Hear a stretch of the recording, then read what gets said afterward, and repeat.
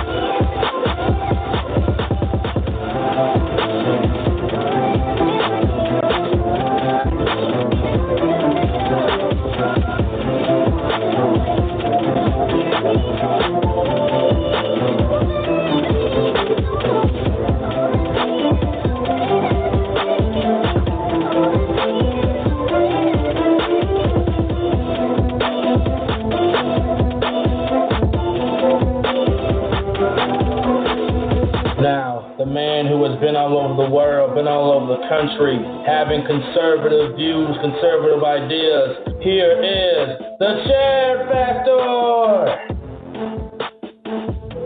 All right, folks, this is the Chad Factor. We're here on the Chad Factor tonight on the 9th of October with a very, very special show tonight.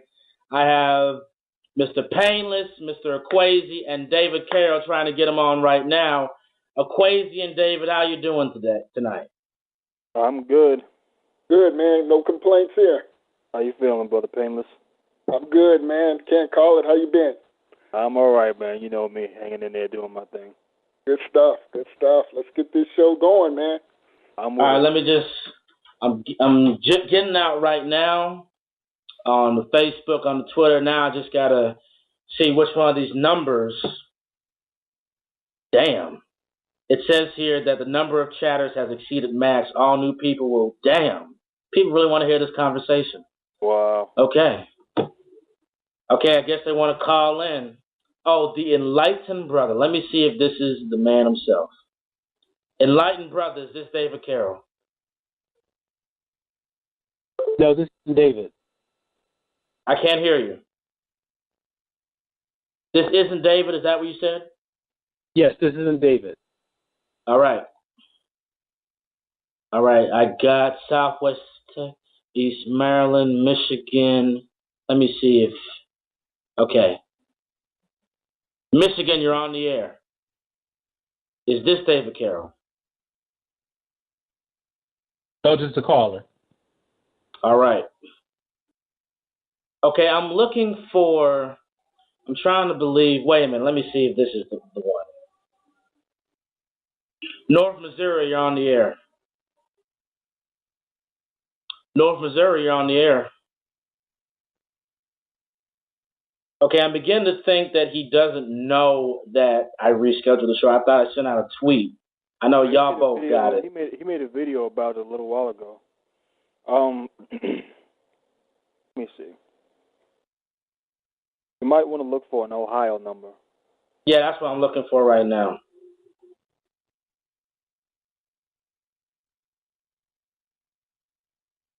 Okay. But everybody knows, yeah, but he does know that the show did get rescheduled, right? Yeah. All right. Because I want to go ham right now, and I promised everybody on my, go ahead. Can't do it without him. You got to have him on there before we can even get started with this. Exactly, bro. Because I am going to go ham tonight. Absolutely. Yes, please. And I have some proof, so I'm not going to do the little kid stuff. I actually got some stuff. So Sounds good. I back my crap up with evidence.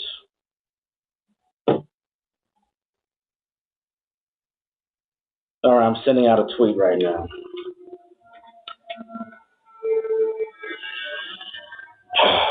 Lord have mercy.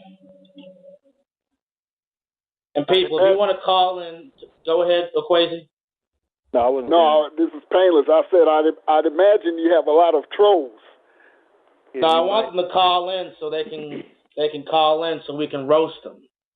Yeah. So, I mean, hey, if you want to call in, we'll call in because I'm getting tired of it, and I'm gonna vent. I'm saving it, folks. I'm saving for everybody for right now because y'all need to get ready of your screens and turn the volume down because there's gonna be some screaming and yelling, but it ain't gonna be arguing. It's gonna be expression. So I'm telling you that right now, folks.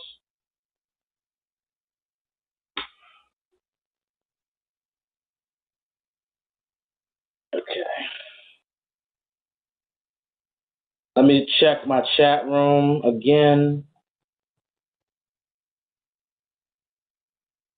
Oh, Lord, this computer's crappy. Sent out a tweet. And, folks, if you want to call in, the number is 724-444-7444. Call ID 113475#. Okay, I got callers from Southwest Michigan. I got callers from Texas, East Maryland, Michigan, North Missouri, Southeast Texas, Northeast Illinois, West North Carolina. I got callers from all over the country tonight. Wow. People really want to hear what people got to say. I'm sorry he's late, folks, but I guess he didn't get the memo. Oh, it's all right, man. I'm just honored to be on this show, in the midst of three brothers that, seem to know what time it is. Absolutely. Let me see if I can reach out to him real quick. Yeah, please do. I'm going to play some music for all of you before it comes on. Good thing I have some music here for all of you. Let me see if I can find a good song for right now. Here's a classic song back in the 90s. Here we go. Here come the drums. All right. Yeah. All right. Here come the drums. All right. Yeah. All right. They see your face on an 8-track, getting it good through the woods. So the people give you some of that reaction to the facts that I kick in a stick. Get a stay around, point to the joint, put the Buddha down. You don't get to the roof and giving it up. So turn it loose. Then again, I got a story that's harder than the hardcore course of the Holocaust. I'm talking about the what's still going on. I know where from that something they done from the base motherland. The place for the drum, invaded by the whack, till they whack. It fools the black, it left us faded. Singing Chief probably had a big beef. Because I'm back now, I grit my teeth. So here's a song to the storm, but the shake of a snake and a smile that went along with that. Get trusted. No.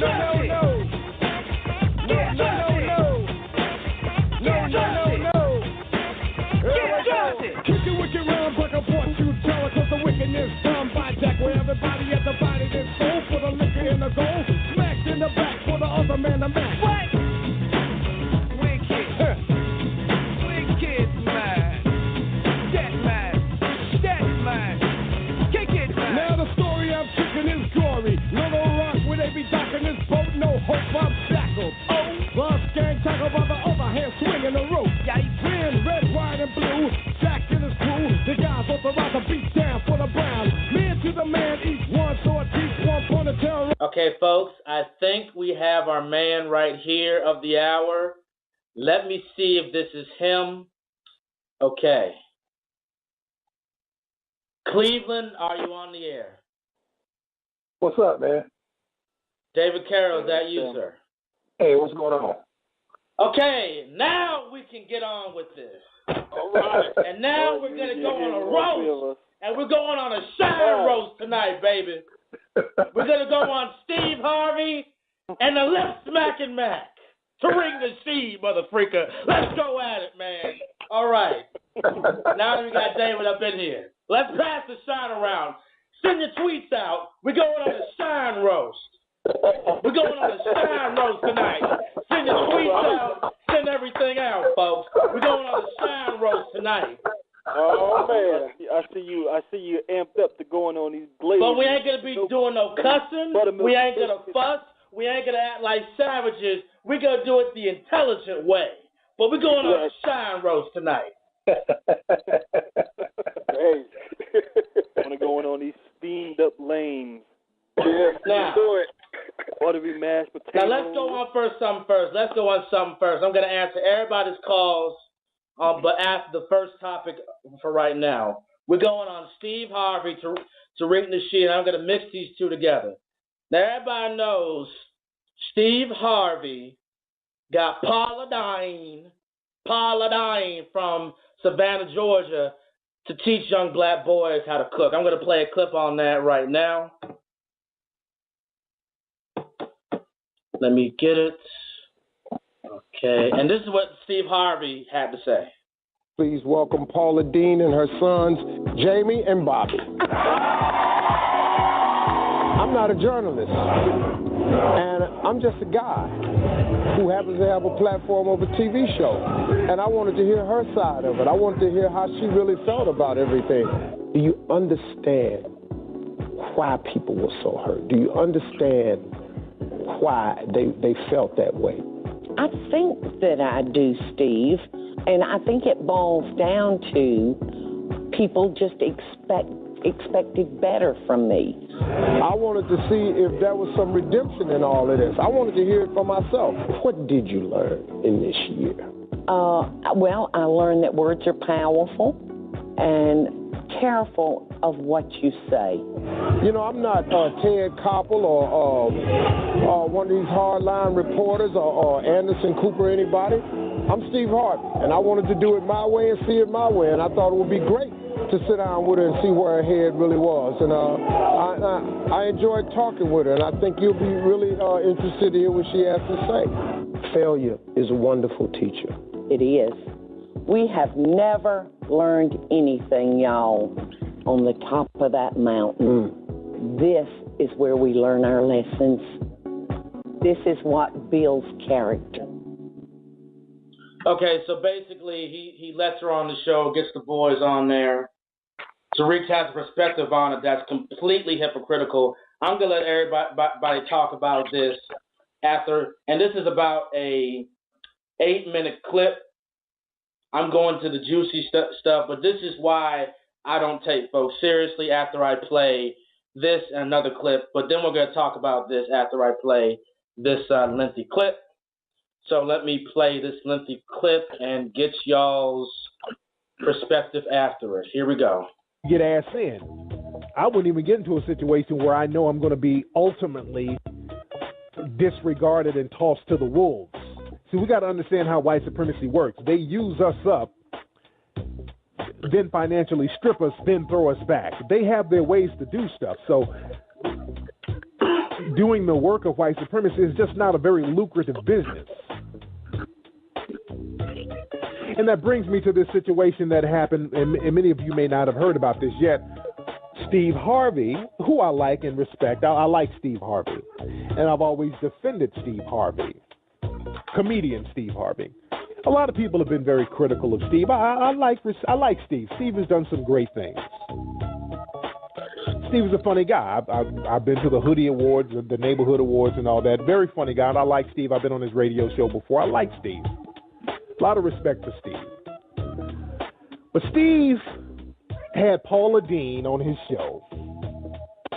And a lot of people are very critical of him having Paula Dean on his show because what Steve is doing, he's having Paula Dean come down to one of his black boy mentoring camps, which he has in Dallas. I think Steve has these I think it's called 100 Black Boys. These camps that they mentor these fatherless boys, and he's going to have Paula Deen mentor some of these boys and teach them about cooking and culinary skills.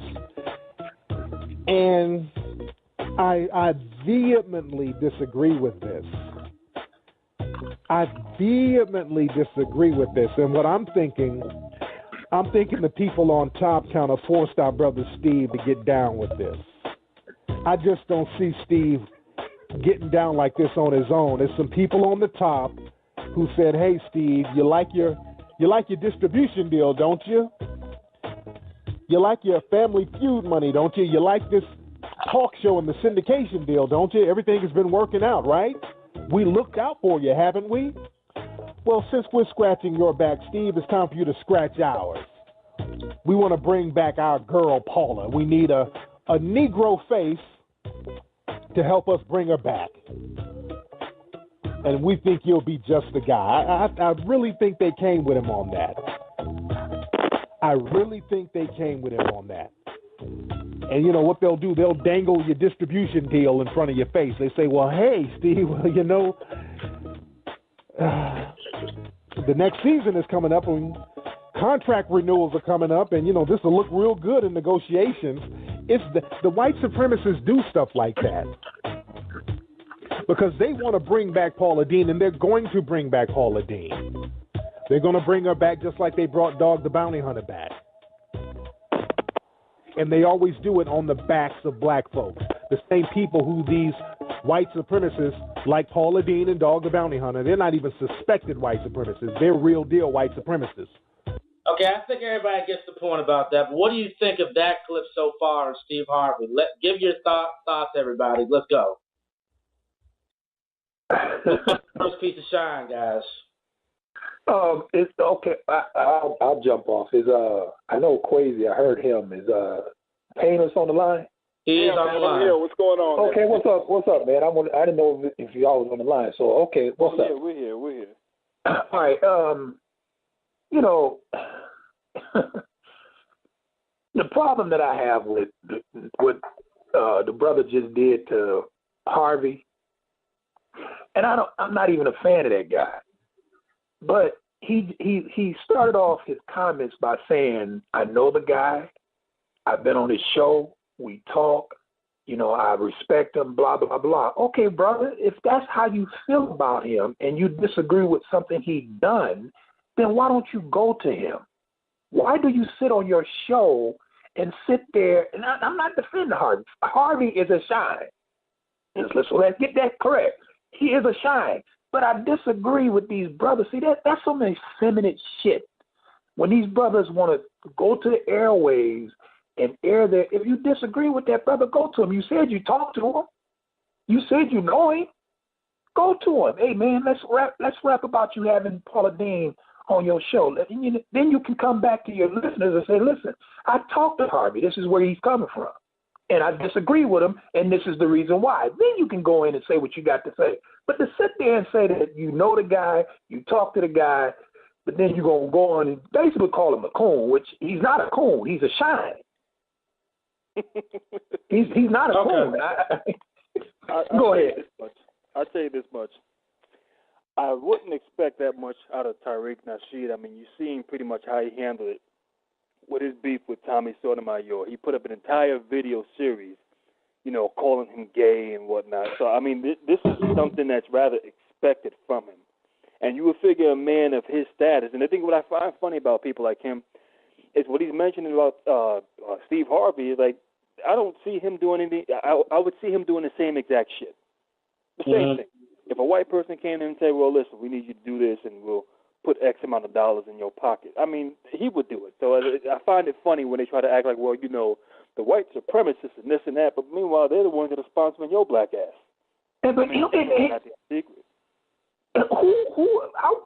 Somebody has to tell me who are these mythical white supremacists? Exactly. I mean, who are they? I mean, yeah. do they have on shirts? Do they have tattoos? I mean, who are the mythical white supremacists that's holding Negroes down? Mm-hmm. Yes. And, this to me, for the kind of chime in, with Tariq Nasheed, as Akwesi just said, I would see him doing the exact same thing. Tommy Sotomayor, he did a couple videos in which he kind of, I hate to use the word exposed because it's used quite so often, but he did some videos where Tariq Nasheed had past rap videos, those old early 90 promo covers where he was holding a gun and the big booty chick in the background with the 40 ounce and things of that nature. Yeah. Tariq Nasheed, he doesn't strike me as being anything different, and guys like Steve Harvey, every time I see a jive talking, pinstripe, long suit wearing clown like him, I know to go the other way, because you always had these Bama, and I'm from the South, so I know the lingo, I know the jargon. These Negroes think they know everything. They got a punchline for everything. They try to fast talk you and all this stuff. So guys like Steve Harvey are they're a dime a dozen when you look at the American Negro like that. So it doesn't strike me. And, with Paula Deen, Tariq Nasheed tries to say that, like David Carroll said, who are these white supremacists? Who are these people that are supposedly coaxing Steve Harvey to bring or to be in cahoots with Paula Deen? That's what I'm saying. It was basically his damn shows and whatnot. These are the same people who he goes to the Capitals and tries to run pimp game. I mean, Tommy showed a video of his dumb ass going to it was stupid. Like, come on, this is with Michael Moore, yeah. Yeah, like, but see, my pet peeve is Paula Deen is a racist. Sorry to cut you off, but when you look at who was pushing him to go out there and do that shit, he was doing it for who? White people. Right. I was like, Negro, you ain't no different. If they put your monkey ass to buck dance, you gonna say how high?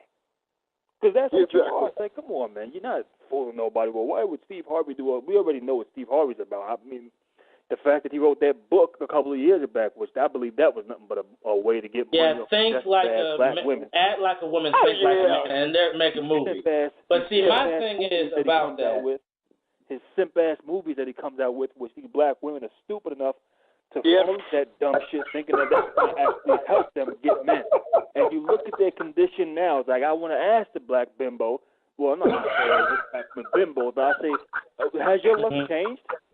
After buying his book and putting more money in his pocket, has your luck changed? Most people going to tell you, well, why don't you go ahead and you figure that shit out? Just the same way when it comes down to pastors that pimp black women. And the thing is, it was funny when I have discussions, and I've come across countless of these females that try to indoctrinate you into their bullshit. And even after you tell them politely, listen, miss, I don't want to get into this discussion. You believe in what you believe in, and I believe in what I believe in. And we can just leave it there. No, they try to, you got to read the Bible and this and that and the third. So, exactly, that gets annoying. Now you want to have this discussion. Now I'm going to rip you a new asshole because I'm going to ask you you can't answer. You can't answer what I'm going to ask you. And then when I bring it to you, you're going to, and the thing is, when I tell these hoes, listen, when you listen to the Bible and you listen to that stupid-ass pastor in the middle of that church, first of all, go in there and you take a look at the dynamic of that fucking church. What do you see in there? A bunch of single fucking mothers sitting around listening to this buffoon with this bullshit. Preaching to you a bunch of nonsense, and you don't see nothing wrong with that. And when you look at your community, well, first of all, if you go outside that church, you're going to find exclusive parking for his expensive Escalade or automobile. I've shown that shit in the video. Some expensive Lexus sitting outside laced with leather seating, navigation, heated and cool seats, and your black ass is living in this rundown community, and you giving your earnings to this motherfucker. So I was like, wait a minute. Hold on, brother. Listen, but hold on. Go ahead, Dave. I got to get something in too, but go ahead. Go ahead. I didn't mean to cut you off, but here's the thing, brother. And this is what you got to remember. Everything that you said about that shine, you won't have none of these pro-black back to Africa Negroes they calling him a coon. They don't have a set of balls. They don't have any guts. That's why they won't do it. They won't step up to his mind. And the saddest part is what's funny about this is the same way that these monkeys sit around and they go in on people that share their opinion. Meanwhile, your wife is in there serving him orange juice as he's preaching, wiping the sweat off his brow. growl and fanning his monkey. But meanwhile, she won't do a fucking thing your black ass asked her to do. But whatever he tell her to do, guess what? She gonna do it. Yeah. And guess what? Not only that, when you have an argument with this hoe, the first thing she gonna come back to is some bullshit that pastor done told her, and now throw it up in your stupid ass face. Because she don't. Hey, fella, you know what We're going good. But go ahead, Painless. Come on, I gotta get something in. Yeah, let me just say this. You know, the story is Steve Harvey was bringing in Paula Deen to teach young black boys how to cook. And see, the issue I have with that is, see, if they black mamas knew how to cook, I was thinking the same thing. You wouldn't need her to teach these boys how to cook. Right. Or at least get a black chef to do it or something like that. Yeah. This woman had people wearing slave costumes and ringing bells. Right. She had mother freakers wearing slave costumes, ringing bells. But see, what I'm getting at is Steve Harvey, he says, I still love and respect Steve Harvey, and to Tariq's credit, he did put Steve Harvey on the coon train, but he didn't roast him like Tommy Sotomayor. But get this. I'm going to play a clip of what he said about black people, talk about black-on-black crime, and I want you all to hear this. Here we go, folks. You haven't heard that, but the coons are always ready to start buck dancing. And the NAACP, my God, they sent out a tweet, the local chapter there, they put out a tweet talking about we should be concerned when all people commit murder, even our own. It was some coon train shit. We should be concerned. We should have the same level of concern about black-on-black crime, too. When any black person start talking that, get them the fuck away from you. Straight up and down. When you ever hear a black person talking that shit and you black, that's the most dangerous nigga you can be around. Get them away from you. Get them off your page if they're on your page. If you live next to him, you move. Because he's going to be the snitch. He's going to be telling everything that's going on in your house. Just move somewhere else. That coon shit has to go, man. We're in war right now. We got to get serious about the people we associate. Okay, so basically you'll let Steve Harvey get with Paula Deen, but you don't want motherfuckers talking about black-on-black crime. Tariq is the left back and Mac has spoken again. What do y'all got to say about this, folks? And see, this is painless. This is absolutely why I'm selective about the brothers I deal with. You know, you three and a couple other ones that I associate, you know, through the internet, I can hang with you guys. So, you know, you guys see like some reasonable guys, I can strike up a conversation. But guys like Tariq Nasheed, these are the people that just want to shut the blinds, close the door, and not talk about the big 800-pound elephant in the room, which is black-on-black violence. You know, it's one of many things that black people deal with, you know. And there's always a scapegoat, white supremacy, like David Carroll. Who are these people? Who is he? I mean, is there somebody pulling levers behind a curtain somewhere and checking off and on what black people do? And I just don't buy that. I don't buy it. Well, see, you know what? The problem that I have with these Afrocentric Negroes is that when you look at their positions, they're too extreme. And they don't really understand that they are no different. Like, you have white people who said black people never created anything. They were swinging from trees. That's the extreme. We know that that's not true, but that's what they believe.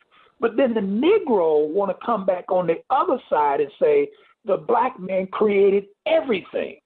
Exactly. He doesn't understand that. Listen, man, you talk about this white supremacist, but you're actually saying the same thing, because the truth is somewhere in the middle.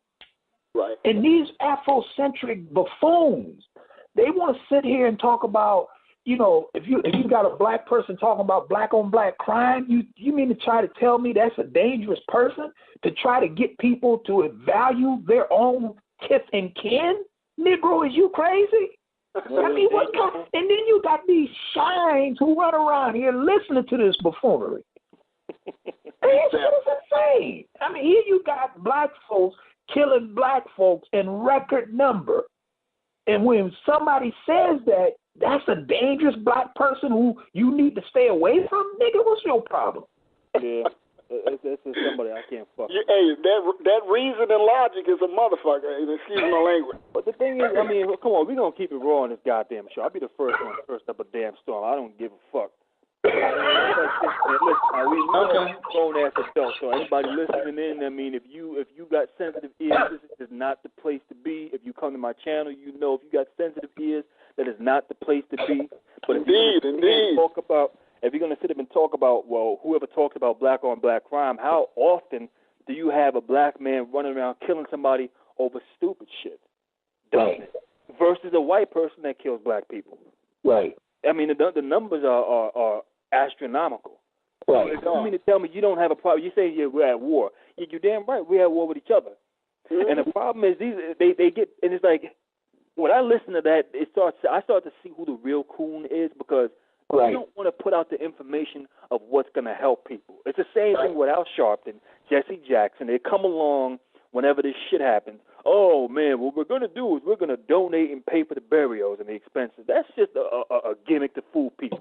Because as many black people are, they look at that dumb shit and say, well, you know what, they really care about us because they're paying for the burial of our loved one. No, that's just an investment, dummy. You put a little into the cookie jar and you get back a handful of cookies.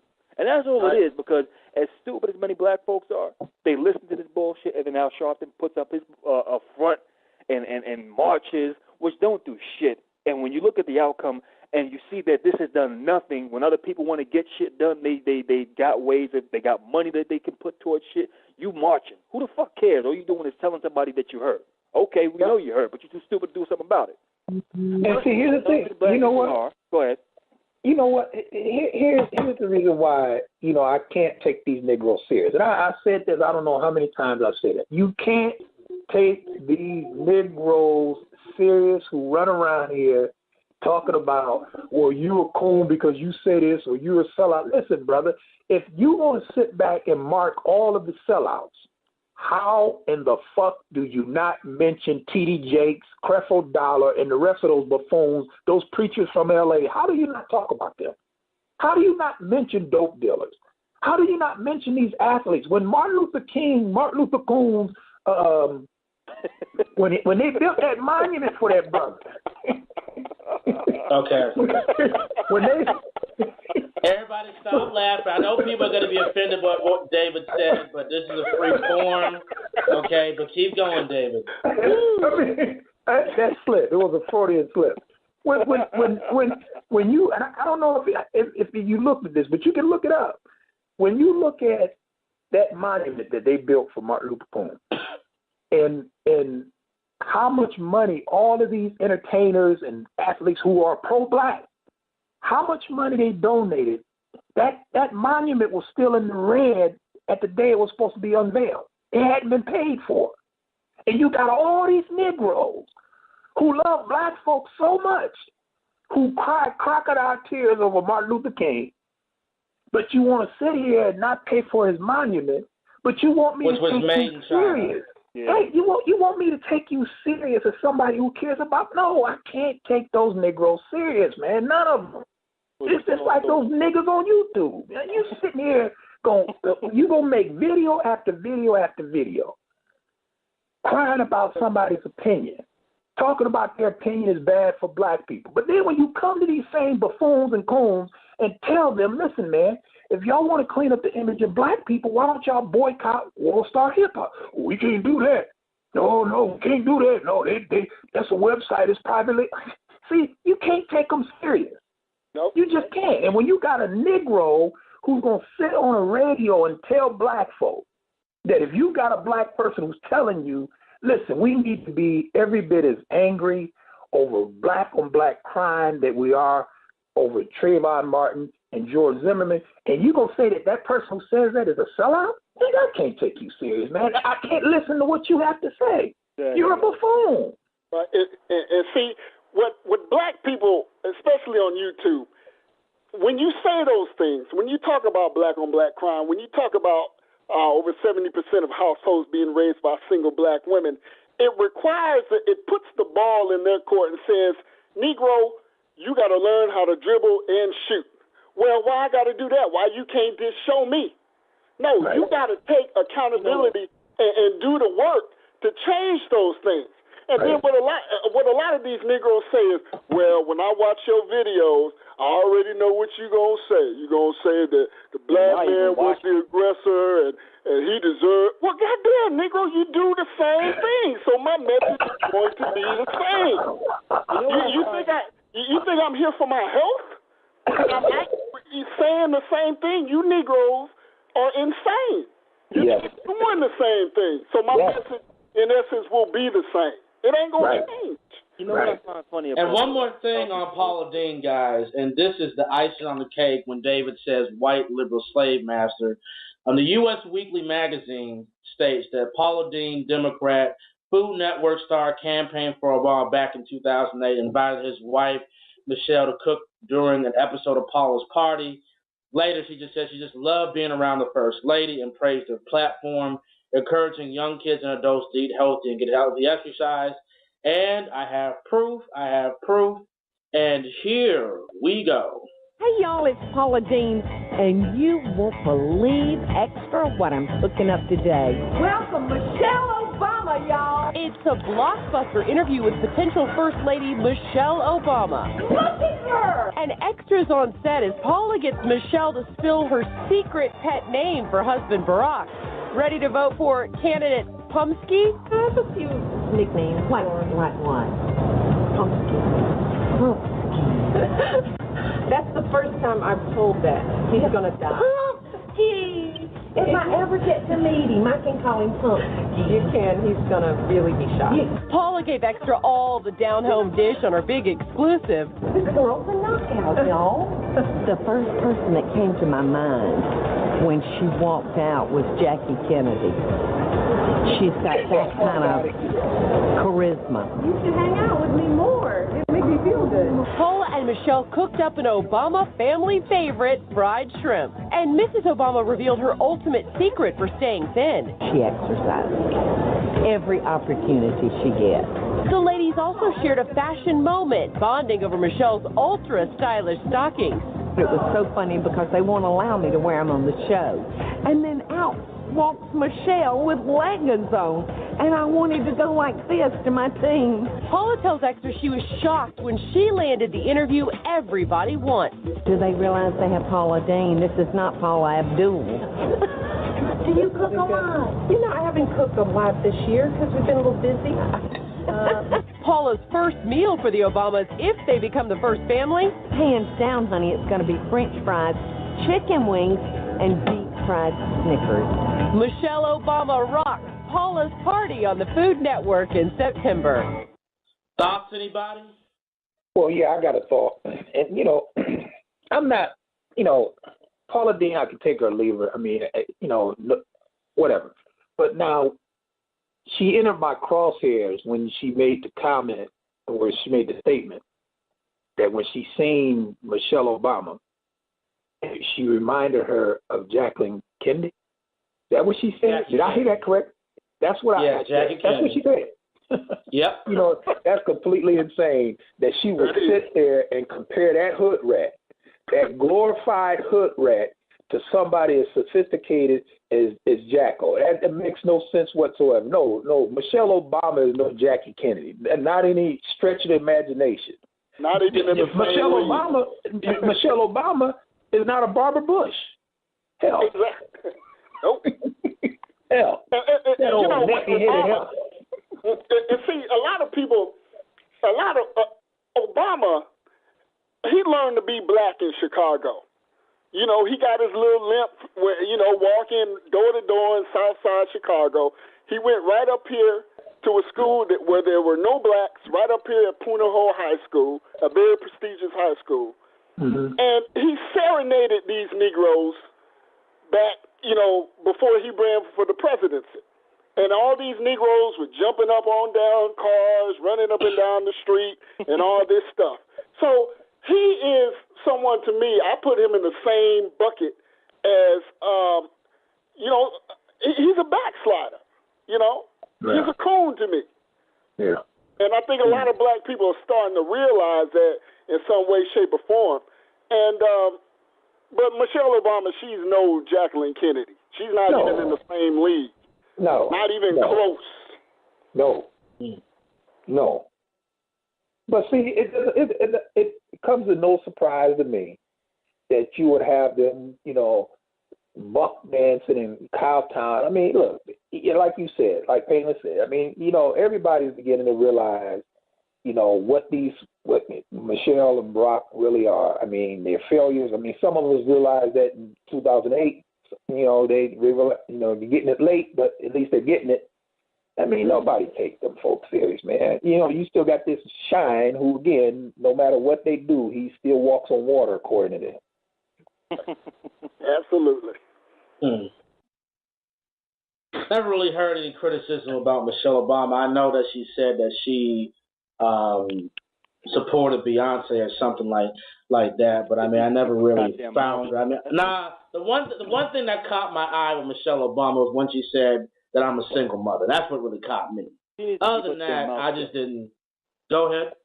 No, she just needs to keep her fucking mouth shut. That's the problem. Yeah. They need to shut the hell up. Stop talking. Like, why would you come on national TV and say that dumb shit? Like, it really makes no sense. No sense at all. I mean. No, but I put that in there because David has been saying for years, white liberal slave master, and you got this woman who's got black people wearing costumes and ringing bells and going out the back door. So, white liberal slave master, Democrat. Right. Yeah. Well, I remember the impression they were going to get free gas and free rent when Obama came into office. It's like, I mean, hey, don't forget the free phone. Get that Obama phone. Obama phone, man. Get your Obama phone and do something with your damn self instead of looking for fucking hand. And it's the same shit when these idiots sit around here saying, "Well, you ain't giving a solution." Or you not being the big brother to the black community. Nobody wants to get a help black ass. You know what? Do something for yourself. Everything centers around one basic point. And this is the problem that these Negroes have. And that is that what we say in our videos, this puts the accountability on black folk. Exactly. It's your fault, brother. And that's the last thing that this Negro wants. I guarantee you, if we were making videos and we were talking about George Zimmerman was a racist, and Donald Sterling, man, how could he say that they need to strip the team? If we was talking that kind of bullshit, those Negroes will sub to these channels, and not one of them would make a response video. But because we're taking the responsibility, putting it right in the Negro's lap. Look, Negro, this is your fault. I mean, so what if they pump drugs into your community? That don't mean that you have to sell them. That don't mean you have to use them. They don't call that guy a coon, the one who's selling the drugs in their community. Oh, he doesn't. That's all I'm saying, exactly. I've heard one of these monkeys say, make a response video to me and say, well, he just doesn't know no better. What? Now you're fucking stupid. Or he lives under a system of white supremacy and he's just under the system. Stupid, there's only one thing left for you, and that's for you to be either put in jail or be a slave, because you're stupid. You're too stupid for your own good to know how to survive and the tools that you need and the mechanism that you need to be able to survive. You're an idiot. You sit back and say that guy don't know any better. He know what the fuck you're doing. He's fucking your mama, getting your daughters pregnant. Oh, he don't know any better. Come on, man. Get the hell out of here. I think these are just, I just can't for the life of me understand. These have to be punchline. These have to be the types of ideologies that you just pick up. Because when you're looking at these Negroes on YouTube, it's cool to believe in white supremacy now. To me, it's like, there's no accountability for my actions. Guess what? I can blame it on white supremacy. Yep. And they sit around and they watch these videos that tell them, oh, you shoot the black man because some white man told you, not you, Negro, but your ancestors, that you hate yourself. What is that? I wonder where. Hey, Painless. Here's the thing again, and this is what I say. This is what lets you know you can't take these Negroes serious. If you're going to tell me that these mythical white supremacists are holding you back. When you take this Negro and you show him who supported slavery, who fought to keep his black ass in slavery, when you show him this, and you can take him and sit him down and show him, still every election cycle, this Negro will go out and vote 90% for the same political party. Right. It hasn't changed. If you look at these urban centers in America, they're ran by that same political party. These schools, these crumbling schools that these Negroes say educating their children, these schools are ran by Democrats. Right. But this dumb Negro want to sit back and talk about the mythical white man behind the tree. Yeah. Right. But yet he votes 90% for the same political party that's keeping his black ass in chains. You can't take them niggas serious, man. You know what's funny above all else about this? Because if that's the case, then how come people of other races come here and they can manage to establish a business? How come Asians can come here and open up banks and your black ass been here since the beginning of time and can't get one fucking bank? What they're going to say is that they get more loans, they have a country to go back to. That was in Hidden Colors 3. Exactly. And I watch Hidden Colors 3, and I respect that to a point. When you're $1 trillion consumer, I don't buy that too much. Yeah, exactly. But you know what? Here's the thing. These Negroes, and again, I'm not a fan of Milano Coringa. I think he's a shine. But when the Negro talk about all the issues that's going on in Black America, if you look at the 7 principles of Kwanzaa, when you look at those 7 principles of Kwanzaa, there you have the solution for what's ailing the black community. Right. It's right there. You don't need me to tell you jack shit. This is your holiday. Your leader that y'all love created this holiday. It has 7 principles. Look at those 7 principles. If you follow those 7 principles, you can change your community overnight. But the nigga don't want to do that because it's easier to say it's somebody else's fault. They don't want to accept personal accountability. This is the number one problem with these shines. And he doesn't even want to accept the basics. I mean, how do you expect anybody to take you seriously when you can't even dress presentably? I mean, you think that you a tough guy, but you got pants sagging, couldn't even get a for your damn life.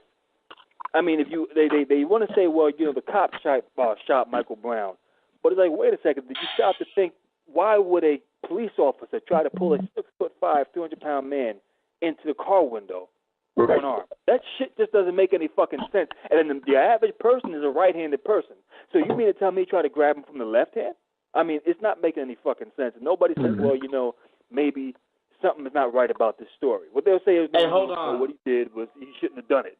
Okay. I'm going to answer everybody's calls, and then we'll go to another topic. We're doing good, folks. We're 51 minutes in. Okay.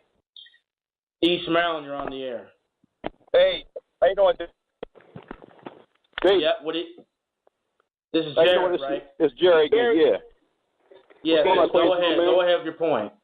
Yeah, man, I'm the guy who sent you all the thousands of links throughout the summertime, the Black of Black violence. I know you. What's up, man? Yeah. Oh, yes. What's going on, man? Pretty good, man. I'm pretty just babysit right now, you know, on the beat right now, but just want to take up 2 minutes of your time real quick. Carter G. Woodson, quote he said, when you can control a man's thinking, you don't have to worry about his actions. Right. You don't have to tell him not to stand here or go yonder. He will find his place and will stay in it. Right. So looking at any situation you guys handle, because you guys have the same views in your videos, you guys identify problems, you research a problem, you offer solutions to solve the problems, and then you also follow up to monitor the said problems. But the issue is the so-called Justice League on YouTube will attack the solution that you offer in your videos without even addressing the actual problems or the research the problems. Because I told Chad throughout the text a couple days ago, the hamster in the wheel. The hamster will spin on the wheel all night long, doing 5 miles on the wheel. So, in essence, the activity seems like a lot, but he didn't achieve nothing. So many of these so-called Al Sharptons, Jesse Jacksons, these civil rights leaders, they actually confuse activity for accomplishment. And they train blacks to believe that because we're achieving a lot in activity, we're actually going somewhere, we're really not. So they do marching, protesting, They do pickets. They do all types of outrages, so-called, in media. So you see people think they're doing a lot when they're not. Right. That's the illusion that they put up because they want people to believe in that shit.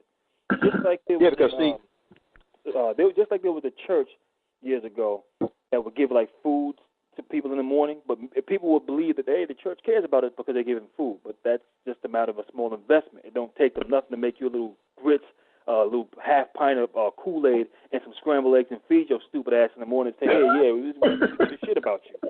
But they know you're so stupid, you're going to buy into that shit. Just like a white man will come along and you own a brownstone out in Harlem, and a Jewish guy will come along and say, listen, man, I'll give you 2 Escalades and $50,000.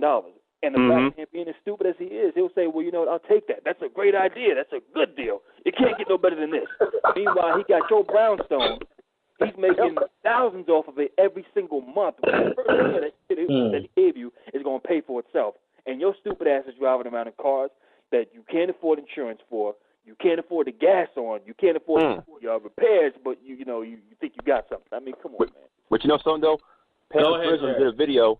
He did a video a few months ago called the Peter Pan Syndrome with the rapper, I can't remember what his name is, that guy from Boston, Benzino. And how you look at it, remember that video Painless? You look at it, anywhere in black America, many people have not grown up. They're chronologically a man or woman, but mentally they're still infant. Because the infancy law says that as long as you're a child, you're not accountable for your actions.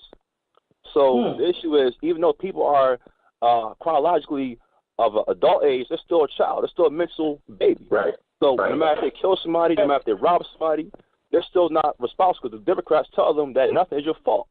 Right.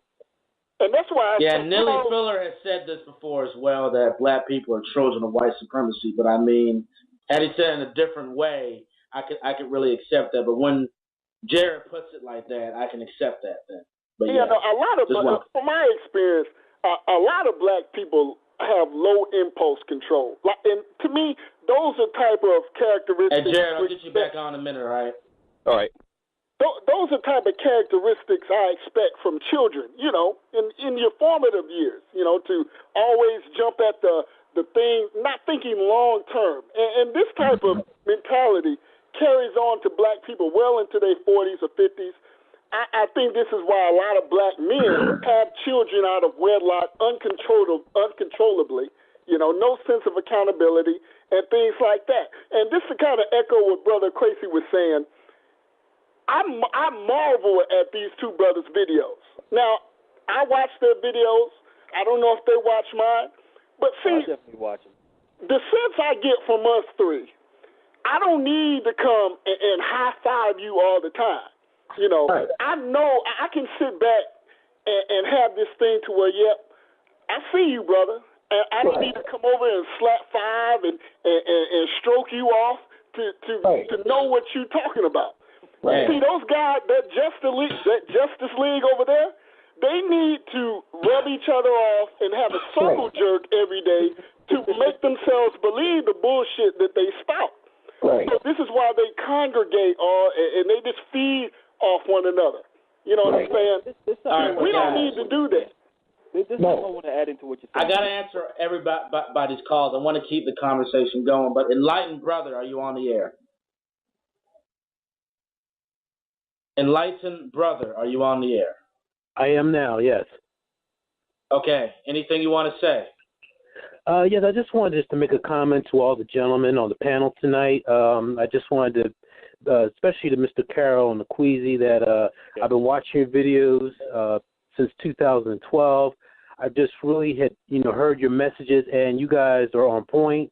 I actually seen it every day in my professional experiences working with people, where I see a lot of, black folks that come in through our doors, always having that victim mentality, working with folks who, embrace that whole liberal agenda and policies that always look at black people with as a victim.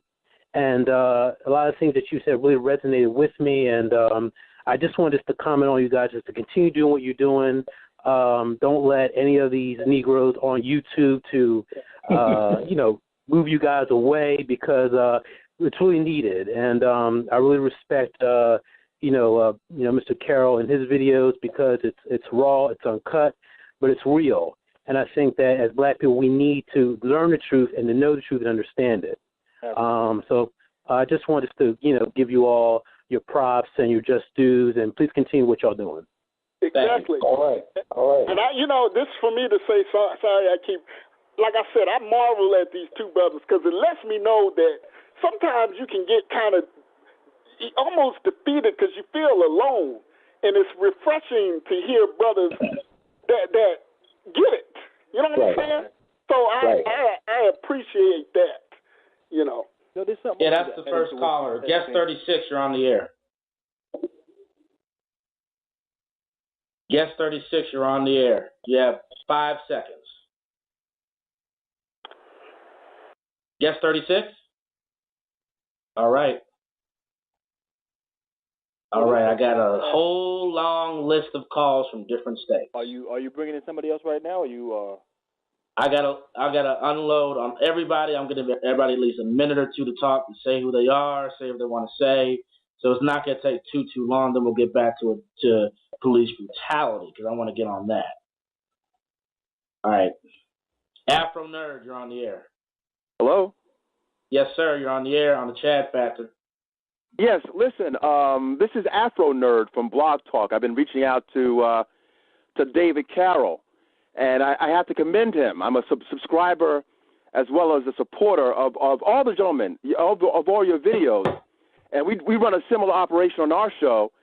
And you guys are a voice of reason. It's a breath of fresh air, to be honest with you.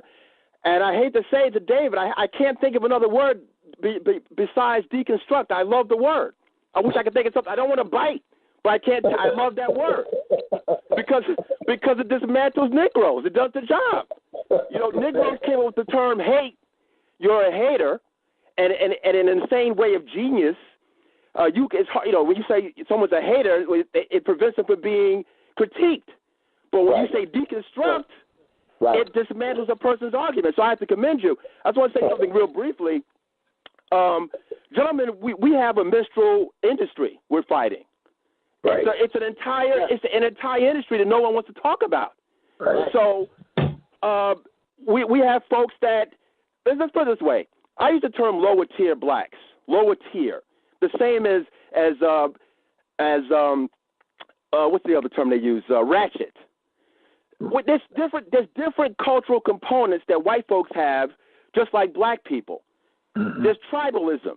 We got to deconstruct. Sorry to take that word, deconstruct tribalism, because not everybody's the same. We shouldn't be the same. We've got to start to promote what you gentlemen are talking about. So behind the scenes, I'm going to contact some of you guys and say, listen, I'm just going to throw this out in the air. For there to be a world star hip hop, there's got to be a world star flip flop. Let's start getting the message out, and let's start creating a different revenue stream for black folks that are about it. Dr. Cosby, Juan Williams, all those Negroes, these alleged Uncle Toms. Hell, black folks even got the term Uncle Tom wrong. Uncle Tom was not an Uncle Tom. Right. Yeah. When we say these things as if it's true. I got to say one other thing. There's a common trope that I hear. They're shooting black men. I wish I could participate in the other thing about police brutality. But I'm going to put this in your ear. They say things like, they're shooting our black men in suits. They're not doing that. When's the last time you see your brother shot in a Brooks Brothers suit? It doesn't happen. But they say it like it's true. Right. We got to stop that. Again, we got to dismantle these tropes that black folks are living by. They're not truthful. Some of these black folks that get hemmed up by the cops, we know there's such a thing as police brutality, but on the flip side, I see a lot of black folks not complying. Why can't they comply and argue later? Right. Gentlemen, enjoy your evening. I don't want to take up your time. David, I'll try to contact you. I'd like to have you on my show, but let's think bigger. Let's start to create a bigger platform to fight some of these minstrels. I'm gone. Thank you. Okay, we got some good callers so far, folks. If you disagree with respect. If you play the Coon Train video, you play it, but whatever. But be respectful, all right?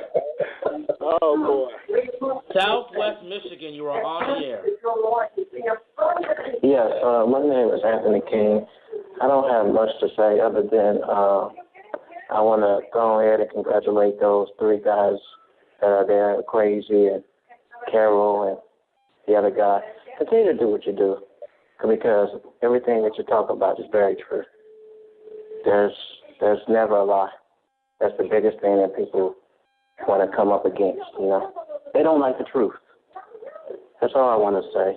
I want to keep it short, keep it simple. Thank you. Absolutely. Okay, we got caller from Texas. You're on the air. Texas. Texas, you're on the air. The great state of Texas. You have 2 seconds, Texas. Okay. All right. South Texas, you're on the air. South Texas, you're on the air. All right. Michigan, you're on the air.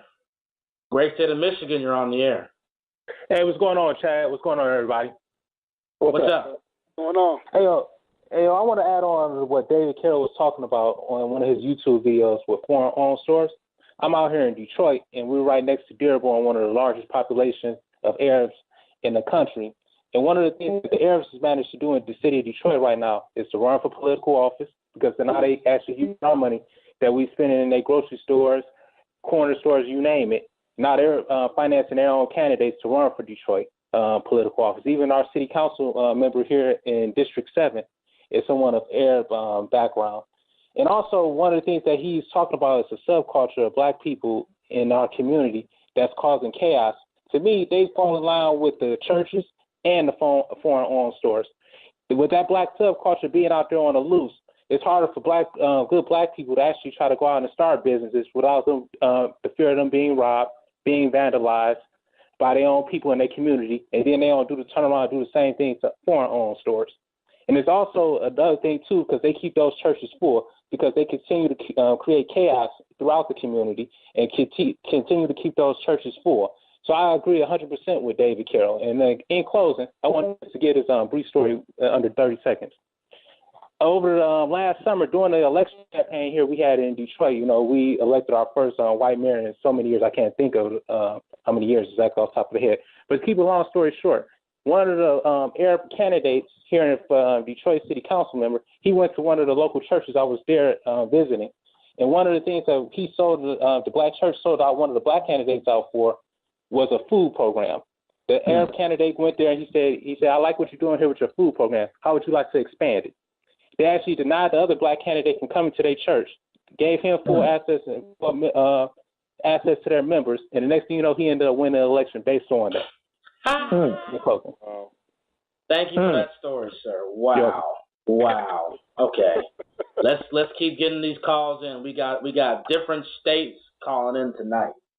North Missouri, you're on the air. North Missouri, you're on the air. North Missouri. Okay. Southeast Texas, you're on the air. Southeast Texas, you're on the air. You want to say something, Southeast Texas? Hello? Yes, you're on the air. Southeast Texas? Yeah, this is Southeast Texas. I'm calling in because I just want to listen to the show. I just want to hear the three titans of logic speak. I really have nothing to say, even though I'm a logical person myself. All right, thank you. I just want to hear those three speak. All right. Northeast Illinois, you're on the air. Northeast Illinois, you're on the air. 2 seconds. All right. Massachusetts, you're on the air. Massachusetts, you're on the air. Sorry about that, David. Okay. All right. Northern Virginia, you are on the air. Hello? Yes, sir. Hi, my name is David. I'm calling from the DMV. I'm a big fan of all three of the panelists tonight. For the topic of, I know you guys have been talking about the whole white supremacy thing, whether that's police brutality, racism, and all the rest of it. I would like for all three panelists to, if you could assign a specific percentage number to the problem that white supremacy actually plays in the black community, what would that number be? As in 100 being white supremacy is the biggest thing facing the black community, or is it more 20, like this ain't your biggest concern? You know, what would that specific number be? I'm a big fan of all three of you guys, and I know, David, you've had a plethora of videos where you've alluded to this topic, but I would like to get your insight on the specific number that you would assign to white supremacy being a problem in the black community? And I have another question after that. Go ahead. If I had to put a number on it, I would say 40%. I wanted to add something into that.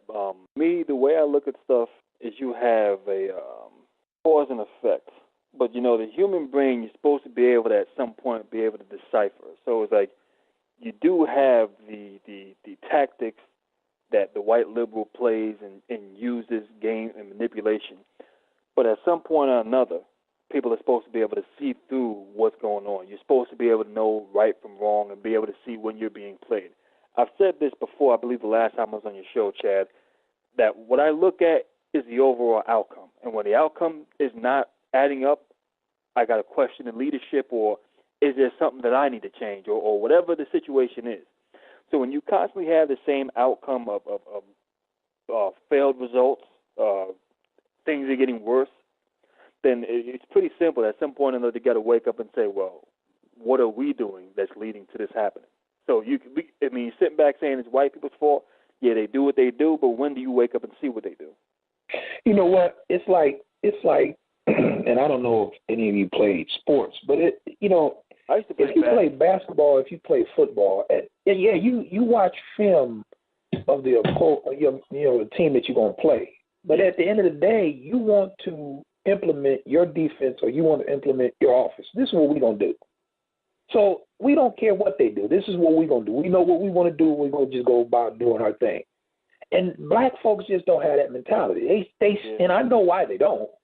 They still want to sit back and blame somebody else instead of just saying, listen, I would say 70% of the problems that black people face are self-inflicted. They can solve themselves if they got off their ass. They don't know. And Go ahead, I've always said that we're talking about a demographic that has been here before there was even an America, before there was even a Constitution, Bill of Rights, Declaration of Independence. Yet we still continuously, just to kind of, piggyback off what Akwesi and Brother Carroll was saying, we still continue to do the same things. We still continuously find ourselves at the bottom, while other groups, like I believe the brother from Detroit was saying, how Arabs have come to Detroit and this is why I look at those. I look at groups like Koreans and Arabs, and what are they doing that black people who've been in a country before America, what is it we're not doing? And then when you look in comparison to the idea that this white supremacy is mass and global against the African, yet I see people from the West Indies, I see who are black in feature, who look like us. I see Africans from the continent of Africa that look like us come here and set up stores, set up things like that. So I look and see, okay, we all look alike. What makes us different? And when you whittle it down, it's culture. The Negro in America has a very lazy, woe is me culture. That's the problem. It's not like the Negro is inherently can't open a business. It's not like the Negro is dumb beyond, as a box of rocks. He just has, with the help of the white liberal, a very handicapped view of life. Yeah. All right, but Northern Virginia had a second question. I got to let him get a second question. Okay, real quick. It's just more of a hypothetical question. I just, it's like on a hypothetical sense. If all three of you could be the president of, the United States for one day, you have the approval of the Congress and the Senate, what law would you create or change, or what reform would you enact that you think would have the biggest impact on the black community? Wow. People wouldn't like me. Good question. Let's hear it, brothers. I'll start off with this one. People wouldn't I'd fire Eric Holder's ass. The first thing I would do is get rid of all these goddamn churches. Either you start doing stuff for the community or you get the hell out. The next thing is handouts. Done for. You're not getting no fucking handouts. That's a wrap. If you think you're going to milk a system by making shitty choices, you just gonna find yourself being fucked. The next thing I would deal with is probably these single mothers who are out here producing babies out of terrible situations. There be no rewards for them, and pretty much if you continue pulling this shit, we're just gonna lock your black ass up because you're fucking up the children's lives by what you're doing. So I mean, if you're gonna do that, then I believe you should be locked up. Rather, before you get a chance to fuck up anybody else's life, you're getting locked up. You know what? Kids that go out there that do what they do, if they're not working, guess what? We're gonna put these people to use. And if they're tearing down communities, we're going to have programs where they're going to fix those communities. You took one of the words out of my mouth, and I've said this. I think I actually did a video on it. Yeah. But if I was president for a day, what I would institute right off the bat is mandatory sterilization. That's enough. Mandatory sterilization right now. Enough, one generation of imbeciles is enough. Right. Yeah, I've heard people say that before. You know, but okay. Okay, you said who is this? Is this Akwesi or Northern Virginia? No, this is Akwesi. I wanted to add into something that Painless said about about single mothers. And the same way these guys on YouTube classify us as coons because of what we simply say. But here you have single mothers, and this is why I hold them accountable. Because you have some random, and it's not all of them, but it's a very large majority, but you have some random female that gets involved with a guy, and this is why I hold them accountable. Because you mean to tell me you're dealing with some guy that works at a fucking fast food restaurant at McDonald's, and you knew this about him, or you knew this nigga never even had a job in the first place, and you decided to have his baby, but now that you have his baby, now over there you want to take him for child support, and when he can't pay it, which you knew this was going to happen, you now want to go ahead and have his black ass locked up. So what I want to know, and my question to these guys on YouTube that call us coons, what do you say about her? Oh, nothing.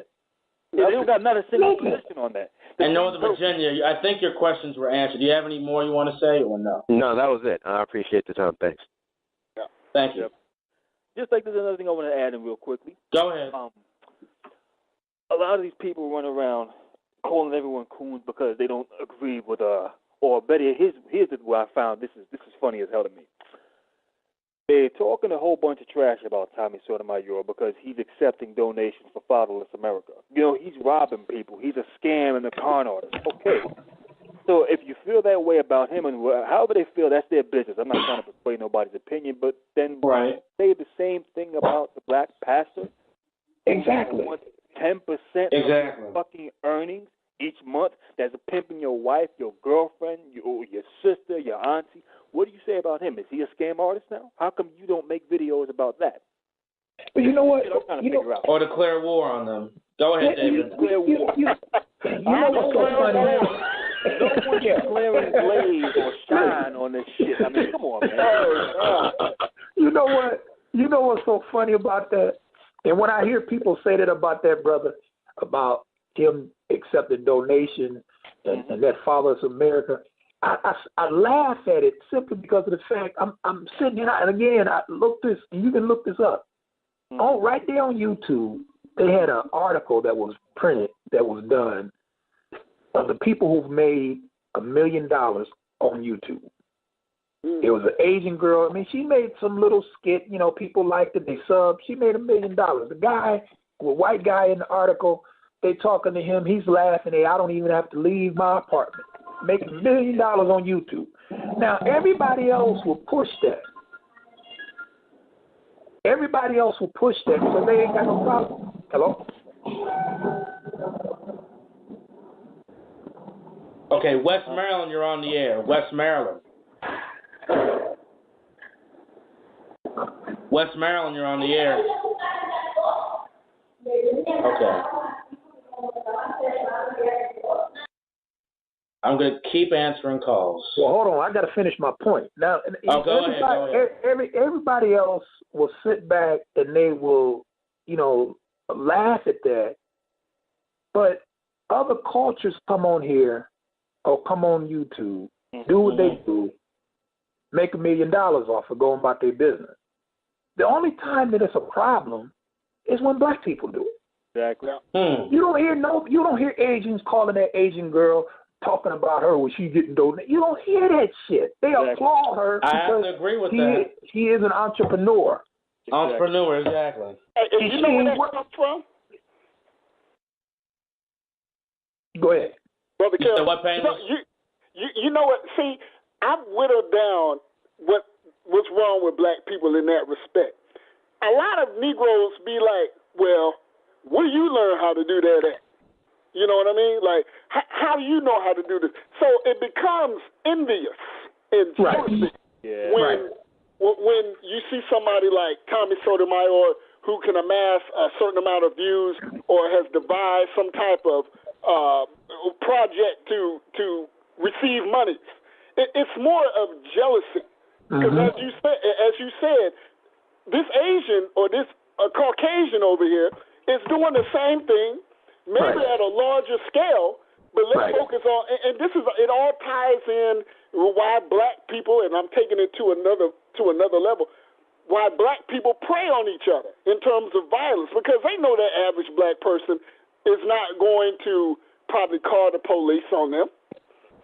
Or they know that the average black person is not going to do this, that, and the third. But see, they're not going to jump on white people because they know white people take them for everything that they got. Right. So it's a sense of jealousy, and Negroes know who and who not to mess with. That's it. That's the bottom line. All right, I got. Hold on. Let me say this. I got 14 more callers, and then we'll go to the next subject. Go ahead. You know what? It's funny that you would say that, Painless, because actually that was proven in the clip that Chad played with that brother talking about Steve Harvey. Now, come on, brother. You can deal with bigger issues than Steve Harvey. Exactly. I mean, come on now. If you really want to talk about, somebody trying to bring back white supremacy, let's look at some of these congressmen that you got sitting up there in Congress. But you ain't going to touch them. No, you ain't going to touch them. You're going to go to Steve Harvey, a bald-headed, long zoot suit wearing shine. Wow. My dude going ham. I know you going ham. I got to let some more people in. South Nevada, you're on the air. Hello? Oh, yes. Go ahead. This question is for Painless and Akwesi. What do you think about the interview that Oprah did with Raven Simone when she said that she does not consider herself African American and that she considers herself to just plain be American? She doesn't like people labeling her, that she wants to, if she's going to give labels, that labels are going to be her own labels. So what do you think about that? You know something, as far as you asked, as far as what Oprah Winfrey saying that about herself. I'm sorry? Yeah, that's what Oprah Winfrey said, because I didn't see the interview, so I'm assuming that's what she said. Oh, no.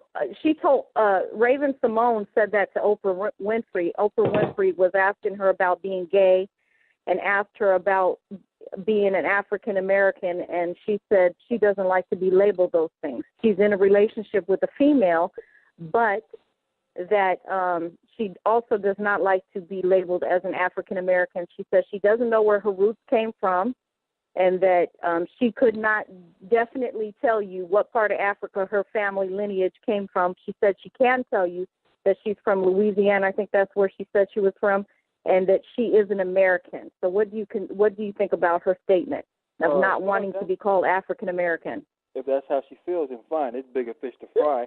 Because as far as black people are concerned, I mean, look at the state of black people. Do you really consider there to be a community? Look at what they do over there to each other in Africa. They're so fucked up, killing each other, raping babies. So I can't get mad at somebody when they say just call me American. I don't want to be looked at as African American. If that's how she feels, that's how you feel. I mean, it takes no sort of my back. So for black people to be upset about that, we got bigger things to worry about rather than. Okay, go ahead and I got 14 more calls and I got to take a break. Anything else you want to say? You said nothing? No. Hello? Yes. Do you have anything else to say, Lenore? Well, I wanted to ask what Painless had to say about that. Okay, I saw a little bit about the interview. I didn't watch it, all the way through, but I gathered. I did a video on this, and like Brother Akwesi said, that's her business, that's her prerogative. I do think that Negroes have an identity crisis with what they want to pick. You know, you got Negroes running and begging to the Cherokee Nation to give them free ham and cheese sandwiches, free medical, free college education. You know, and I have a big problem with that. I tell when black folks get mad and say, you know, them Indians don't want to let us in and I say, the hell with them. But you see, you have Negroes that run back and forth. So what she said wasn't surprising to me. I think inevitably it's inevitable. I want to add something into that also, because as far as that being concerned with black women saying that, because black women take on the traits of so many different women, like the hair. Exactly. I mean, it's like, it really ain't no surprise. So yeah, Raven Simone, you can see that she's mixed with something. So I get what she's saying. She's not she's just not a black American. I thank you. I'll definitely get you back on. And everybody do it for about a minute. You got 60 seconds to have a question or comment, because I got to get to a break and we got to talk about our big topic tonight, police brutality, and then some announcements. Okay, let me see. All right. North Georgia, you're on the air. North Georgia, you're on the air. 2 seconds. Nope, 3 seconds. My bad. 1, 2, 3. All right. Oh, wait. I think you did. Yeah, I think so. All right. North Georgia, you're back on the air. North Georgia, you're back on the air. Oh, no, I'm just listening. All right. Thank you, madam. North Mississippi, you're on the air.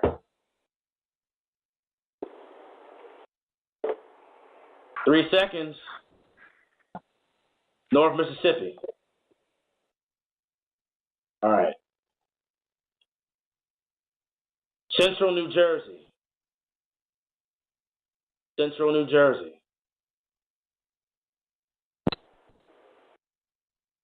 North Georgia again. North Georgia again. Hey, what's up, man? How you guys doing? How you doing, sir? Go ahead. What's up?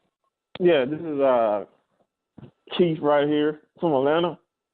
And I wanted to also chime in on the fact that, you know, I'm really getting sick of this, what you guys call the shine, Tariq Nasheed with his coon train.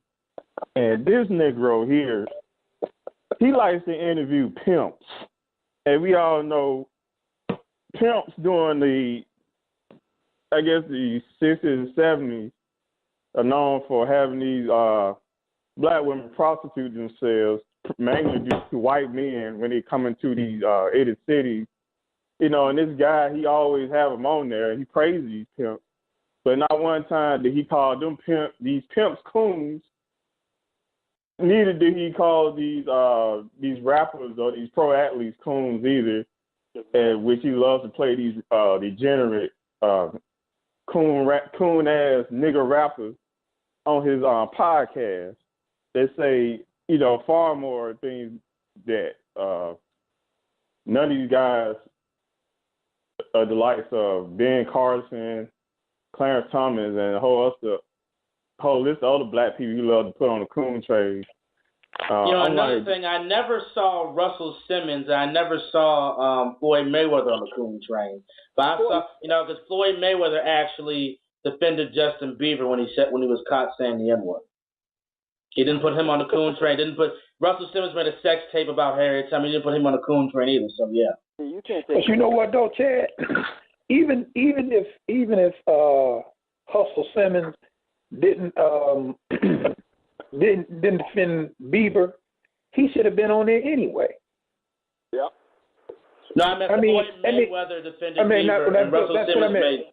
That's what I meant. I meant to say Mayweather. Even if he didn't say what he said about Justin Bieber, he should have been on there anyway, and he should have been on there by the behest of black women, because hell, how many black women have he beat up? One of which he beat up at gunpoint. But these sisters still will watch his fights and still will sit back and support this brother. They won't call him a coon. They won't call him a shine. Nobody declares war on him. This is the reason why you can't take these Negroes serious. Hey, North Georgia, thanks for calling in, though, sir. All right. Okay. Hey, but see, let Tariq Nasheed tell it. Those brothers are pimps because the white man set up a system where they can't get a job. So the only thing they can resort to is pimping their own women. Queens. Right. Yeah. The African queen, the Afro queen. Exactly. Central North Carolina, you're on the air. Oh, I'm just listening, brother.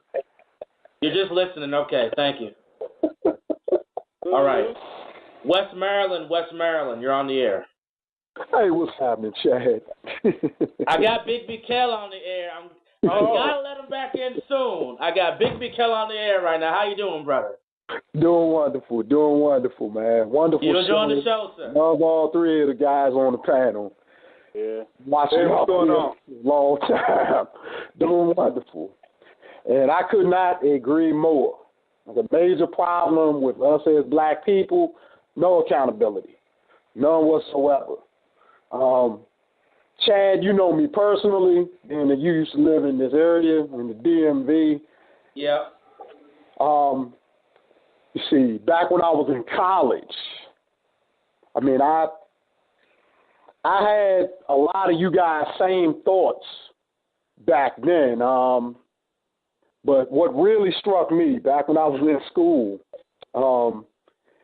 came to a neighborhood function. This was like mid-1990s.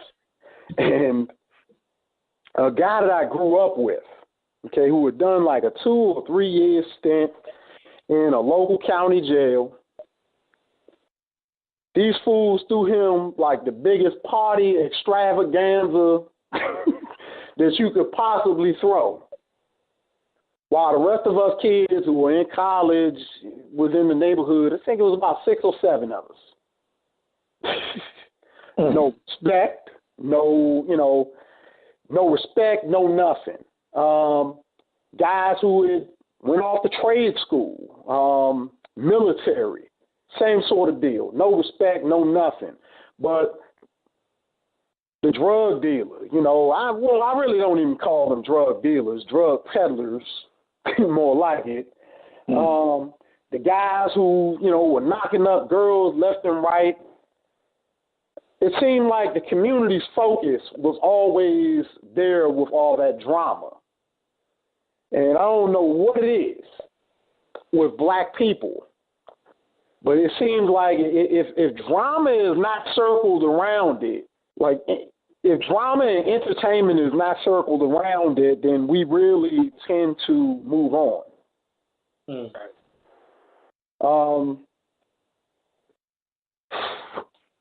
I really called in to chime on, but he's going to get into the police brutality thing later. I wanted to bring up that incident that just took place out there in Hamilton, Indiana, where the brother, it was a whole family. I'm sure y'all saw the video where the whole family was inside We'll get into that. No, we'll get into that. We'll get into that soon. I'm going to get into it right after the break. I got some more callers, then I got to answer it. We're going to get you right back in, BigB Kell, all right? Got you. Yes, sir. West Maryland again, you're on the air. Hello? Mr. Smith, how you doing? What's going on, Chad? How you feeling? Go ahead. On the first section that y'all was talking about, this white supremacy. My take on white supremacy is this. I compare it to Christianity.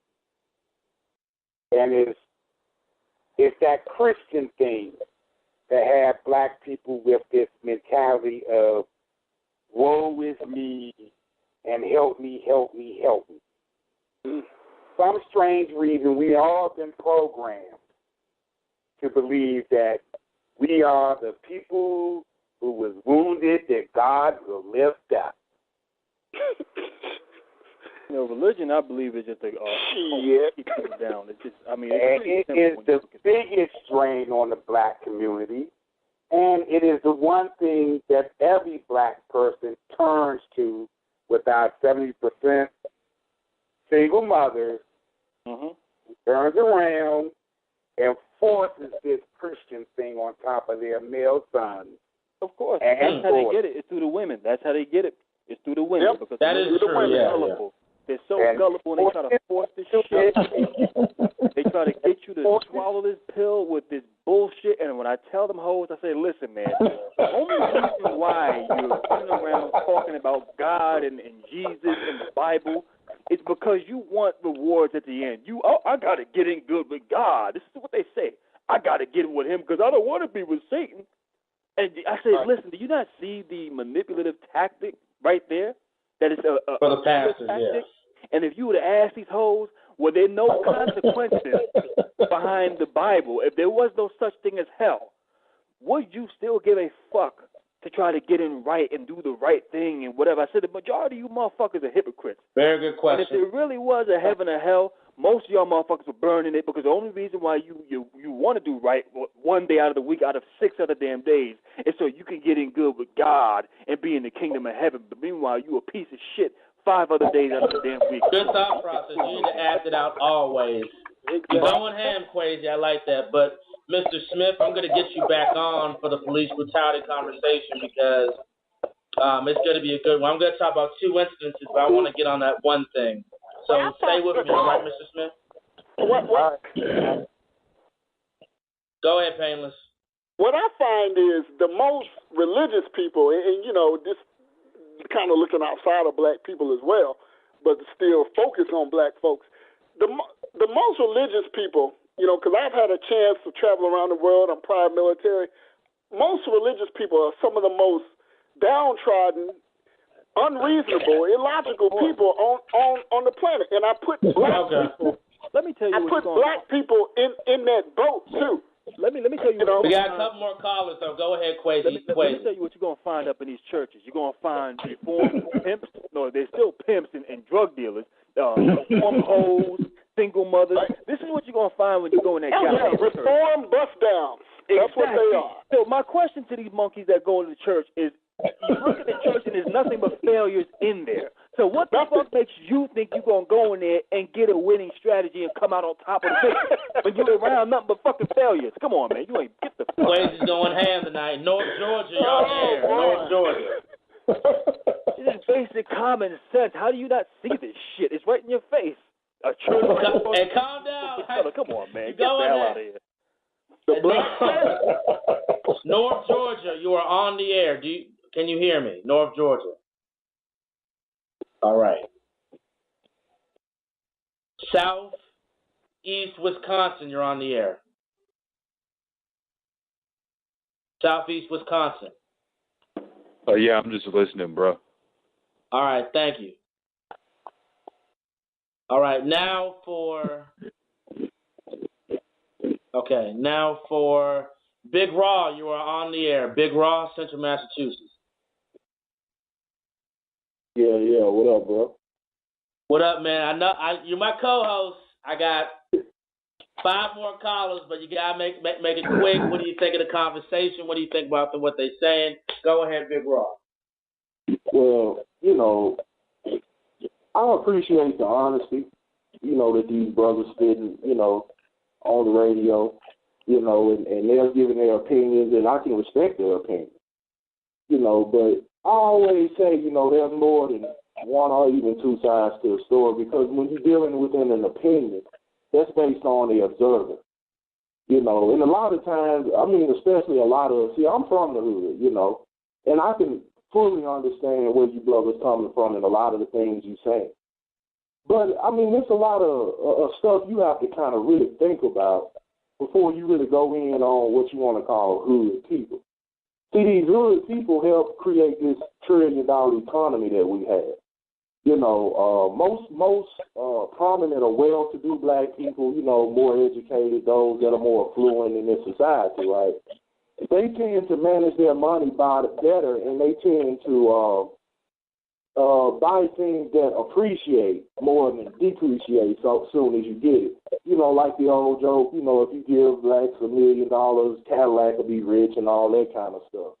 Well, the thing about it is that's why no one will really give black people as a whole, a whole bunch of money, because we will give it back to the system because that's how we create the country that we do have within the country. We are our own economy.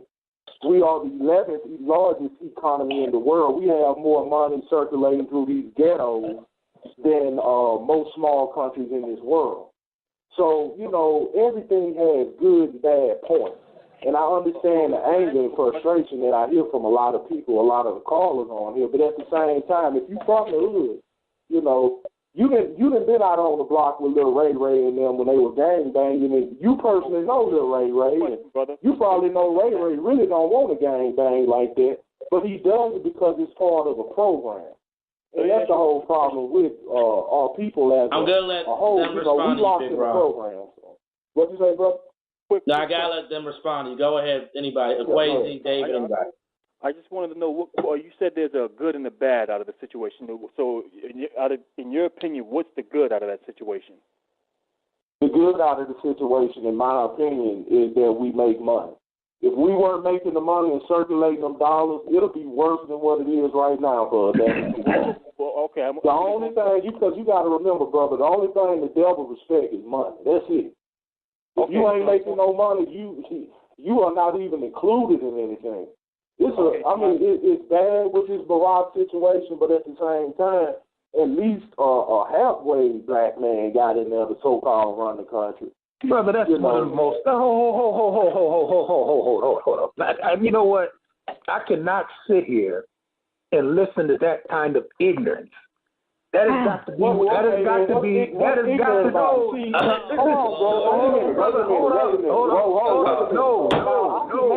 No. I want to respond to that. If I can make a statement and not disrespect, I want to respond to that. I highly suggest that you do the same thing, bro. Let me respond to that. Let me respond to that.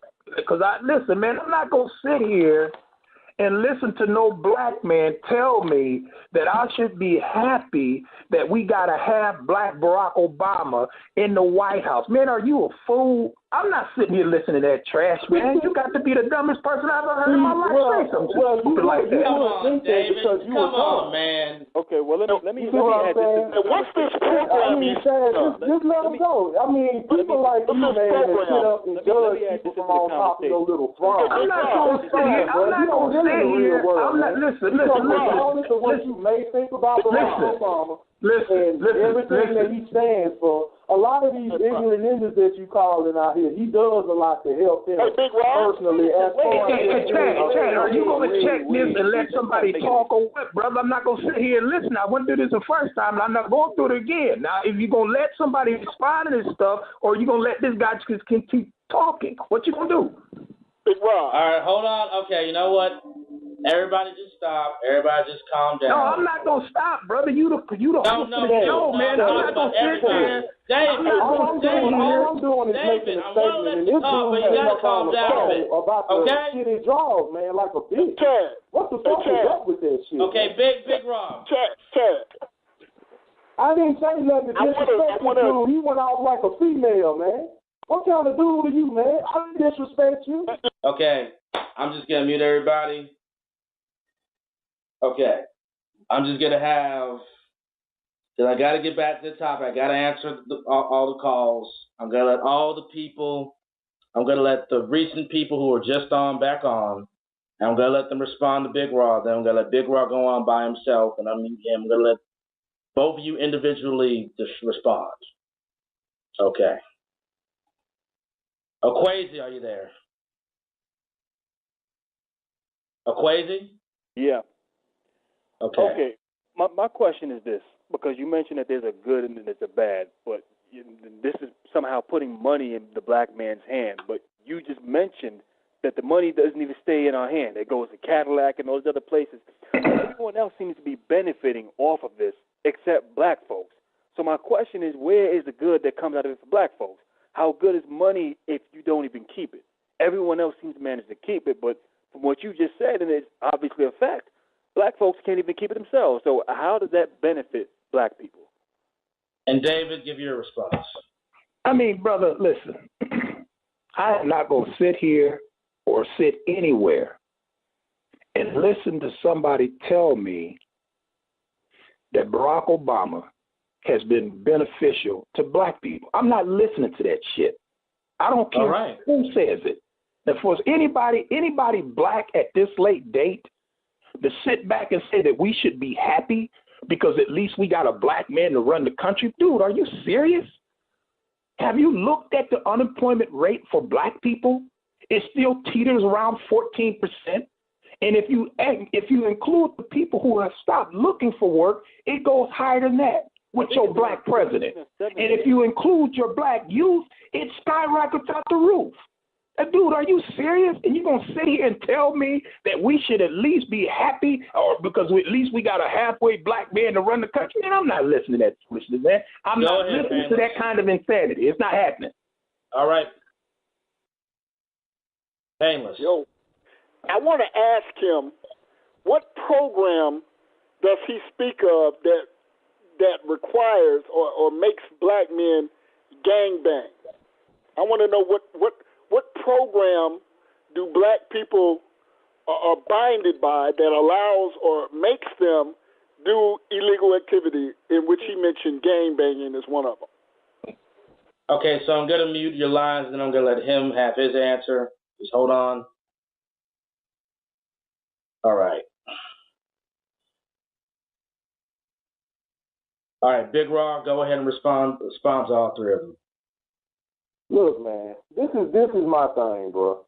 The only point I'm trying to make with Barack Obama is the fact that at least he has black. He in the symbol of him being in there stand for something, bro. It means something to somebody out there. I'm not trying to be on his bandwagon. I'm not saying he's great.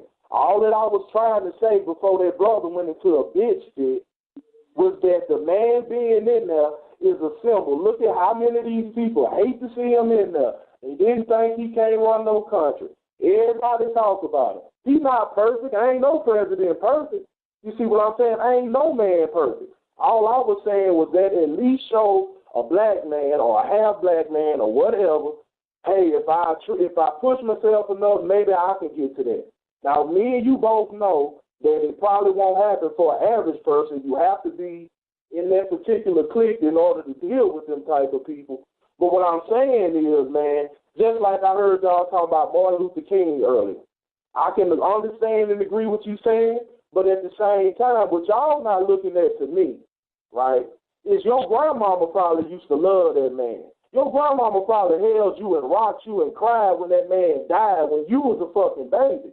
Now you done grown up, read a few books, and you think you know better than your damn grandmama. It's not about the knowledge, man. It's about how it makes people feel and what it does for people. Now, I do understand that the black people in America, that we do have a situation going on with unemployment.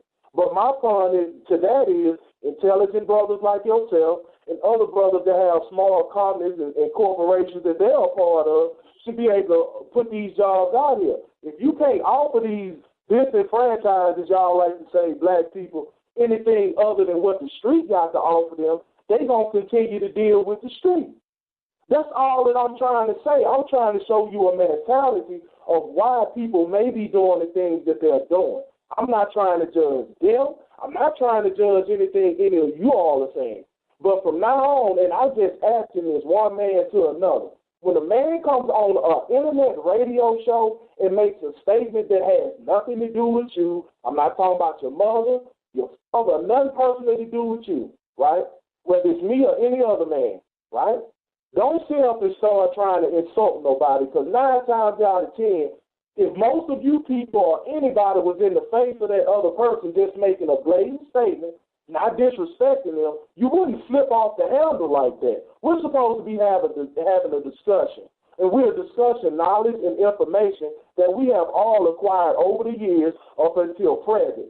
That's all that it is, because none of us do anything to change anything. That's why we're here having a discussion about it and seeing what we can and can't do about it. You're not going to agree with me. I'm not going to agree with you. But I'm not going to disrespect any of you brothers by calling you an idiot or saying I won't listen to this or won't listen to that. Not listening to other points of view or seeing how other people look at things right? It's going to keep you stuck in a certain mentality. And it's that same mentality that you brothers are dissing, calling it ghetto mentality, where people are doing things that make you feel embarrassed every day. And that's all I'm trying to say. Thank you, brother. All right, no problem, man. I mean, the only thing I disagree with you, Big Raw, is that, I mean, you're telling people that, okay, I get how our grown people felt about, okay, Obama and everybody else, but the truth is the truth. I'm going to tell the truth about, you know, is Obama the greatest thing in the world? Has integration helped black people as a whole? Has it promoted us? So I'm just saying, tell us the truth. That's all I'm saying. All right.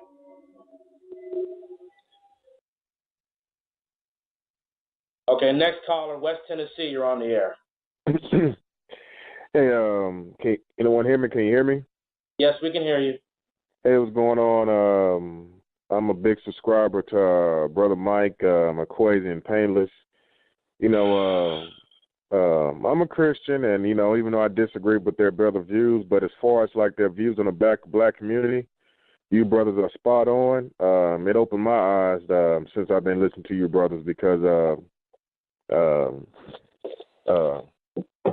you know, the truth is, you know, when you all brothers speak the truth and I tell it to other people, I swear I get the same reaction. I've been called Uncle Tom and a traitor to the black community. But if you know, just to let you know, you brothers have woken a few, a small segment in the black community is waking up to what you brothers are doing. So keep up the good work. Thanks. Appreciate it. Bye. All right. We have 5 more callers. Make it quick, and then we'll go into some final comments before we go to a break about our leading topic. All right, Central New Jersey, you're on the air. Hello? Yes, you're on the air. Hey, what's up? My name is Solomon, and I'm a subscriber also to these 3 dudes. I'm a big fan. I also make videos on YouTube. They might have ran across me as the Misanthropik one. I also cover this subject about hypocritical and fucked up black people and shit. And just want to say that y'all 3 definitely are my heroes, modern day heroes. And keep doing what you're doing. I comment on these guys' videos all the time. I mean, it's like my fucking crack. I've said this on David Carroll's videos a couple times. Like, this shit really, you know, woke a brother up. You know what I mean? And I don't know how y'all deal with it.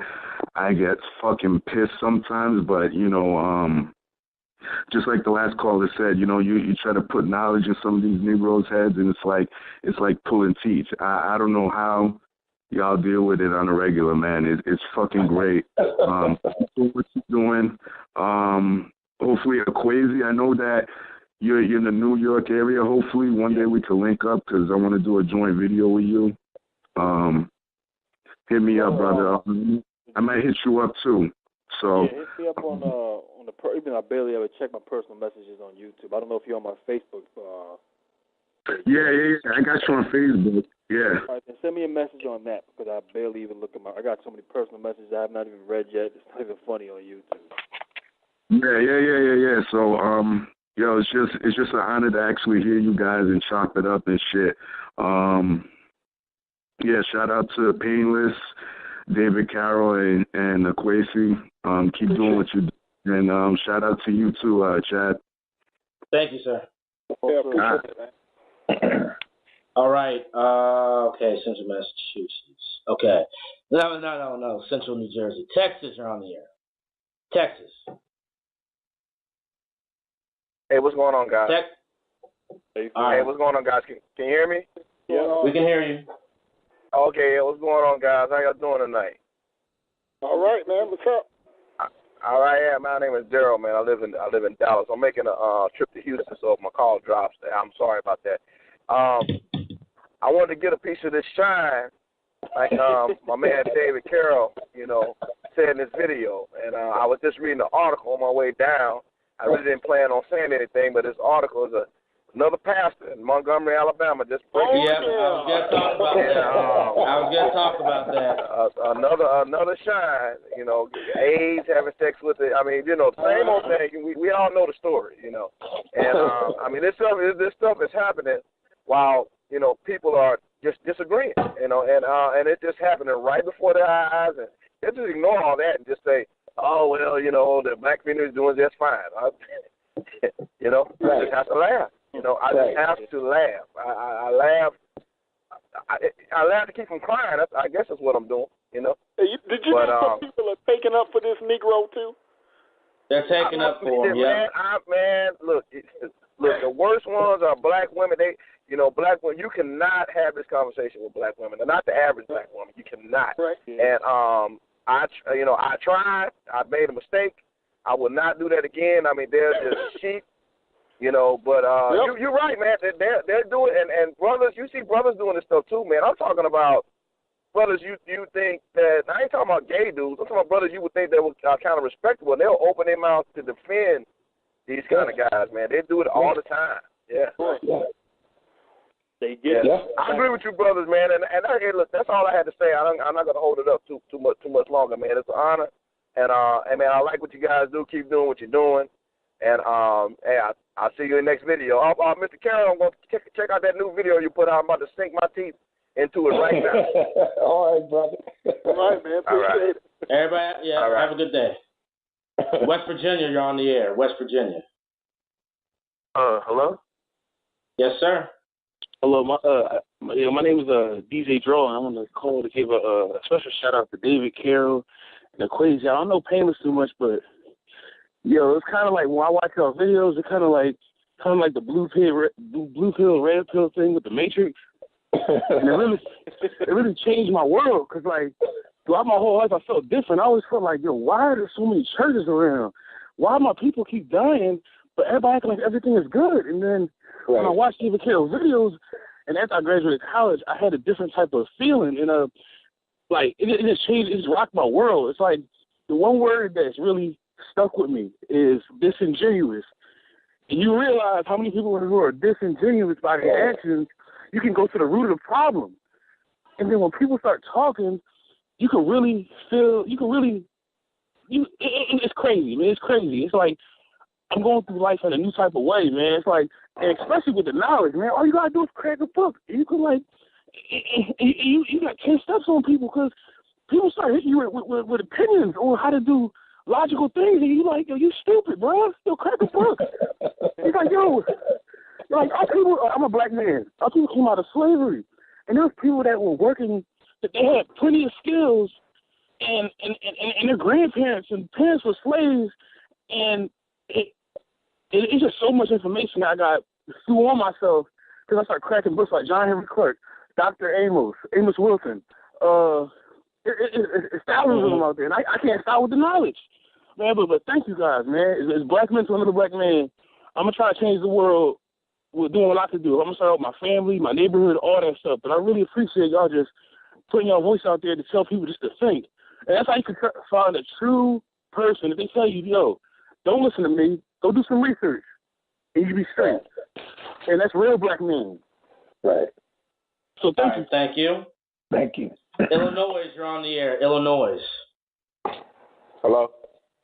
Yes, sir. We got 3 more calls left, and we're going to, actually, I'm going to say a few words, and then we're going to a break. Illinois, go ahead. Well, I got in on the call kind of late. I don't know what you guys were discussing. I'm just having a break at work. Hey, it's all good. It's all good. I'll get you back in later, all right? All right. Okay.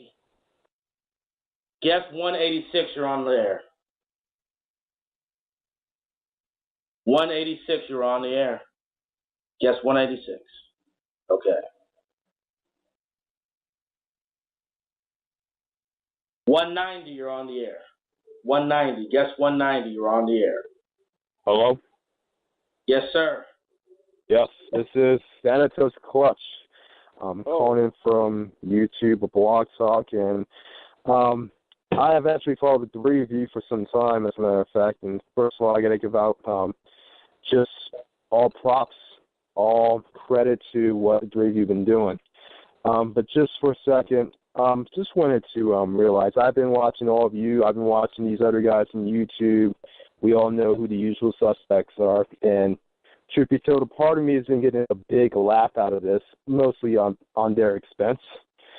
But don't they realize that what the three of you put on nearly every single video is a greater threat to white supremacy than all the pro-black blah bullshit?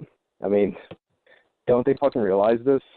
Because here's what I think. It's basically like the things that you put out there essentially are the fucking solutions. I mean, it just comes to fact, and that's how it's been. That's how I've always thought of all my life. You're making good points. Keep talking. Yeah, but what I'm just saying is that basically what you're saying is the same thing that will basically discredit any sort of white race or white racist, basically. Because here's the thing about it. My political perspective, and the reason I want to go into this right quick is basically because it's like what I'm saying. All right. The things, like, if you improve your shit, if you get your shit together like how blacks were before the welfare state, essentially, I'm big into geopolitics, but yeah, you may have had whites here, and not all whites, let's be honest, not all whites were at the point, at least not then, of hating blacks to the point of wanting to get rid of them. But if you looked internationally, that was sort of the reason why we had a lot of sympathy on our hand, and we had sort of this the entire world, rooting for us. I'm sorry if I'm stuttering, I'm a bit nervous, but that's sort of the reason why we had this, because despite the bullshit we put up with, we had our own ground. We did our own shit. We stood by morals. We had a fucking common ground or common goal or something like that. What the three of you are pushing out there is essentially going back to those things that we've had before, which basically gave us the credibility, gave us the stuff we had, and gave us the gains that we got, at least from the past 20th century until the last few decades. But yeah, my main point is just saying that what the three of you are pushing out there is just the best thing that I've been hearing on the internet for some time. And all these pro-blacks who are basically retarding black progress as we speak, from the old schools of Jesse Jackson and Al Sharpton to the new pro-blacks like Tariq Nasheed and Umar Johnson. I just want to thank you all for just having a new good perspective out there for most non-ghetto blacks to basically. Exactly. Yeah, exactly. So I don't want to hold up your time. I'll let you go to the other guests. I'll probably you can just pick it back when you want me to talk. Last caller before we go to break. Some final comments before we go to break. Guest 357, you're on the air. Guest 357, you're on the air. Hello. All right, and that's all the calls for now. Anybody want to say anything before we go to break? Painless, David, Akwesi. Yeah, I want to say something, and I'm gonna say this again because this is basically my position, and that is, at this late date, I am not gonna listen to any black person sit and tell me that I should be happy or I should feel proud that I got Barack Obama in the White House. That is one of the most insane, ludicrous things that I've ever heard emanate from a black person at this late date. Now, if this was still 2008, I would buy that. But at this late date, 6 years into his administration, 2 terms, and you still holding that view, and then you wonder why people say what they say about black folk. I mean, you can't connect the dots and see how integration has destroyed the black community, destroyed black people. You can't figure this out yet. Then there's nothing I can say to you. And I'm not going to sit there and listen to that foolishness. It's just not going to happen. Yeah, and Dave, I want to respond to that as well because I don't accept that either. I got grown, older black folks, the civil rights generation of black folks saying it's the best thing ever.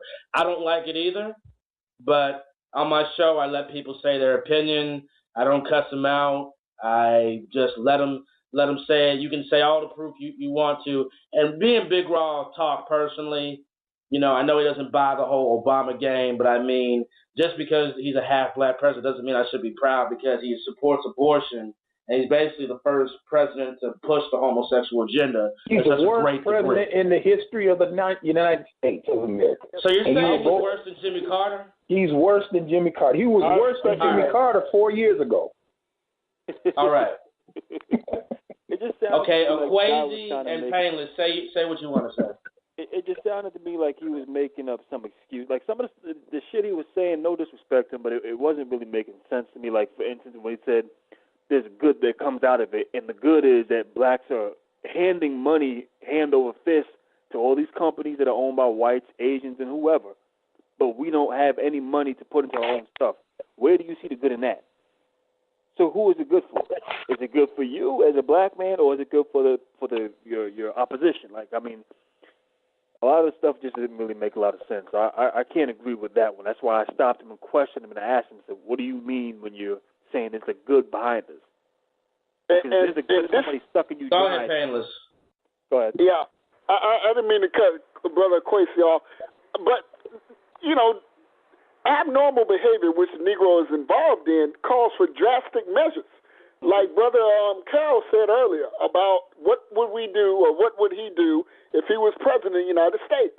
The brother said implement a sterilization program. Yeah, and I agree with that. And but to the common ear, to the disingenuous white liberal, which the black Negro, the disingenuous white liberal, which the Negro follows to the drumbeat of, that contradicts that, because the Negro and the disingenuous white liberal wants diversity, they want integration, they want equality, they want a fair, even playing field, and they're not willing to go through those or even entertain those drastic measures. Exactly. But in fact, that's what the Negro needs. He needed segregation, and it's obviously he needs sterilization. Now, he can't control himself. He can't control himself. Yeah, people are going to take what you said and basically run with that and call you a coon now, man. Just telling you. That really quickly, because people are going to be pissed off with this as well. These apes and these monkeys run around and it's the abortion clinics in the community that are killing off black people. I say no. As far as I'm concerned, they need to have more of them. Because if the majority of these people aren't doing what they do, you wouldn't have these fucking problems. I mean, you ain't doing shit for yourself, so how are you blaming the abortion clinics that are in your damn community? And meanwhile, you have all of these crimes that go on. Meanwhile, you have children that single mothers are raising and fucking them up. Yep. So the abortion clinics are really not the problem. As a matter of fact, that's a favor. They need 100 more of the motherfuckers in the black community to keep your black ass from doing what you're doing. Because you can't keep your shit under goddamn control, and you won't constantly have all this chaos going on what we currently see today. It's not the abortion clinic. That's another half-ass excuse that they say. Oh, man, it's the abortion clinic. It's killing our people. Shut the fuck up. So you don't say nothing about all these black crimes, and you have a Negro shooting somebody in a fucking corner store over a rap song, a cheap video that y'all are making to upload to YouTube, and you have 5 of these monkeys that stand around and watch that shit and walk over him as if there was nothing going on? Akwesi is going ham. But the abortion clinic, that's the problem. No, the shit is just like, come on, man. They're completely disingenuous. They're hypocrites. Guest 48 says Planned Parenthood was created by a racist white liberal who wanted to exterminate black people. That name was Margaret Sanger. I applaud her because she needed to make more of them. Hold on. I'm gonna let I'm gonna let David go on. I know what you're trying to say because you're having too many babies and all that. Exactly. But you can have structures to where you can have good people and adoption agencies to take care of these babies if all these mothers can't take care of the babies. There's solutions to this about murdering a baby. Go ahead. Black people don't even adopt black kids. That's the problem. Nobody wants to take on that shit. That's the same shit that black people always say, where's the solution? Stop making babies. That's the solution. Nobody. But here's the thing. Come on, man. What kills me about the white liberal and the Negro is that they will sit back and they'll talk about Margaret Sanger. Yeah, she was a eugenist. I mean, I am, because I believe in mandatory sterilization. But now, what they won't say and where they'll stop, they'll say, well, she was a racist, and they'll stop right there. But then they won't say the way she implemented her program was to use black preachers. Black pastors. Yeah, Exactly. Don't They talk love about them. that. They love them. They love them. They say nothing to them, even though they're fucking their wives and girlfriends. They say nothing about that. So, I mean, they don't make not a damn bit of sense. So if you don't have a problem with that, then I can give a damn less what she thinks about black people. Y'all don't like each other. That's why I say there is no black community, because y'all are the same motherfuckers going around killing each other in your own community. And the next thing that I find is funny above all else is a few times you get these clowns that have money. Look at all these damn rappers. Ask them when was the last time they came together and put their money together and start up businesses. This is what Jewish men do. This is what Arabs do. They come together and put their money together and start fucking businesses.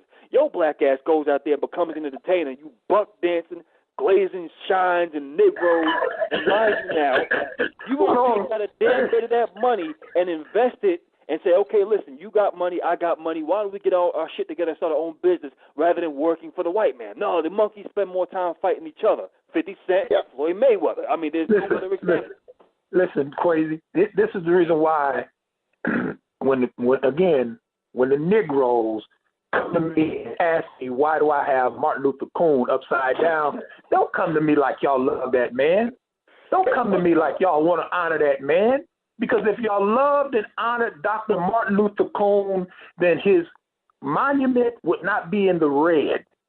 Y'all would have donated the money necessary to pay it off. Y'all would have been upset that you had a guy from Japan who made the statue.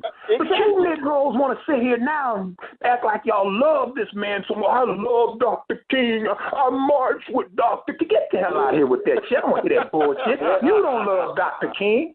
And I got to say this before we go to break right now. An episode of the Boondocks, Kiwi said something phenomenal, which says that a whole generation wants to take credit for what some people do. But that's no different from what they do. I mean, it's just like them. All black people always want someone else to come do shit for them. Someone else makes the monument of Martin Luther King. Now all of a sudden, y'all don't have a problem with the fact that black people themselves couldn't put the money up for that. Just like they come to us asking for God. Love him now. They love Dr. King. Exactly. Dr. King and Barack Obama, he's the fulfillment of Dr. King's dream. Get the hell out of here with that bullshit. The hell with Dr. King and Barack Obama. We're going to be right back after this break. Greetings, this is the Chad, a.k.a. Jum 90 on this beautiful sunny day. It's hot in the 90s and I'm enjoying it. The rain was slowing me down, but I'm loving it. I'm about to go head to the beach. But before I go to the beach and enjoy myself, I want to present to you with this product from Syntech Global. And my friend Mr. Kelly will explain. How's it going, folks? As Chad just told you all, it's a wonderful day here in the DMV. Ran through some rain, but today, perfect. Ready to head out to this beach, enjoy these waves, but before we do, we all have some wonderful news. Wonderful product is saving a lot of money. This right here, Extreme Fuel Treatment. I save $250 to $300 a month, guaranteed, using this product. This fuel additive right here is no joke. Better than any other thing you put on the market. Extreme Fuel Treatment. It's also a wonderful business opportunity in the Syntech business. But like we said, we cutting this short because we're about to head to that beach. Y'all take it easy.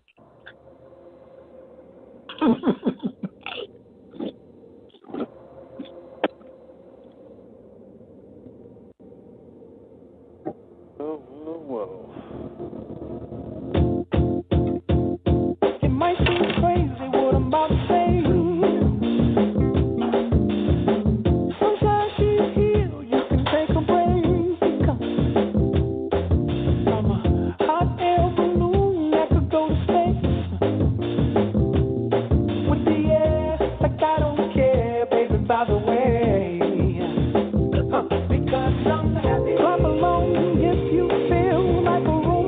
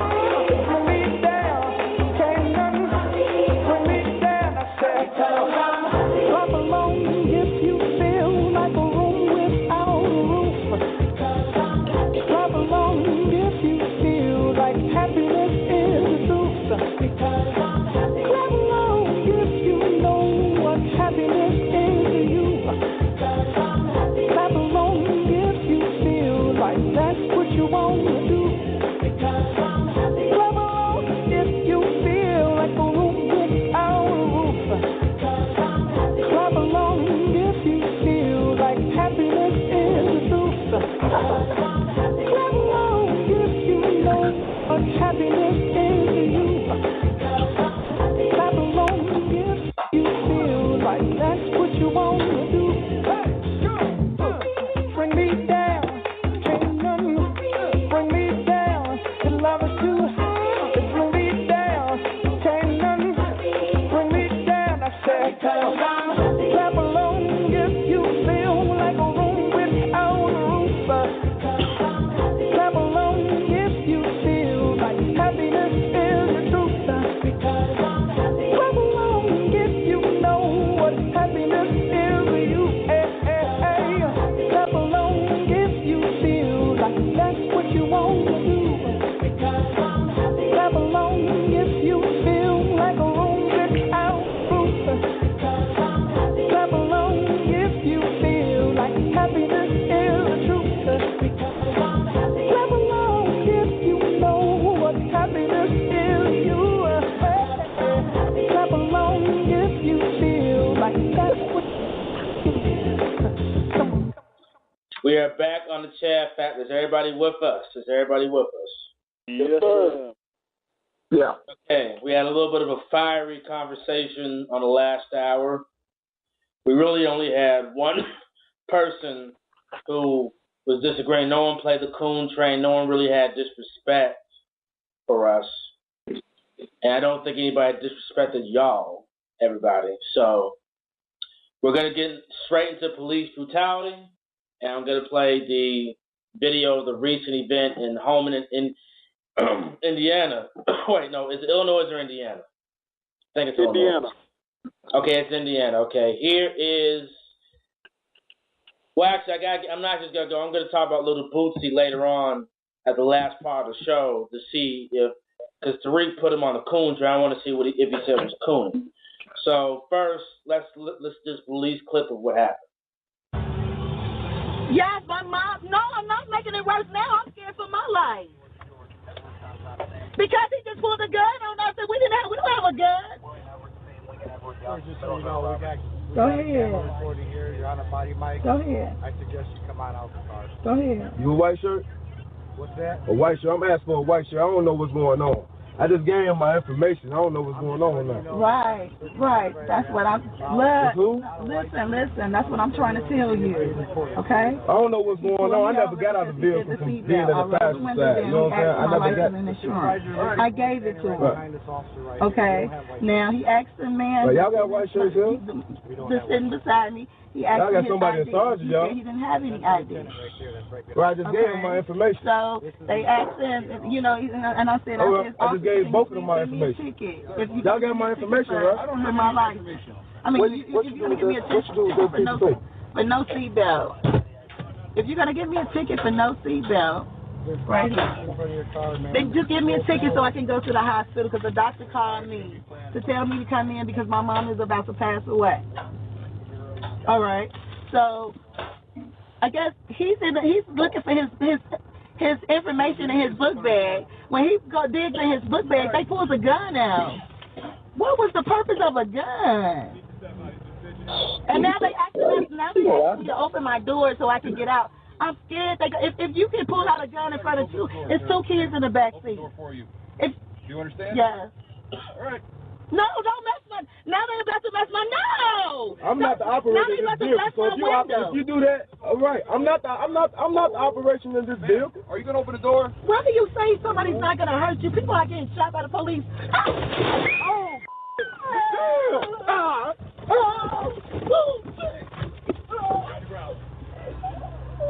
That was crazy. Horrible. This is a This is wait. Are you recording that? Yes. This is terrible.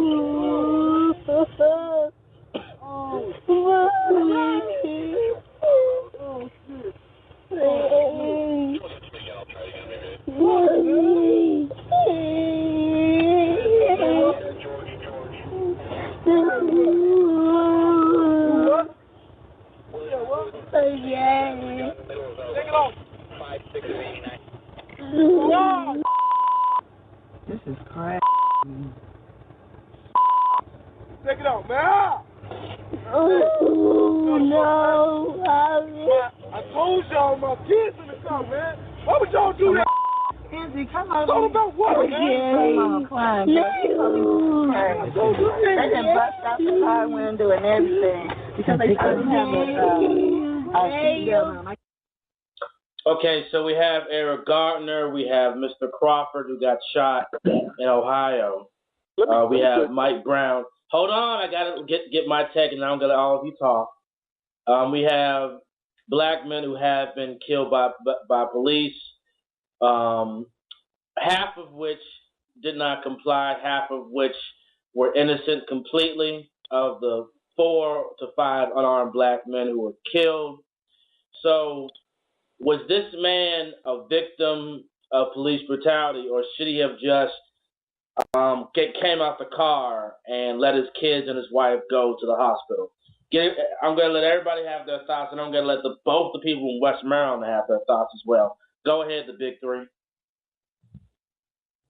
Let me go ahead, Payne. If the overall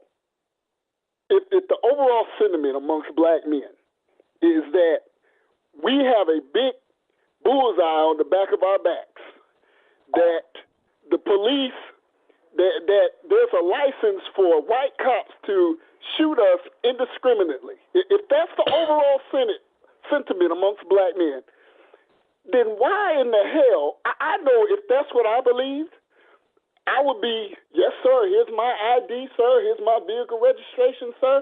Oh, no, hey, sir, guess what? Is it okay, Mr. Officer, if I go in my bag? See, I'm moving real slowly. And if I have my kids in the vehicle with me, then why in the hell would I act like that?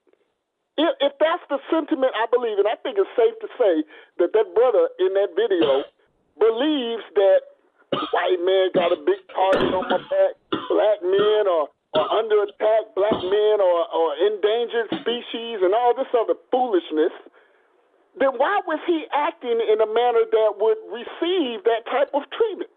I mean, to me, in that situation, and this is how I was raised, when you stop by authority, outside of that cop telling you to do something that is immoral or crazy, you produce what that officer says so you can get home and sleep at night. That's how I was raised, okay? But the Negro now, he wants to be argumentative, and I've heard other brothers talk about when you're in positions like that, black men these days want to argue. They want to get the last word in, which to me is feminine traits.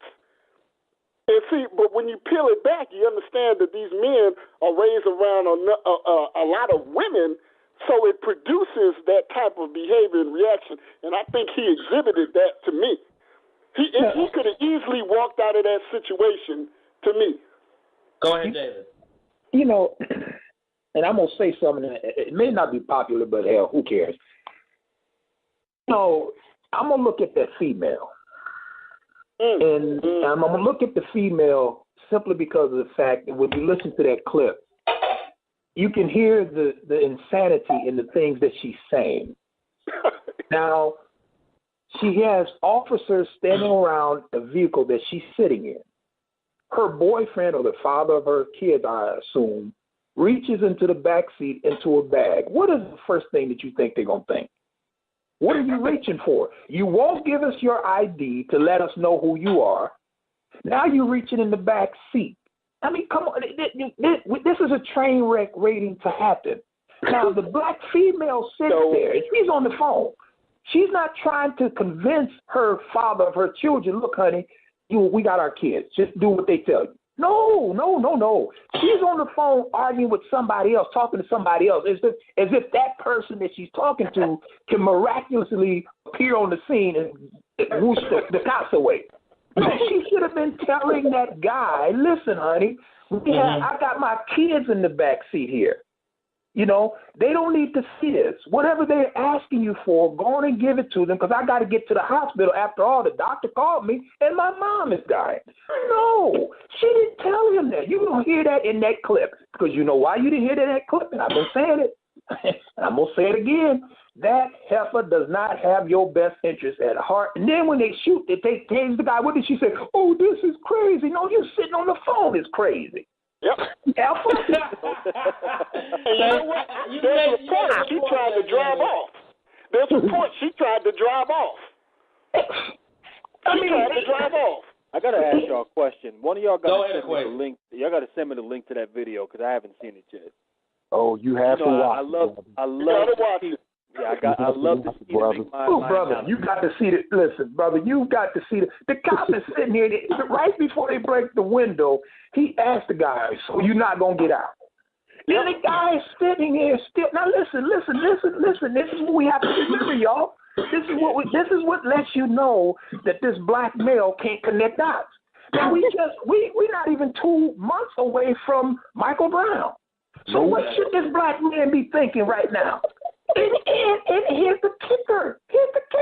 Dude, you have your children in the back seat. Yeah. That boils down into what I've been saying about black men. They don't have objective thinking. Because if you had objective thinking, your only objective is the safety of your fucking children. If it's a matter of showing ID, you show them the goddamn ID, and that's it. When a cop pulls your ass over, you keep your hands on a fucking steering wheel. The most you do is roll down your window, and you keep your hands where they can be seen. That's it. Nothing else. But he comes and says, "Okay, sir, let me see some ID." Then you let him know, "I'm reaching to get my ID," whether it be in your right pocket or your left pocket. It must be mentioned that she didn't have her driver's license either. Go back and listen to her talking. Wow, BigB Carroll. Oh, okay. So you mean to tell me both of them didn't have the driver's license? Nope. They were stopped because they didn't have seatbelts on. They didn't. Whoa! Slow it down for a second. So, okay, now let me get this. Even one of the motherfuckers had their driver's license, and on top of that, didn't have their seatbelts. Nope. Now, hold on. Okay, Akwesi, listen to this. Akwesi, listen, I hate to cut you off, but listen. I mean, this is the insanity with this Negro. Yep. Now, Negro, it's like the Negroes that you see who have warrants. If you have a warrant, Negro, the last place that you want to be, Negro, is in a drug-infested neighborhood at 3 o'clock in the morning, Negro, because 9 times out of 10, they're going to see you driving around and you're going to be stopped. And then you know you got a warrant. You know you didn't show up in court. You know you didn't. So why are you driving without your seatbelt? Why are you giving them a reason to stop you if you know you don't have your driver's license? And then the heifer gets on the phone, which I cannot forget. This heifer gets on the phone, and she's talking to somebody else. She's talking to Jesus. She might as well have been talking to Jesus. Wow. I mean, this is crazy. I want to get into this one, but the thing about it is, I'm 22 years old, folks. What I've been saying, even in the Michael Brown situation, your big 6'3", big 300-pound black ass just robbed the fucking store of cigars on camera, and your black ass is walking in the middle of a fucking street. I mean, common sense just tells me this alone. If I had committed a crime, which I don't do that shit anyway, but if I had done that shit and a cop pulls me over here, what's crazy about it, the cop says, "Get on the fucking sidewalk." Negro, you can't get on the fucking sidewalk. You want to argue with the cop? You just committed a damn crime. I'm just saying, guys, but I'm 22 years old, and I know I have to have my license and my registration. I was taught this since I was 14. These are grown people having their thing. No change. Listen. Now, BigB Carroll, you can talk. Listen, Chad, here's the thing. Now, if those two monkeys were in the car by themselves, then I still would have a problem with neither one of them having driver's license. But you got your kids in the back seat, woman. Exactly. So now everything else, is the children should be your primary objective. So even if that cop is disrespecting you, what's the guys, you gotta let the 2 other callers talk. They want to get their hands in this cookie jar too. BigB Carroll and Mrs. Smith, let's go. Sorry, like I pointed out to y'all, and the woman actually admitted while she was talking on the phone, she did not have a driver's license. Oh, man. If you go back and listen to her talking on the phone, she says this. But see, my thing isn't even with her. My thing, as you all pointed out, is with this black man. Yeah. Right. You know what's crazy? This is what's crazy. If I were a good lawyer, if I was working for a reputable company or any reputable law firm, wouldn't take this case. I wouldn't either. You can't case out of this shit. And this is the problem when it comes down to black folks. They have weak cases. You can't make a strong argument, Negro. How am I supposed to defend this shit? You say it's like the Negro say, "Oh, you're cool because you saw no, you don't make strong cases. I can't defend this shit." It's like you send me a fucking car that's 35 years old. I can't do shit with this motherfucker. Scratch it. You come into the dealership trying to trade this piece of shit in, and it has no value. Just like the case, no value. There's nothing that can be done with it. No reputable law firm is going to take that shit. Come on, man. Let me get Mr. Smith in. Mr. Smith.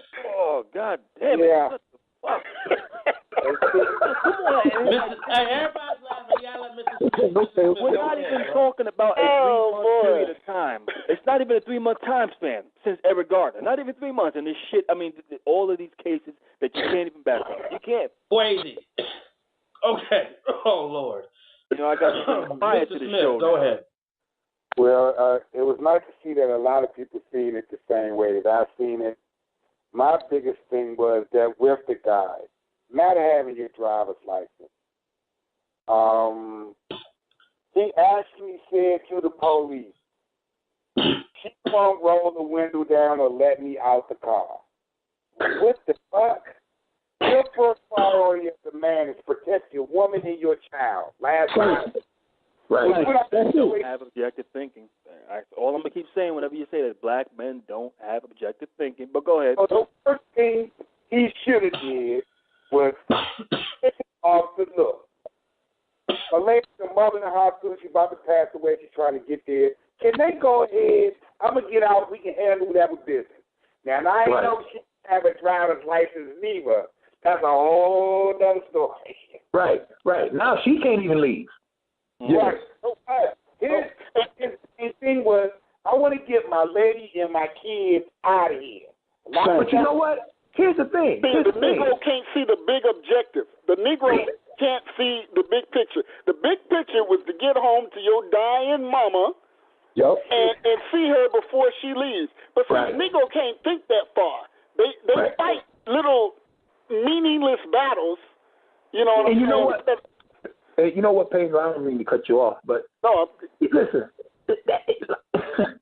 If the Negro and that chick who was talking on the phone, whoever she was talking to Jesus, if they would have told those, listen, I know I don't have my license, but look, the doctor just called me. We can verify this. My mom is dying. I'm not supposed to be driving, but I'm driving because I got to get to this hospital.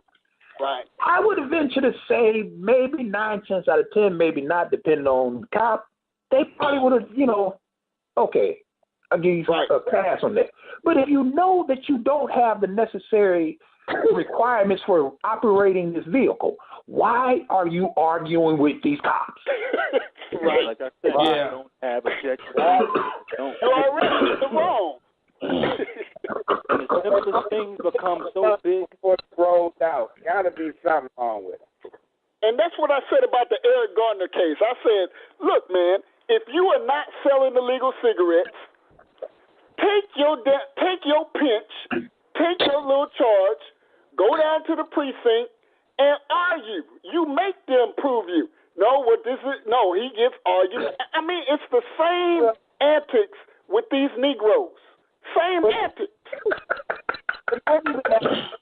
I want to get in here. Let me get in here right quick and tell you. I want to give my experience with police.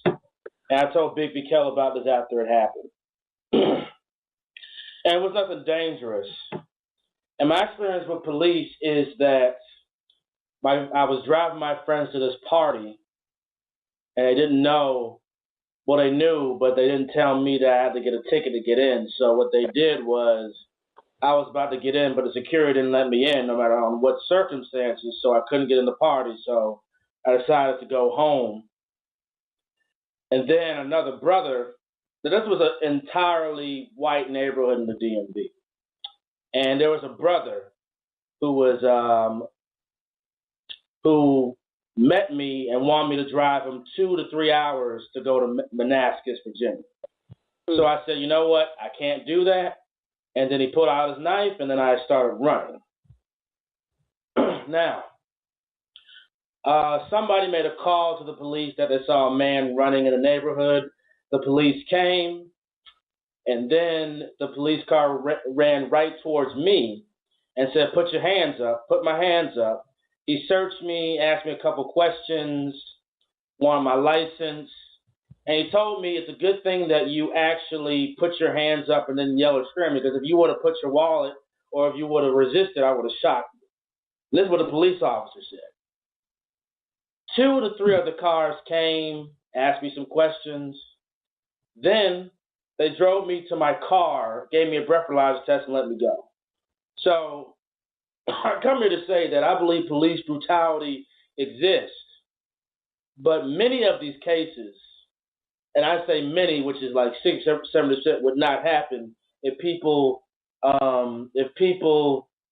complied. So that's my experience. You can give your thoughts on what my experience is. Go ahead. I just don't understand how that you have an individual that is, we might as well, that is licensed, that has the authority by the whatever municipality, county, or whatever, to shoot you. Yeah. But yet you want to argue, and see, this shows you how narcissistic the Negro is and self-centered. He wants to argue. He wants to argue every avenue, every point, even if it's irrelevant, to get the end result that he or she wants, even if it doesn't even make sense. The Negro just argues and talks and speaks with all type of gibber for no absolute reason. And then they end up being the losers in the situation. And I can say, always bet on black, because every time I hear a story with a Negro in it, I know 9 times out of 10 it's that Negro's fault, because I know the Negro. I know him. Okay. I know their behavior. Hold on. Listen, brother. Listen. Here's the thing. Now, again, I got to go back to this heifer. Because, again, like you know the Negro, I know this heifer. And it wouldn't surprise me. It would not surprise me if she didn't want those cops to shoot that brother. Now, I know people ain't going to like that, but I'm going to tell you something. Look at what she was doing. Look at her behavior. You're on the phone. You got your kids in the back seat. You need to be arguing with the daddy of your kids, if he is the daddy. He is. Maybe. You needed to be arguing with him. Look, get your ass out this car. I got my kids in here. Fuck that. No, she didn't say none of that. And then when they tased the ape, she want to sit back and talk about, oh, ain't this a shame? They shot Pookie. Get the hell out of here with that shit, man. Oh, Lord, David. You going ham tonight, too, bro. Oh, but the kicker is this. The Go kicker ahead, is this. Like I said, you can't. Wait till you all see the press conference that these fools had. Wait till you all see the press conference that they had with their little feminist attorney. Feminist attorney. Stop. That right there just says it all. She shows up with her piss blonde weave as usual. And then this brother, what does he say? Yeah. That I'm black. He I'm black. This man says, I feel black. I'm like, what? How else are you supposed to feel?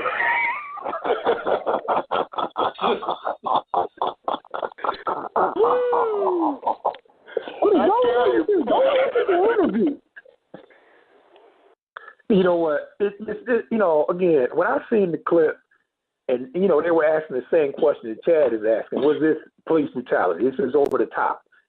And if I had to answer that question, I would have to say no. I mean, when you look at the entire clip, and if you just look at the part where the cop is breaking the window, you'd be like, damn. But now if you look at the whole clip of what went on, they were there for 13 minutes. Nigga, get your ass out this car. I mean, what you gonna do? Yeah, there was a light-skinned woman. There was a light-skinned woman on CNN that said every moment of the day it's hard to be a black person in this country, and had this been a white family, they would have just got off. Now I admit it's hard to deal with the Negro in this country. That's what more the line with it is. You said it was a light-skinned black woman that said that shit? Yeah, there was a she was basically get the like that's why I can't respect that. I can't respect you light-skinned motherfuckers saying anything. I'm not self-hating. I like my dark-skinned sisters. I like my light-skinned sisters. But you as a light as Michael Eric Dyson saying this. Oh, yellow bitch. Like, come on now, man. No damn problem. Come on, man. Them hoes are more concerned about sexual harassment. Them hoes don't give a fuck about the shit that black men go through. Matter of fact, one of them hoes would be the first one to put up an article when a black man get his ass killed or choked out or some shit. Come on, man. I find it funny when I listen to that. Man, I find it funny when I listen to these saturated hoes. Here's something else I find common. A lot of these saturated hoes, they'll have no problem. Some of them are on YouTube. Some of them even made their way to my channel years ago, and they talk about how they love white men. And I don't date black guys, but I love me the white man. But them hoes be quick to now make a video whenever some shit like this happens. You want to be the voice for black men. Man, sit your milk biscuit ass down. Don't get full of shit. Act like you give a damn about it. Come on, man. Lord. You know what? What I find to be funny is you gotta now everybody talking about the kids. Hello? Yeah, I'm here, David. Oh, I heard something. Okay. Who's that has the background noise there? I don't know. That's why I stopped. Yeah, I don't know what's going on there. Okay, wait a minute. Who is it? Okay, I canceled that. That's fine. Okay, keep going, David. Yeah, I mean, everybody talking about, the children. Oh, the children was in the car and the police did this, all that too. Well, listen. The cop asked him, do you want me to drag you out in front of your kids? His response should have been like, no. So I'm getting out. I'm stepping out now. No, he sits there and he continued to argue with him. And again, like I said, that black heifer don't care about him, and he should see that. But now he think he's going to get paid. So now he's running around. He's going to do the rounds of the chitlin circuit. He's going to show up on TV1 with old fat face Roland Martin. Yeah, old Shine. He's a Shine too. And then he may even show up on that with that fag over there on CNN. What is it? Lemon Cake. What's his name? Don Lemon Cakes. Oh yeah, Don Lemon. Yeah, he'll do or Nancy Grace. He'll do Nancy Grace too. Oh yeah. This is what I think. Actually, I think that they was using the kids as a shield. Oh yeah, I think absolutely. You remember the movie Nino Brown? Right. New Jack City. Right. When he at the wedding, and he comes to him and he grabs the kid and sticks the kid in front of him. Right. So he's shot. Well, to me, that's how it was in the car. They was like, the police ain't gonna do nothing because we got our kids in the back of the car. Yeah, exactly. Wait a second. Wait. If what you're saying is correct. A lot of black people think, a lot of black folks, they play a lot. And this is the thing, that, he ain't going to bust my window out. Well, I got my kids, and he sure did bust his damn window out. Because black people, they play. They love playing. If these Negroes were using their children as a goddamn shield, then that just tells you how much of a bitch and bona fide pussies black men are. Yeah, exactly. Damn. Exactly. But you know what, Akwesi? You know what, Akwesi? Listen, you know what? Nobody will say that. But you, we'll say it. But I'm saying, from the Justice League, nobody will say it. Nobody will call this brother out. Nobody will put him on the coon train for sitting there arguing with this cop with his children in the back seat, because they should be your priority, Negro. Not you sitting there trying to prove something to this cop. If you have your kids and you want to go toe to toe with that cop, that's on you. But once you have your kids in the back seat, look, I got my kids. I ain't doing nothing. Look, I'm out the car. No, this nigga want to sit there and think, like Painless said, they're not going to break this window up when I got my kids in the back seat. Okay, guys, we having fun tonight. We're having fun tonight, but I want to get into, because David did a video on police brutality. I've seen the pro-black groups, Khalid Muhammad, everybody else talk about police brutality. And there is one group called the Huey P. Newton Group of Dallas, Texas, that are actually arming themselves to go against black-on-black crime and police brutality at the same time. But what I don't really feel is what is in David's video is that it seems that people want to have this because they're not doing enough, and they're not trying to get the right people in, or they're not trying to do anything about the police brutality that's going on. The Huey P. Newton Group is doing it, and I'm not saying go out here and hurt cops, but basically make your own militias, arm yourself, and just overall protect yourself. And this is a question for everybody. Do you think that police brutality can be stopped? Do you think we have a choice in stopping it? Or do you think that police brutality can never be stopped and we're always going to be victims of police and we'll always be victims? No, I think anything can be stopped. It just depends on what people are willing to do to go ahead and see to it that it's stopped. Like I said, the situations... go ahead, brother. I'm sorry. The situations with black people is like a lot of these cases you can't really defend. Like, I mean, I made my video when it came down to Eric Gardner.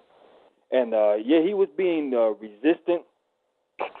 But the chokehold that the cop put him in, especially if it's an illegal hold, if they're breaking the law, then they got to be held accountable. That's the way I can look exactly. At it. Right. If they're doing what they're not supposed to do, I mean, granted, had he struck that cop, I'd say, okay, then you kind of brought it on yourself. But, the same thing with the Crawford case of him holding a toy gun and then someone calling the police. Stupid. And dude just shot him right there. That's just stupid because the cops have the responsibility to not be reckless with what they're doing. And they're real trigger happy now. But what also plays into this is the fact that black folks constantly put themselves in a predicament where they can, you just be fucked with. Like, for instance, I see a lot of these Negroes that stand on street corners. Every single day you stand on the street corner. And then the cop won't come there and fuck with you. But your stupid black ass comes out there again looking suspicious, pants sagging. I mean, what else do you expect? Like, how do I defend you now when I see this shit happen? There's only one place for you to go, and that's in jail. Because you're stupid. You know what's going to happen, and you keep doing the same dumb shit. Just like these Negroes come out of jail after selling drugs, he's a badass all of a sudden. You ain't no badass. Like, come on. And you've been given a second opportunity, and now you back out here doing the same shit. But once again, back into what I've been saying, if Negroes had objective thinking, your stupid black ass wouldn't have been out there in the first place because you would know the risk and everything it's going to ruin now once you get a record. And that's what's going to fuck up your damn life. But they'll tell you. All right, go ahead, David. Can it be stopped? I mean, I don't know. I don't think. I mean, because you still have that human nature component. So I mean, I think that instead of the Negroes arming themselves to create militias to defend themselves against the police, I think these Negroes need to create militias to defend themselves against other black people first. No, that's what I said. That's what the Huey P. Newton group, they're going against both. That's exactly what I said. That should be first, because you can't expect nobody else to have more respect for your life than you do. Yeah, that's true. I mean, if you're gonna sit here, and that's the reason why they treat the Negro like they treat him. Y'all don't. How the hell y'all gonna sit here and be upset because this cop shot this dude, and y'all don't get? I mean, this is what we started off the show with. Y'all don't get upset when the nigga is killing another nigga. But now you're all up in arms. You're declaring war. You got your protest signs. Your dashiki from Taiwan, and you're pounding your chest. I mean, people look at that. It's obvious. All right. I was gonna let Painless do it, but I got a caller who actually will disagree. I always have people who disagree respectfully. Mr. Smith, are you there? Mr. Smith? Oh, I thought it was here. Big Cal, you there? Yeah, I'm right here. Okay, I guess Mr. Smith is gone, but go ahead, Big Cal. I'll let Painless speak afterwards. Okay. It can be stopped, but here's the issue. Here's the problem. Okay? Black people have a lack of an economy and a lack of overall support for one another. Like David Carroll he pointed out, okay? If you don't care for yourself, why do we constantly expect other groups to intervene? Okay, let's take a look, for instance. Okay, a lot of these strip malls and a lot of these little spots, like up here in the DMV, they told a lot of police officers up here over the last 6 to 7 years that they cannot work as much overtime as they have been working.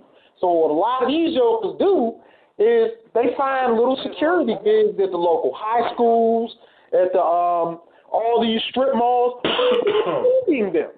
Who is employing them? Okay, Arabs, Asians, everybody else but us. Okay, Arabs. Oh, sorry, that was the echo. Keep going, Big Carroll. Everybody else but us is hiring them. So what should we expect? Now, unfortunately, if I say this to most black folks, they'll say, oh, well, see, they should respect us automatically. No, it doesn't work like that.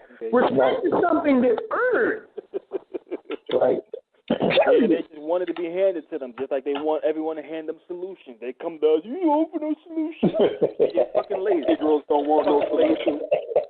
And when you do that shit, you come across as weak as fuck. And anybody who looked at you with a brain functioning on 4 cylinders knows you a weak-ass, coward, spineless, lame.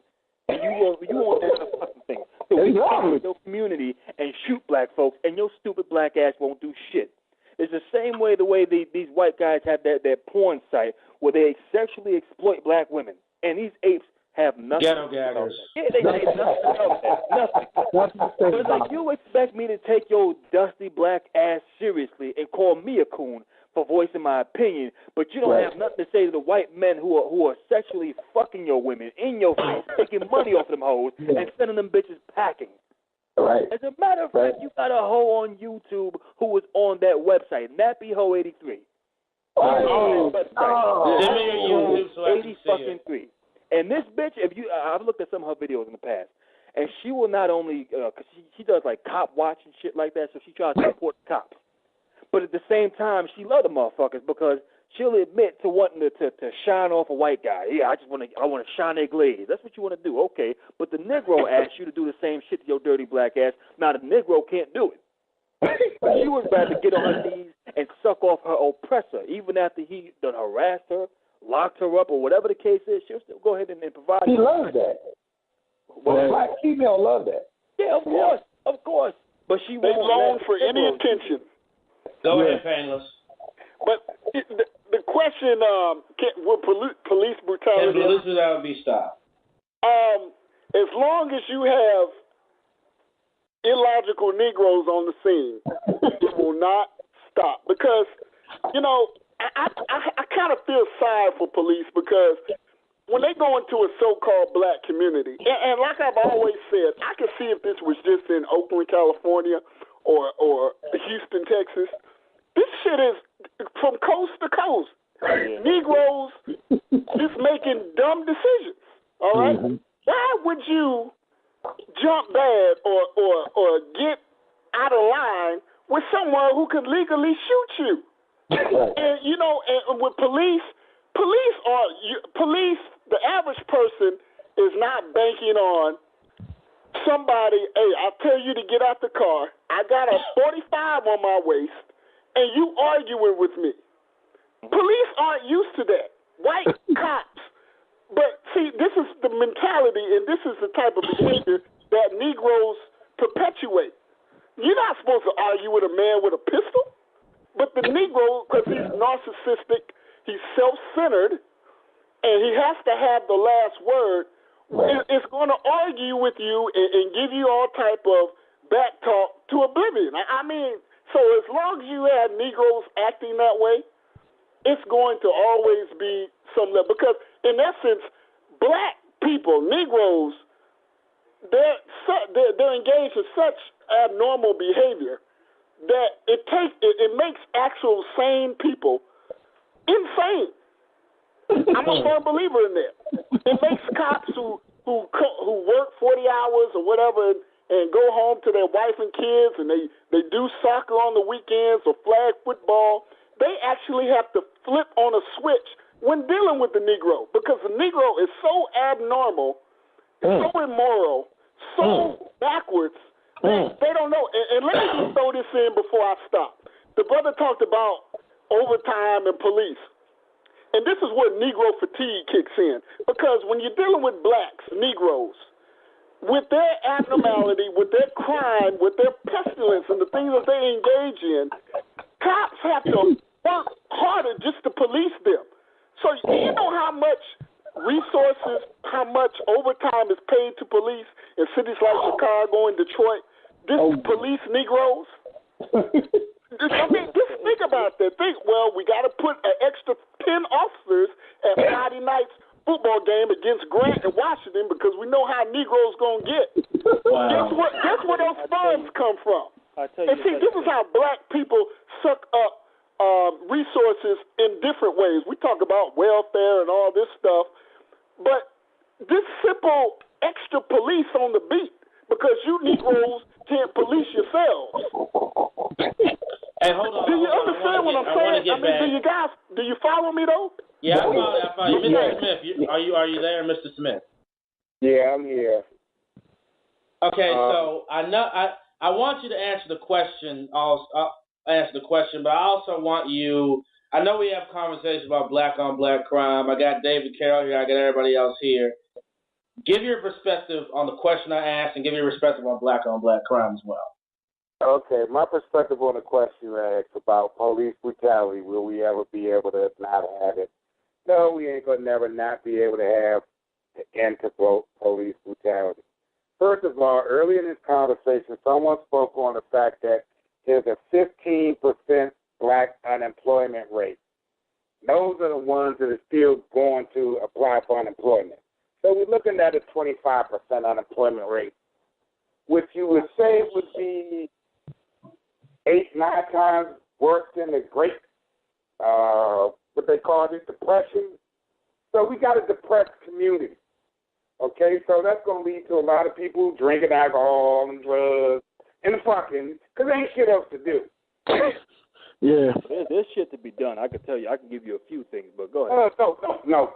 On the average person, we ain't talking about the person who says, okay, I got to get out of this bullshit. Right. That motherfucker who decided, fuck it, this where I'm at, this how we going to turn it. And that's how they turn it. So I ain't going to get rid of police brutality because you got a bunch of motherfuckers who ain't in their right mind. They got to get out of their right mind. Because every time they turn around, they see mom hoeing, make a few bucks. Dad selling some drugs to make a few bucks.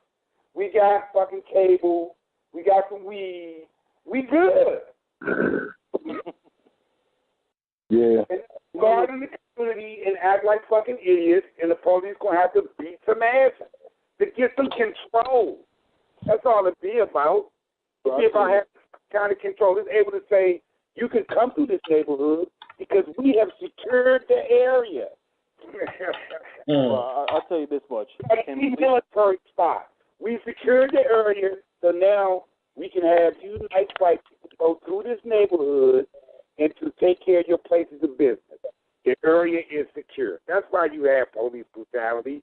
It's a secure neighborhood so that businesses and commerce can go on without anarchy going on around it. In response to the second thing, you said what? Can I say something against that? Go ahead and say it. Okay. As I pointed out before, and he makes excellent points. Everybody does. But that lack of economy, once again, it's a motherfucker. And I'm going to say this.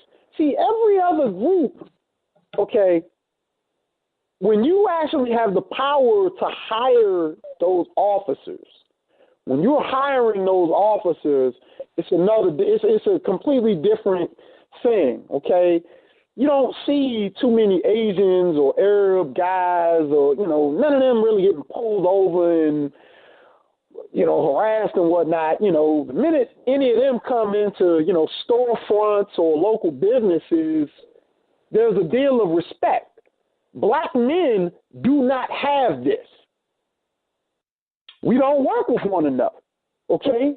Just like I said earlier, you got. Well, if your pants below your ass, I wouldn't. I mean, it's kind of hard to respect it. You got tattoos all over your damn face, looking like a fool. It's kind of hard to respect or give anybody respect like that.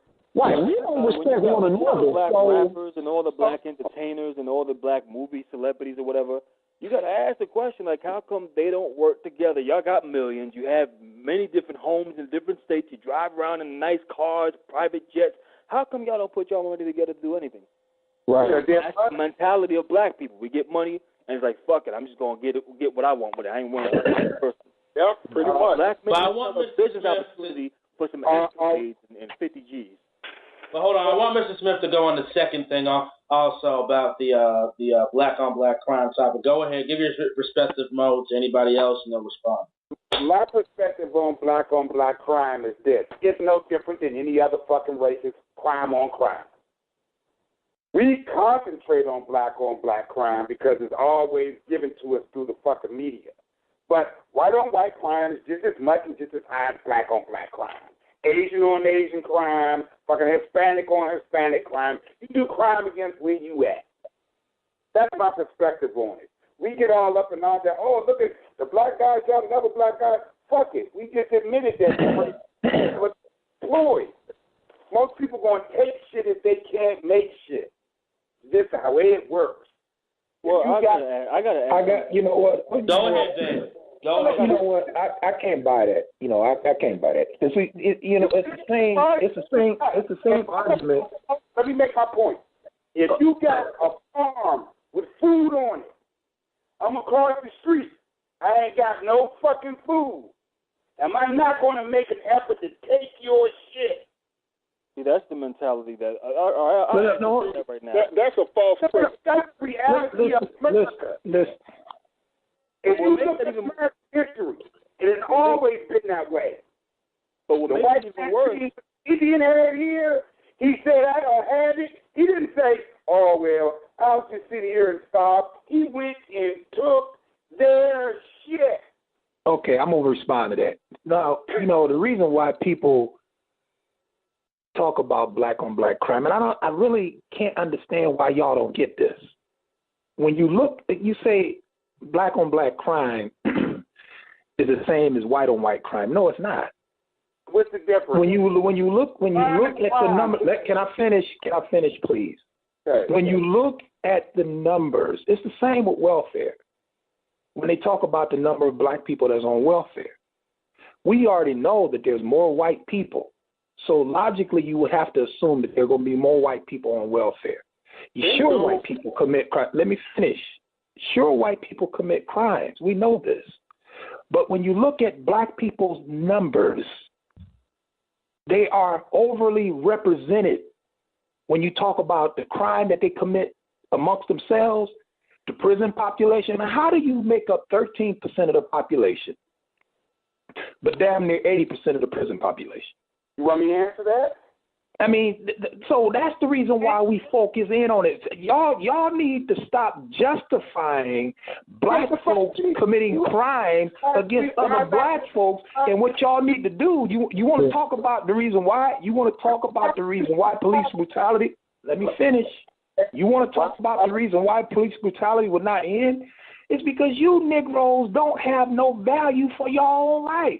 Y'all sitting there justifying black folks killing black folks. Now, let me add this into this whole conversation. What's wrong with these Negroes? Well, let me add this into it real quickly because nah, bro, I gotta let Mr. Smith go on because he go ahead, Mr. Smith. You just sat here 15 minutes ago saying we got a higher unemployment rate.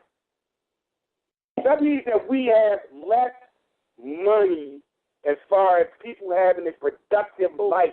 Oh, let me get a drink. Let me get that. Hold on. Chad. Yes, David. Yes, listen, brother, if you're going to have people comment, man, they got to at least have some facts. David, he's disagreeing with you properly. He's not yelling. No, I'm not talking about him. Listen, I'm not talking about him disagreeing with me. I don't care if he disagrees with me, but disagree with me based upon information. How can you say black folks don't have, how can you say black folks don't have? Let the man give you the information, David. How can you say black folks don't have any money? We have $1.1 trillion flowing through the black community. Whenever I hear that we got $1.1 trillion spending dollars, I always ask a simple fucking question when I hear that. Mr. Smith. Painless, let him go on. I'll let you talk in a minute. You're not finished saying something? You just go said ahead, Mr. Smith. So we got the highest amount of people on welfare, correct? That money that they spending in welfare is part of your $1 trillion worth of spending money, isn't it? So they're not making that money. That's money getting into the government that's being cycled back through the system. That is not money that they are creating. Jesus Christ. That's fear.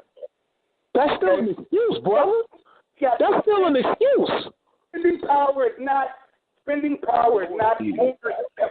you're still giving us all an excuse. I'm done. Mr. Smith. Brother, you can say. Mr. Smith. Ain't ownership. Do you think poverty is the reason why black people kill each other? Do I think poverty is the reason why? I think poverty is part of the cause of why they kill each other.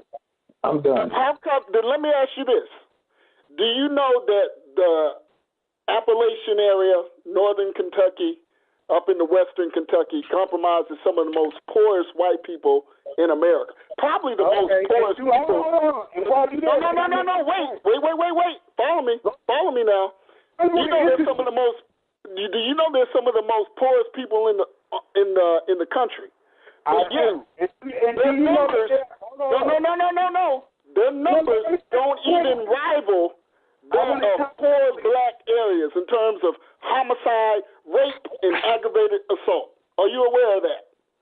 Yeah. Okay, so how does poverty cause the Negro to kill each other, but yet you have poor white hillbillies that are probably more poor because they don't have public housing and things like that like inner city Negroes have, but yet they don't murder and maim each other anywhere remotely close to the Negro. Explain that. Mr. Smith. Okay, you want me to answer your question now? Sure, absolutely. Okay. Absolutely. In that area, most of those that are depressed and poor, many of them are receiving Social Security. So we'll say that. Okay. Like Negroes in the projects, okay. Can you let the man finish? Hold up. Let me make my point. There's an epidemic of people getting Social Security in Kentucky. They had a big thing on it on fucking 60 Minutes. So we'll put that there. So to let you know that I am aware of what you're saying. Secondly, most of the people don't live fucking on top of each other. Most of them they're spread out. So they like, you're in a neighborhood where they got 1,000 people living in a fucking 3-block radius of each other. And we all know if you crowd it up, the more you crowd people together, the more violence you're going to have amongst them. Okay, this is one thing I just want to add. Go ahead, Akwesi. Take my word for it. Look up some scientific studies there. Let me throw this into the conversation because according to black folks, we always have the excuse that we're slaves and we're this. Hey, next thing you gonna say, wait. Let Akwesi speak. We're slaves. It's police brutality. White people got their foot on our necks. Okay, so if we're gonna run with this and all this is true, so you would figure the one person that would have your back would be another black person. But you just justify black people killing each other because of poverty. You can't. So you would figure since we all come from the same stereotype and same environment that we would at least be able to work together. I mean, it's the same shit that the Mexicans. Can I say something? Can I say something? Yes, Mr. Smith. Go ahead. Let me talk, Jay. Go ahead, wait. BigB Carroll will talk, then Mr. Smith. I'll say something else. Finish your point, brother. Okay. Now, with black people, it's not just poor people killing one another. You also have this lower middle class to middle class of black people who are maiming, destroying, killing, robbing from one another. Chad, you're from this neck of the woods in the DMV. Yes, Tell them about Mitchellville, Maryland. Maryland. It's a good area. It's upper middle class, but they have break-ins. Look, tell them about some of the no-grow incidents that take place right here. But wait. So what you're saying is, no. I got one question I gotta ask. What justifies that? That's what I want to know. That's all I want to know. What justifies that? Let me speak. Can I speak and answer your question? Basically, you're saying no matter how much money the Negro gets, he's gonna kill himself no matter what. Guys, don't bang on the man. This is just what he. Go ahead, Mr. Smith. Can I answer your question? Because you said, what you said, let me make sure I got your point correctly. What you're saying to me is that because black people I can't say it's poverty, because black people are doing better, supposedly, correct? Brother, what I'm saying is this. It can't just be poverty like you're pointing at. It can't be. Okay? No. I gave you a chance to talk. Okay? Now, you're from this area too, right? The DMV. Yeah, I live in Mitchellville. You live right there. Okay. Now, a few years ago, there was a case right in Mitchellville where these young kids robbed and killed this doctor. I believe that was in 2008, 2009. Killed this man, basically went to his home and robbed him. They were neighbors of this man. Grew up right down the street. Killed this man in the same similar manner that Sean Taylor from the Washington Redskins got killed. Those kids weren't living the same, okay, it's the same sort of circumstance. They were not living in complete dire poverty. What it was I like what he had, I'm going to take it. Flat out. That's what they did. Okay? Yeah. Nobody wants to hold, we don't want to hold ourselves accountable.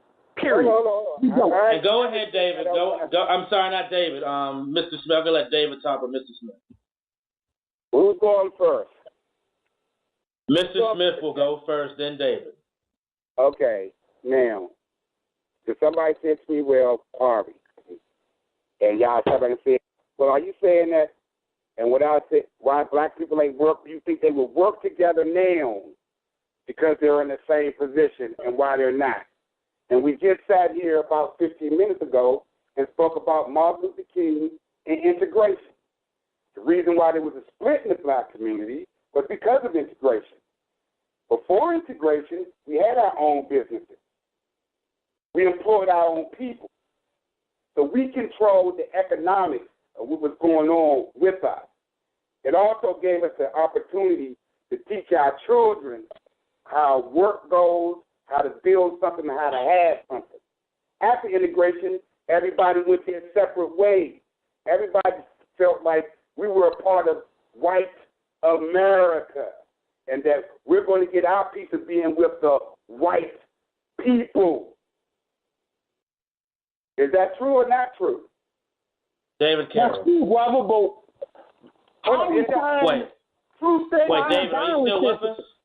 My question is, was that a true statement I just made, or am I making that shit up? You're making a true statement, brother, but I want you to we want you to tie violence into all of this. That's my point. I just wanted to make sure we were still on the same page, that I ain't saying some shit that's off to the left with it. Well, your idea of black people living on top of each other and that being a means of why they kill each other is asinine. That doesn't make sense. You have white people that live in poverty that live right on top of each other who don't kill each other. My question is, what justifies what you said, Mr. Smith?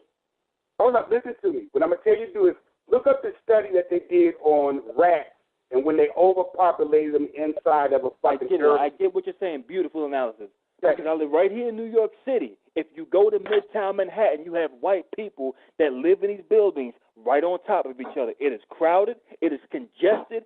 During work hours, you have a very hard time going down in those neighborhoods. And how they're not down there killing each other. And how hard are those neighborhoods police? are the neighborhood police. Oh, my gosh. Oh, yeah, of course they are. New York City we talking about. We're talking about New York City. If you go to Harlem, if you go to Lower East Side Manhattan, and those are the ghetto parts of Manhattan now, those are the black areas, you have more violence and crime in those areas which are less congested than in Midtown Manhattan where you have white people. How do I know this? Because I used to live there years ago. And shoebox apartments. In Midtown Manhattan, do they have more police patrolling that area than they have in those black areas? Question. They got them all over the place. They got several precincts in every borough. So yeah, the police are just as much down there as they are in Harlem. They probably but wait, that's not the question. You said black people are killing each other. So if there's no cops in the area, go ahead. Police are used to control areas. They're used to control areas. To control crime. So what is the point that you're making? Because if you say the police are trying to control the black areas, then why is there more crime going on? And clearly, that isn't an indication that there's not control. They're going to control white areas a lot tighter than they're going to control black areas. Because they want you to feel safe to walk on your street in those white neighborhoods. Let's keep this shit real. No. That's not my brother. Not making sense. Brother, as I explained to you before, it's happening with poverty or without poverty. Okay? Children that are growing up in 6-bedroom homes, okay? Murdering their neighbors. White neighborhoods and that's where we at. Hold on. Are you telling me that the government does not allocate more funds in white neighborhoods than they do in black neighborhoods? Brother, you're bringing up something that has nothing to do with it. The equation I just gave you, think about it. A child is growing up in a 6-bedroom home. I grew up in a 3-bedroom home, okay? 6-bedroom home with a swimming pool in the back. Gonna go, him and his little buddies that live in the same neighborhood. 6-bedroom home. Blow their neighbors' brains out. Now explain that, brother. That's where we're at as a people. It doesn't matter. It's not mattering anymore. We used to be able to give you that's only in the hood and blah, blah. That's bullshit today. In Prince George's County, Maryland, that's bullshit. Most of the black people that y'all are discussing are not middle-class black people. They're your hood rats, your ratchets, and all them. And them motherfuckers is not living in fucking Mitchellville. They're living in Southeast D.C. and Berry Farm. Brother. And the world Laurel, Maryland. Look, Laurel, Maryland. Mount Rainier, Maryland. Howard County, Maryland. Annapolis, Maryland. I could go on and on, brother. I'm from this area, born and bred. I'm from this area too. And I tell people that crime they ain't shit like a fucking project in D.C. Oh, goodness. Brother, you're not getting it. Like we're saying, it's not mattering. The poverty thing is not mattering anymore. That used to be one of the main things we as a people used to say. Hold up. I guarantee you in Annapolis, the crime rate among white people or white people is higher than it is on black people in Annapolis. I guarantee you that. I guarantee you that. The thing that's going on is black culture, black pseudo hip hop culture. That's what I'm pointing at. Has left the inner city projects and seeped into the upper middle class black. It seeped because I'm from Alabama. That's where my roots are. Now Birmingham, Alabama is a city where a couple young black girls were blown to smithereens by white supremacists. Yeah. Do you know who leads? Now this is backwoods Alabama. Do you know who leads in homicide in Birmingham, Alabama? The Negro. Now, this is a city which was one of the Mecca cities of the Civil Rights Movement. Yes. Now, you got Negroes 3 generations after, blowing each other. Essentially, if you took the black population out of Birmingham, you wouldn't need a homicide division. That's what I'm saying. Damn. Okay. I want David to say something right quick, but these are statistics from 2012 from the FBI. All other crime, white people commit the most crime. It's only in 3 areas in which black people commit the most crime. That is murder and negligent manslaughter robbery, and gambling. All other crime is committed by mostly white folks. Just want to put that out there to Mr. Smith's point. Here's the thing. Here's the thing that shouldn't surprise us. There's more of them. I mean, I agree with you, David. I agree with you, but I'm just pointing. How do they get an excuse because it's more of them? Listen. I'm gonna say this, and then I'm gonna go back to being quiet. Tonight, amongst a lot of other stuff that I heard, two things stuck out that I heard. I heard a Negro tell me that I should be proud that Barack Obama is half black and he's in the White House. And I heard a Negro justify black folks killing black folks. I am done. I didn't justify. I'm done. Now, Chad, when you come to another subject, I'll chime back in. On this subject, I'm done. It's no problem. It's no problem. If you don't feel I got to let everybody talk, David. I can't be biased. Ain't nobody. I want to add something into this really quickly. The point I was making is that this isn't only restricted to the inner city black community. Why it's happening. We didn't say somebody saying, "Oh, it's cool for them to do it." Let's clarify that. What we was discussing was what are some of the reasons why. Well, we need to define. See, when I talk about black on black crime, Painless. Let Mr. Smith finish his sentence. Let's go ahead, Mr. Smith. Anybody say poverty does not play a part in black people killing each other, they are tripping. And if you can show me anywhere where it doesn't, then I'll shut the hell up. Show me where poverty don't play a part in black people killing each other. Come on. I disagree with you, Mo. I mean, Mr. Smith, I disagree with you, but y'all pull up statistics for every goddamn thing. Pull up the statistics to show me that poverty don't play a part in black people killing each other. You know what's even crazier above all else is that black folks, they love Barack Obama, but you figure with damn near 8 years of him being in office that black folks would have at least made an attempt to get it together. Yeah. As a matter of fact, when you look at it, this shit is even worse. I mean, what excuses this shit? I mean, poverty can't be the reason. No, that's just, I'm not buying that shit. I'm sorry. Y'all want Barack Obama, the black president, we got him in office, cool. The white man got his foot on our neck. Okay, that we figure if the black man's going to bring the battle to anybody, he's going to bring it to the white neighborhood, into the suburbs. No, he's bringing this shit in his own fucking community. There's nothing Again, I could pull up study after study after study that shows poverty plays a part in it. Can you pull up any that don't? If you can't pull up no studies to show that poverty don't play a part in black people killing each other, then don't argue that it don't happen. We was running around with open your eyes, and all you got to say, man, forget studies. The first thing is poverty. The next thing is, whoa, wait a second. Painless just gave you an example. Like a motherfucker. Painless just gave you an example. And then your excuse behind that was, well, no, they're not on top of each other. So I gave you examples of white people on top of each other in Midtown Manhattan, and they're not killing each other. You Negroes always want peer-reviewed articles.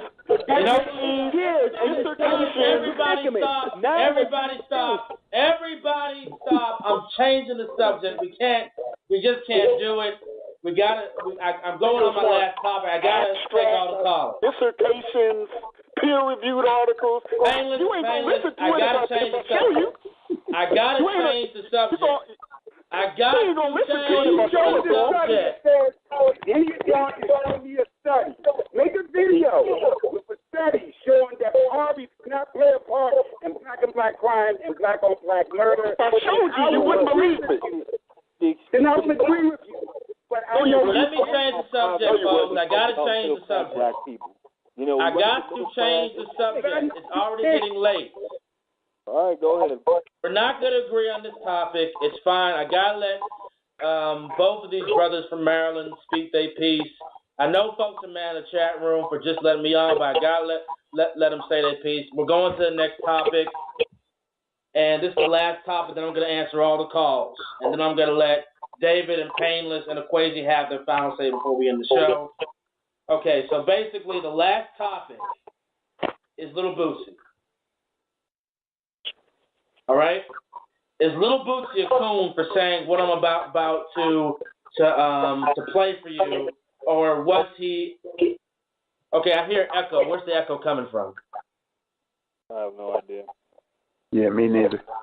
Yeah. Okay, is either Mr. Smith or BigB Carroll? What's that? I don't even have nothing on. No, I don't have anything on either, Chad. Me neither. Okay, freaking. I'm going to the Little Bootsy video. I'm gonna say who believes this is called coonery, right? What he was saying right here. This is Little Bootsy giving his perspective. My cousin, he went in. He did a bid for somebody. Yeah. Dude came to the prison to visit him with his girlfriend, with my cousin's girl. So the man he did a bid for, now with my cousin sat and he said, Peter, man, I'm crying. He said, I'm literally crying. I'm crying like I'm a grown ass man crying. Yeah. That's how do I think it seems so much, Boosie. It's like we hate each other almost as a people, man.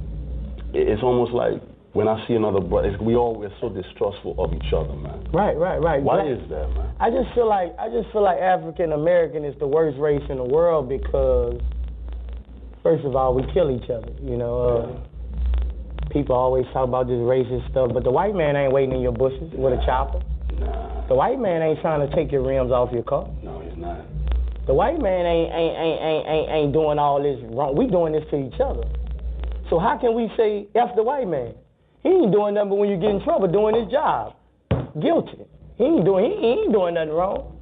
And you don't think he created that system for us to destroy you? You kind of think that's old now. We can't keep using that excuse. That he kind of created it. I can implicate on that too. I really do feel like they brought drugs in the country. Yeah. You know, and gave it to the big dogs in the black neighborhood because they gonna put it in their culture, and we gonna smoke up all the drugs. You don't see the Italians selling keys, dime rocks on their block to their people so they can get strung out. But most of us got a picture of Scarface. But we got a picture of Scarface, John got it, we got all these pictures. But they know we gonna kill our race. You know, they not taking it to the white guys and telling them break down dime rocks and sell them. Nah, they gonna sell weight. Cause it gonna all come right back to the black. And we gonna fight over the scraps like. Yeah. It's just how it is. But I mean, how the hell do we? So I've heard these arguments so much where we say it is what it is, man. But how the hell do we get better? Like, how do we escape this poison of the mind, man? Right now, I really don't know. You know, I think what a lot of blacks need to do is get together and first take back our neighborhoods. You know, the Arabs, everybody run our neighborhood. You know, every corner store Arabs, restaurants. You know, if we was to form and get our neighborhoods back, and have money to build our own education. You know, to where we hire our own teachers to teach our people. You know, we giving the government to teach our people. You know, they don't have the same love for us as we got for our kids. Not at all. So, you know, they just come in. You're a bad child. We're gonna put you in the back of the class. You know, but a black person with heart who had children like that, they'll console that child. Exactly. You know, like a lot of bad kids in school. I just wanted attention. I just wanted some love. I couldn't really get love at the house like that, so I just wanted attention. You know, and that's basically what all they want is attention. Funny you say that. There was a study that was done that says depression, it can be shown through sadness and tears or through rage. Right. So a lot of brothers busting their guns is tears. It's like you crying, but you're using a pistol to do it. Right. And, you know, Boosie, so we go back to hip hop because a lot of, you know, I guess I'm not a hip hop head, whatever that's supposed to mean. Yeah. But what I am is a fan of brothers just eating together. Yeah. Right? So this hip hop thing has created an economic engine for us to employ each other and whatnot. How do we take it back where, let's be honest, man, we watch a music video, multi-million-dollar cars, $100 cars in a project building, right? Right. And you use this set and these people's pain to be authentic. Right. But then you drive off and they left to suffer. Right. I don't know. Like I got a real issue with that. As you can keep bringing that up. Right. I got a real issue with the exploitation of black pain. Right. Me too, man. I got a major issue with it. Me too. And a lot of these guys, they got billions of dollars, and they don't do nothing for their community. Yeah. They don't help these people. They might show up in a Lambo or whatever. Yeah. Now you got these millions of kids thinking I'm gonna do whatever I gotta go do to get this Lamborghini. So I'm finna run in this bank. Wow. And that sets me apart from a lot of people because I'm still the one rapping about the Cutlass and the 9/8 on D's and V's. The stuff that the people that listen to your music can afford. Right. My fans, I got true heart fans who understand that I know what they're going through. Yeah. And people get sidetracked with all this, all the fame and fortune, and that's how they end up crash coursing, Now, I've never been a big fan of Lil Bootsy. I've heard his music. I've listened to him in the past. I don't know why people didn't call him or why the lip smacking Mac didn't put him on the coon train 18 years ago. But just a question to everybody. Did he say anything coonish? Did he say anything wrong? Is he a coon? Anybody want to answer that? No one's a He coon. just said to me, this typical street corner philosopher. I mean, he talks with a forked tongue. I mean, the very music.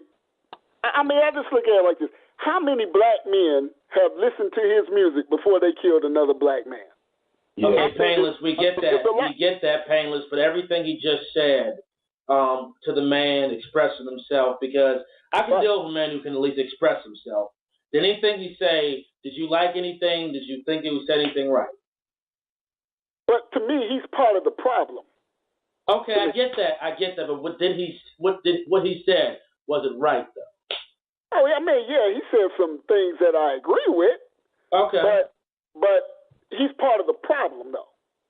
I agree with you. Akwesi. Another thing, Chad, is it's like this. Okay, go ahead, BigB. He's an artist. Okay? He's an artist. Okay? Back in the early 70s when Marvin Gaye put the album What's Going On, out, he had a great, wonderful message. But, the brother was also dealing, heavy with a lot of depression issues. He was shoving amounts of cocaine up his nose 24/7. And from like that point on to his death, about 10 or almost 15 years later, it's sort of the same thing. You got some people, Marvin Gaye was a genius, and then you got others, who fight against it. Okay, he's an artist, and you got your ups and downs with it. I mean, that's all right, BigB. Akwesi. As far as Lil Boozy, I don't know who the guy is or listen to his music, so I'm not familiar with him. I don't classify nobody as a coon for simply stating what they feel, because everyone's going to have an opinion. If I'm going to sit back and let somebody's opinion get me that upset that there's a problem there myself. But what he said some things similar to what I said. You have all of these rappers and entertainers that have money, and they don't do nothing for their own community. So I agree with a lot of the stuff that he said. As far as his background and who he is and what he's about, I can't speak on it. But off of just what I heard, no, that wouldn't classify him as a coon. Actually, all right. That's a little different. All right, Mr. David. No, he's all right. No, I mean I say that because he's saying the same things you say about the Arab stores and everything else, so that's why I'm asking. Yeah, but I'm along the same line with Painless. I mean, I can't take that serious when he was dying. I mean, he said some stuff that was right, but a broken clock is right too. Twice a day. I mean, but he's a shine. I mean, he can't get away from that. I mean, he hasn't changed from that. I mean, he said some good things, but the guy said he's a shine. He's a clown in blackface. Yep.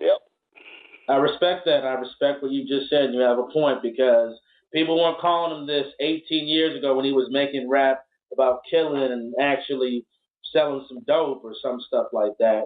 But now that he gave his opinion, now he's a coon. Right. So you're right about the broken clock comment too. That seems to be the new word. All right, Mr. Smith. To me, he said a lot of things that was wrong. The first thing he said was that pro athletes and other rappers and stuff are not putting nothing back in their community. They are. They're not a part of the black community. I haven't heard many people say there is no black community. So they're putting their money where they live at. That's their community. So they're doing what they're supposed to do. So when somebody say, oh, athletes ain't putting money back into their community, they don't live in fucking no black community. They don't live there. Wow. Money in the community that they live in. They money in the community that they live in. Wow. Well, this is why black people don't have any money, because like I said, when people got money, they don't start no business. What Jewish people do, this is what Arabs do, this is what Asians do, this is what Mexicans do, every other race of people. This when you thought you heard it all. Yeah. Even Africans do this shit. I got to laugh and stop from crying, man. They don't have the mentality. So this is why this is the reason why there's poverty in the black community. Because a black man to get money, and he won't say, you know what, let me go ahead and purchase a couple of buildings and employ my own damn people. No, he won't do that, because he'll go out there and get him a nice car and get him some home in the suburbs and blow through his fucking money. This is what he's going to do. But see, to your point, Akwesi, you have that, but you have black people who do that, but then it bites them in the butt after they start doing that and helping other black folks. And then the other black folks that get help don't want to help them. So that happens too, to a point. Yeah, that's how many of you guys remember when Stephon Marbury, formerly of the Knicks, I believe, when he had those Marbury shoes out, the what they were called, the Starberries, for like 10 or 15 bucks. He was selling those little cheap. They were very he was selling those his sneakers for about 10 to 15 bucks. Mm-hmm. He tried as much as possible to get other athletes, other NBA athletes, on a board with him. They laughed in his face. They clowned him. The only other athlete that he was able to sign was Ben Wallace. Goes back to what I said again. Blacks don't work together. We don't work together, and this is why you have crime in the black community. This is why we don't have any money. And was trying to knock over the next black man, not the white person now who has the money, but the next black man who's trying to get his shit together. And we're going to rob him because it's easier for us to do this. And you know what, Akwesi? Yeah, you know what's you know, black folks. I mean, you like you said, you don't see that amongst Jews. You would never hear what we heard on this phone just now from a Jewish person. A Jew you would never hear no Jewish guy justify another Jew who has money not giving back to his community. You wouldn't hear that from no Jew, from no Arab, from no Asian. You would not. The only place you're going to hear that the Negro. is from this Negro. It's from this Negro. Negro himself. If you go to any Jewish community, what you're going to find them doing there is building their community. This is something that black folks don't believe in. Wow. I mean, if you go to any black community, like right now, you go to Harlem, and there's a street that used to be a drug street, 114th Street. I used to work right around the corner on 115th Street. As a matter of fact, I did a brief video on the block that I used to work at. I ended the video by some buildings that I used to work at. They were owned by black folks. Gone now, and now guess who owns it? The white person. You go around the corner from that block, there was a drug-infested area, the housing buildings, the tenement buildings, all got raided. So across the street now, all those buildings now, they've been closed down for about 5-6 years. They now building them back up. And if you walk along the side of the street where the buildings that you got tenants living in, you're going to find Negroes staggering around, twiddling their thumbs, sitting in front of the building. Meanwhile, they're building up this property right across the street from you. But here's the kicker. They're not fixing that for your stupid black ass to come move back in there. No. Guess what's going to happen? Some white folks going to come in there, and this is how they put your ass out. Exactly. They're stupid. They stand around looking retarded, not having a fucking clue of what's getting ready to happen to the black ass. But then they want to complain, oh, the white man expanding the black community. You're an idiot. That's how they can do this. That's Go ahead, Mr. Smith. I know you want to talk. Go ahead, Mr. Smith. Okay. None of y'all ain't heard nobody say that there ain't no such thing as a black community. Y'all haven't heard this said by people. Well, as far as I'm concerned, there is no black community because the Negro himself don't believe in it. Okay, so if there is no black community, what did I say wrong when I said that the athletes put their money in the community that they're in? Well, no, wait. I'm gonna go back to the source now because you started off by talking about the poverty and why black people kill each other. These are some of the reasons why. Because when we come across money, we don't do nothing. We won't work together, and this is the mentality that we have. We do nothing with each other. And you know what? To an extent, I'm not saying that you're wrong about anything, but I'm just saying these are the reasons why. Because honestly, the way black folks are, if I have money, I'm only going to work with a small segment of them that actually want to build something. If not, get the fuck out of here. I'm not going to deal with you. That's just where it's at.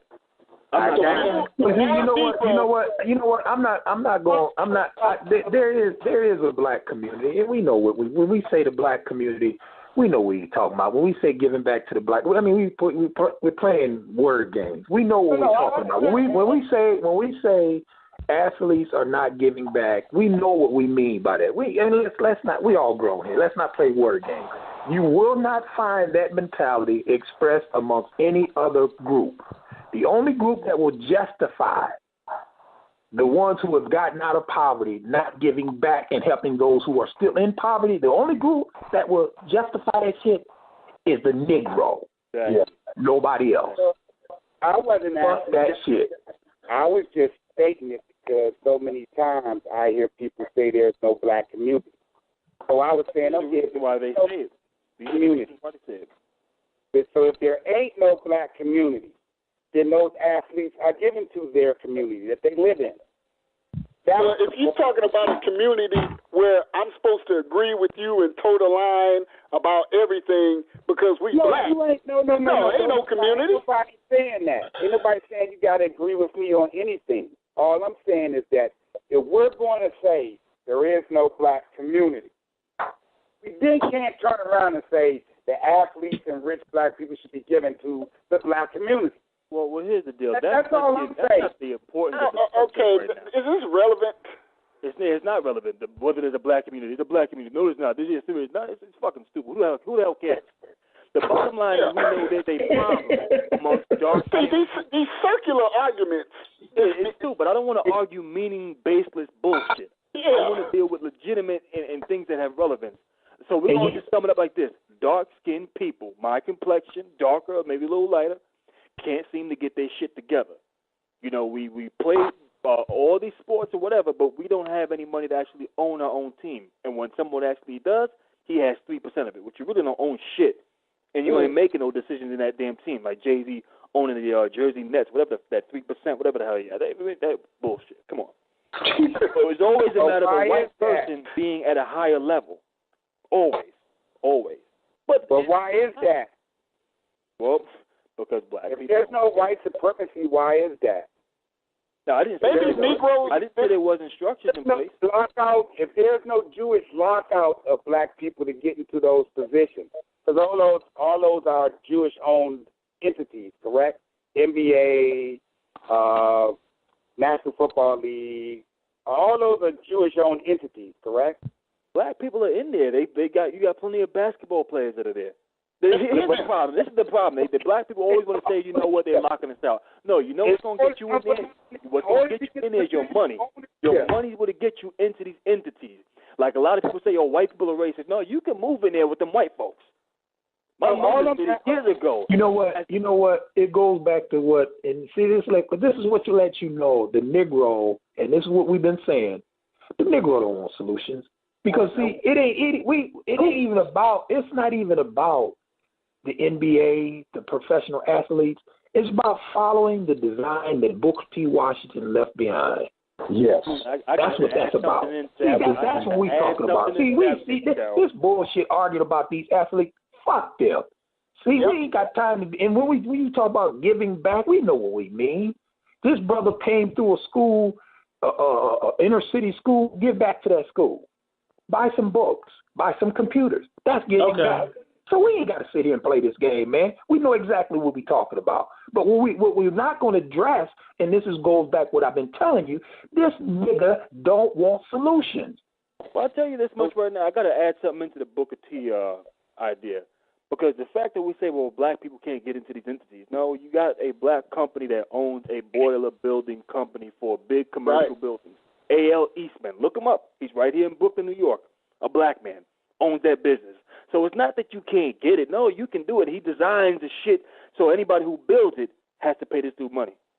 Right. So it's not impossible. It's not impossible. When I'm hearing this shit, I'm like, nah, that's not going to fly. That's not going to fly. Okay. A black man can do it. Just like all them brownstones that they own out there in Harlem that they're selling for nothing. I think we need to distinguish, it's the American Negro with this mentality. Do you know Africans, they're very entrepreneurial. I personally know quite a few Africans. So it's not that black, and I said this earlier in this panel, that it's not inherent that black people can't run things. It's the American Negro with that mentality that doesn't allow him to open up businesses and things like that in his nature. It's the same Negro that Africans will move into his community, into his area, whatever, his dwellings, and open up a business right in front of him. So we're dealing with the cultural thing with the go ahead, Dave. I want to respond to what Painless said, but go ahead, David. You know what? You got them Arabs, and when they come over here with nothing, can barely speak the language. And what those Arabs do is all pitch into a pot each month. And in that pot, they send back for some more of their family members to come over. When their family members come over here, they normally have a store or a gas station in your neighborhood, where y'all shop, because y'all patronize them. Y'all go in there and y'all help him to get his family over here.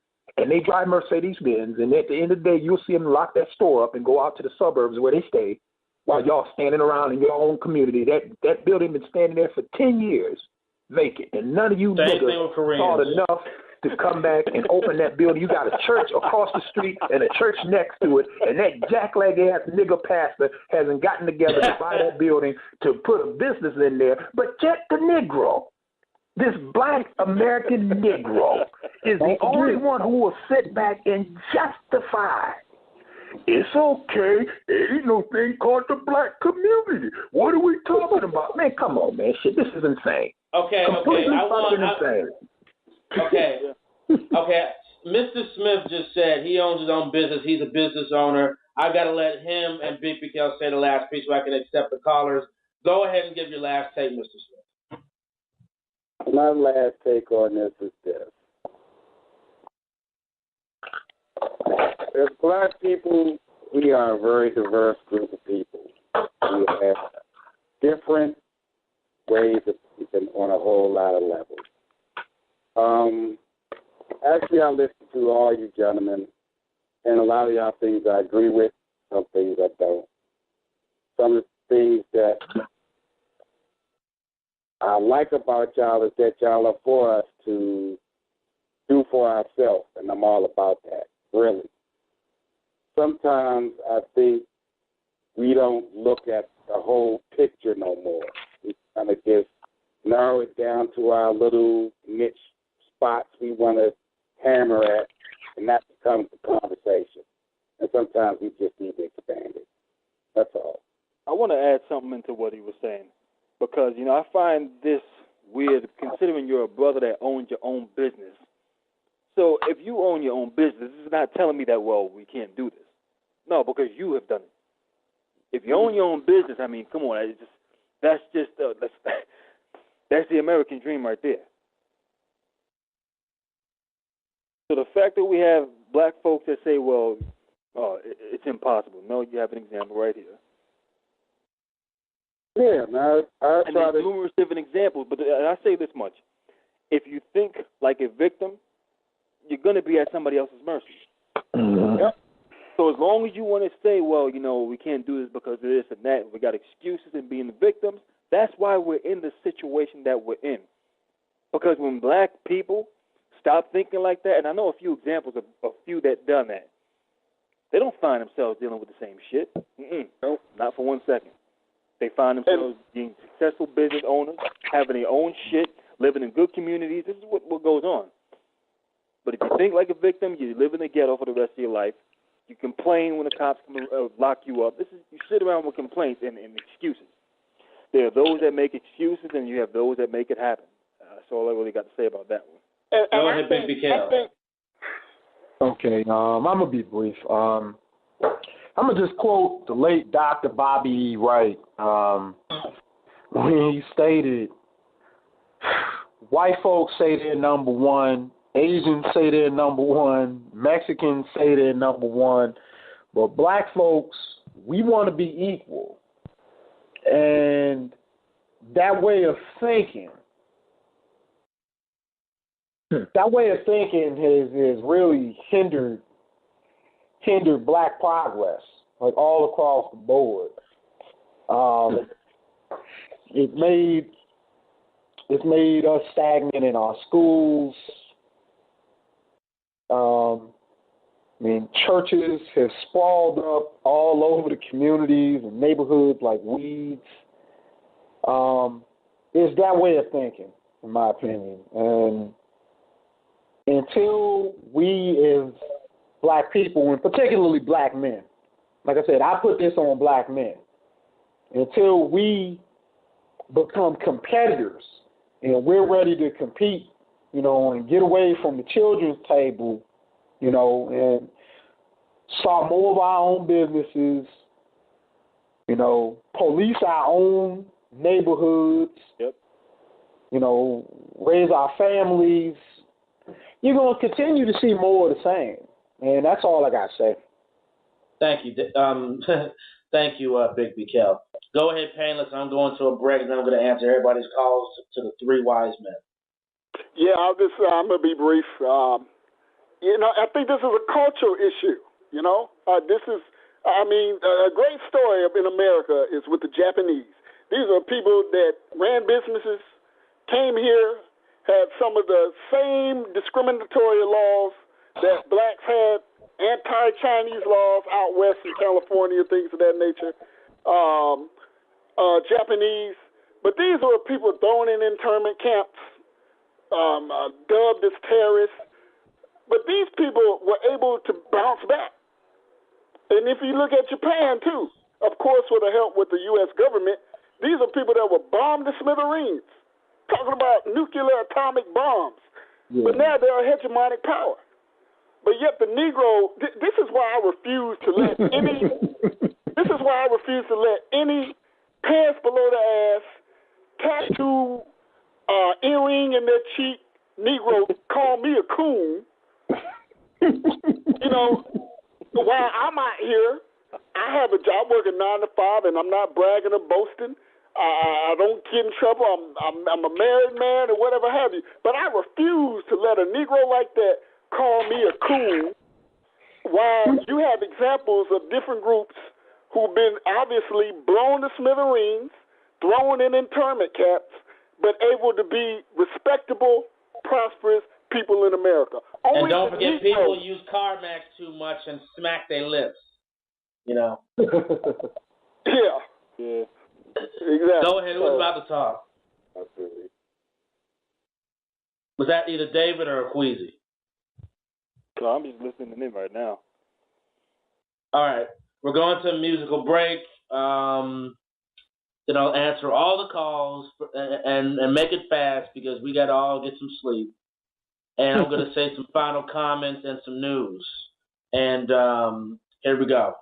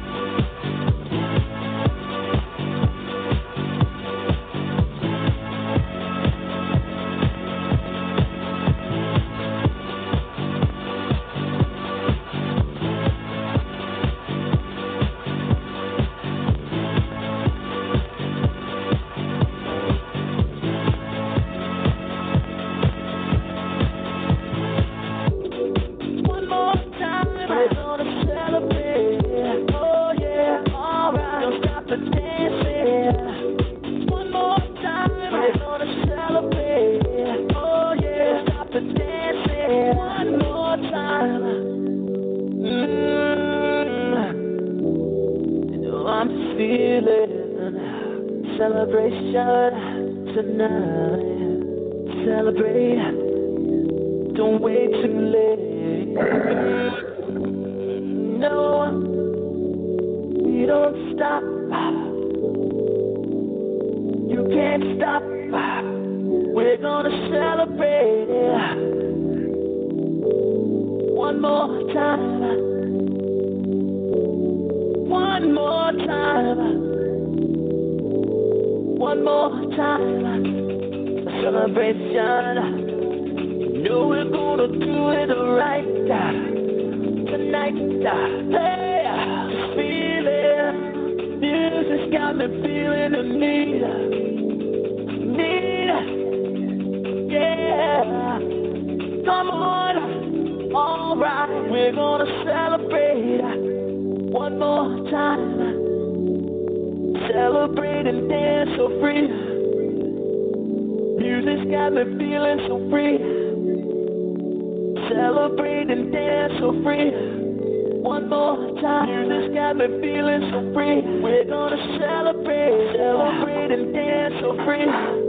One more time. Music's got me feeling so free. We're gonna celebrate and dance so free. One more time. Music's got me feeling so free. We're gonna celebrate and dance so free. One more time. Music's got me feeling so free. We're gonna celebrate and dance so free. One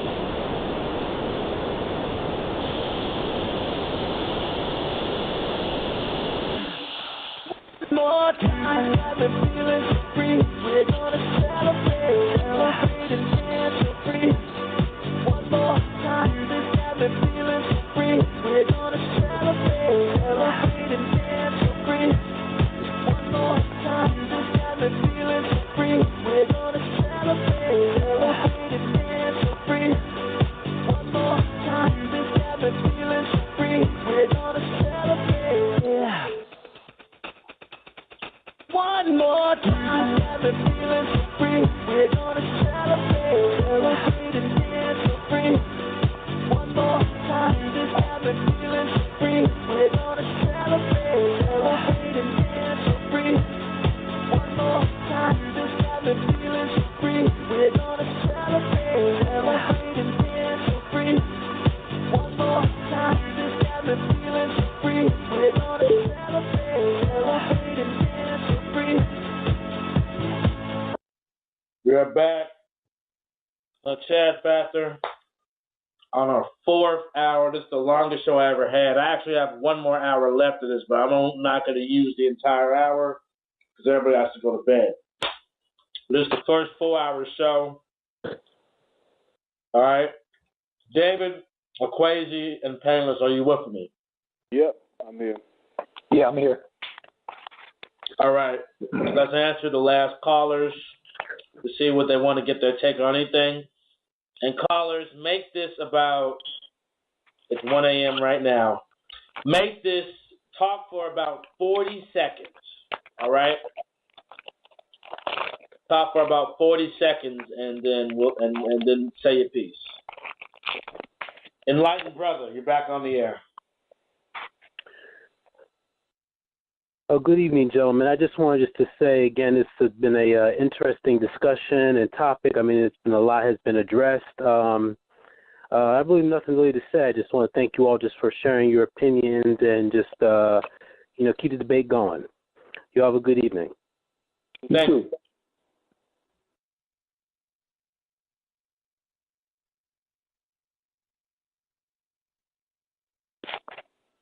Texas, you're on the air.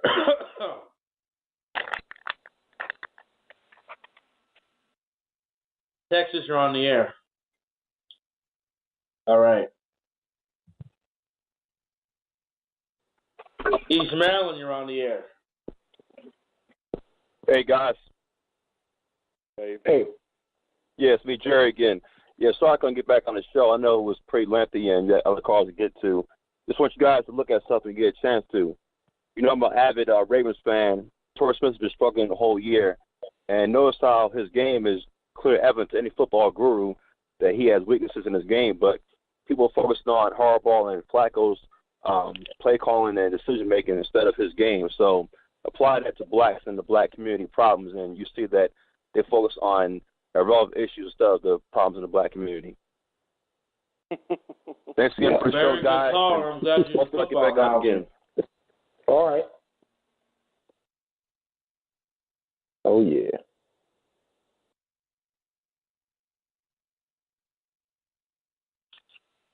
Michigan, you're back on the air. Hello? Michigan. Yeah, Michigan. Go ahead. Hey, what's up, man? I just got two comments and one question for Painless. Overall, great show. I wanted to touch back a little bit on the sterilization piece. I wouldn't recommend necessarily sterilization because I'm pro-life. I'm against abortion by all means. Me too, brother. Me too. One of the things I just do is I would just strip them away from welfare and rewarding people for making bad decisions, opposed to giving them benefits or anything like that. The second part is with Little Boosie. I think Little Boosie describes himself.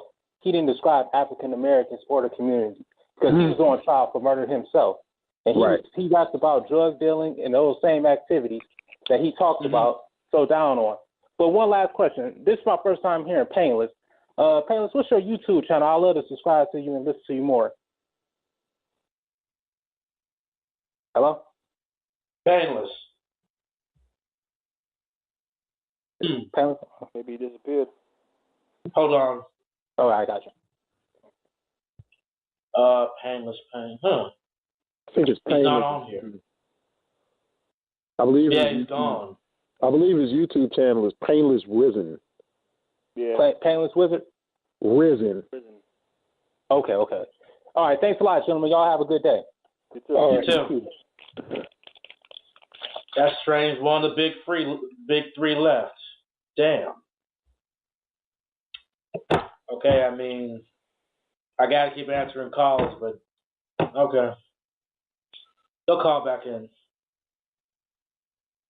All right. So I just answered in New York. Oh, Michigan hung up. Okay, never mind. North Missouri, you're on the air. North Missouri, are you with us?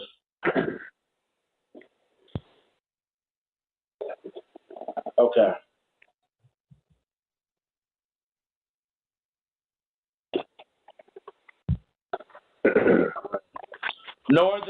Northeast Illinois, are you with us? Northeast Illinois, are you with us? All right. Lynette, you're back on the air. Hello? Yes, ma'am. Oh, I just wanted to say to Akwesi, I'm so offended that you were talking about my church people. You know, that is so against Jesus Christ. It's so offensive. I don't know what to say. You know, just kidding. I'm anti-religion. That was a good one. I like that. Anyways, Jesus, people who follow Jesus don't even really know what he taught. And what he taught was basic, common sense things. And when he said, he called his disciples, he called them gods. Not that they're to be worshipped, that they can construct their own thoughts and abilities, that he was just an example. He just taught it. He said he was a teacher. And that he said, pay back Caesar's things to Caesar and God's things to God. And if he called all his disciples gods, he's telling his disciples that you can go and reach and get things for yourself. That you don't have to just be under Caesar. I don't know if you follow scripture or you read scriptures or anything like that. I heard bits but anyways, of it. huh? I've heard bits and pieces of it. It just, after a while, I just couldn't stomach too much of it. But they don't even follow what he taught because there was no tithing. He never taught 10% tithing. He never taught any of that. Of course, but the question that I would have to ask these people is, what would God need with your money? Right. God exactly. that created the planet, that created the solar system, the universe. The Cadillac dealership in the sky. Yeah. Right. But God somehow needs 10% of your earnings now. And I asked the lady this one time, and I said, well, why do you donate your money to the churches when you could be putting this into your son, into whatever it is you're trying to accomplish out of life? Oh, I got personal reasons why I'm doing that. Really? Okay. Right, I agree with that. I'm very anti-religion because I think religion is part of the problem concerning a lot of things. And believe me, black people aren't the only one afflicted with that Jesus syndrome, that fake Jesus syndrome. Oh yeah. Okay, there's a lot of other people that are affected by it. Yeah, I agree, but I think more so black people are affected by the white Jesus imagery. Yeah. And that's primarily about black people, that they say, there's white people, the white man's got his foot on their neck, but you go in their house, you're going to find them worshiping a white Jesus. You go in that church, you're going to find them bound down praying to a white Jesus, but you talk about white supremacy. That's common. Yeah. And I mean, I wanted to point something else out to you. Chad is supposed to have a guy named Pastor Dow on his show sometime soon, correct, Chad? In 2 weeks. He's a Hebrew Israelite. He is very anti what Christianity teaches, and he is a community builder.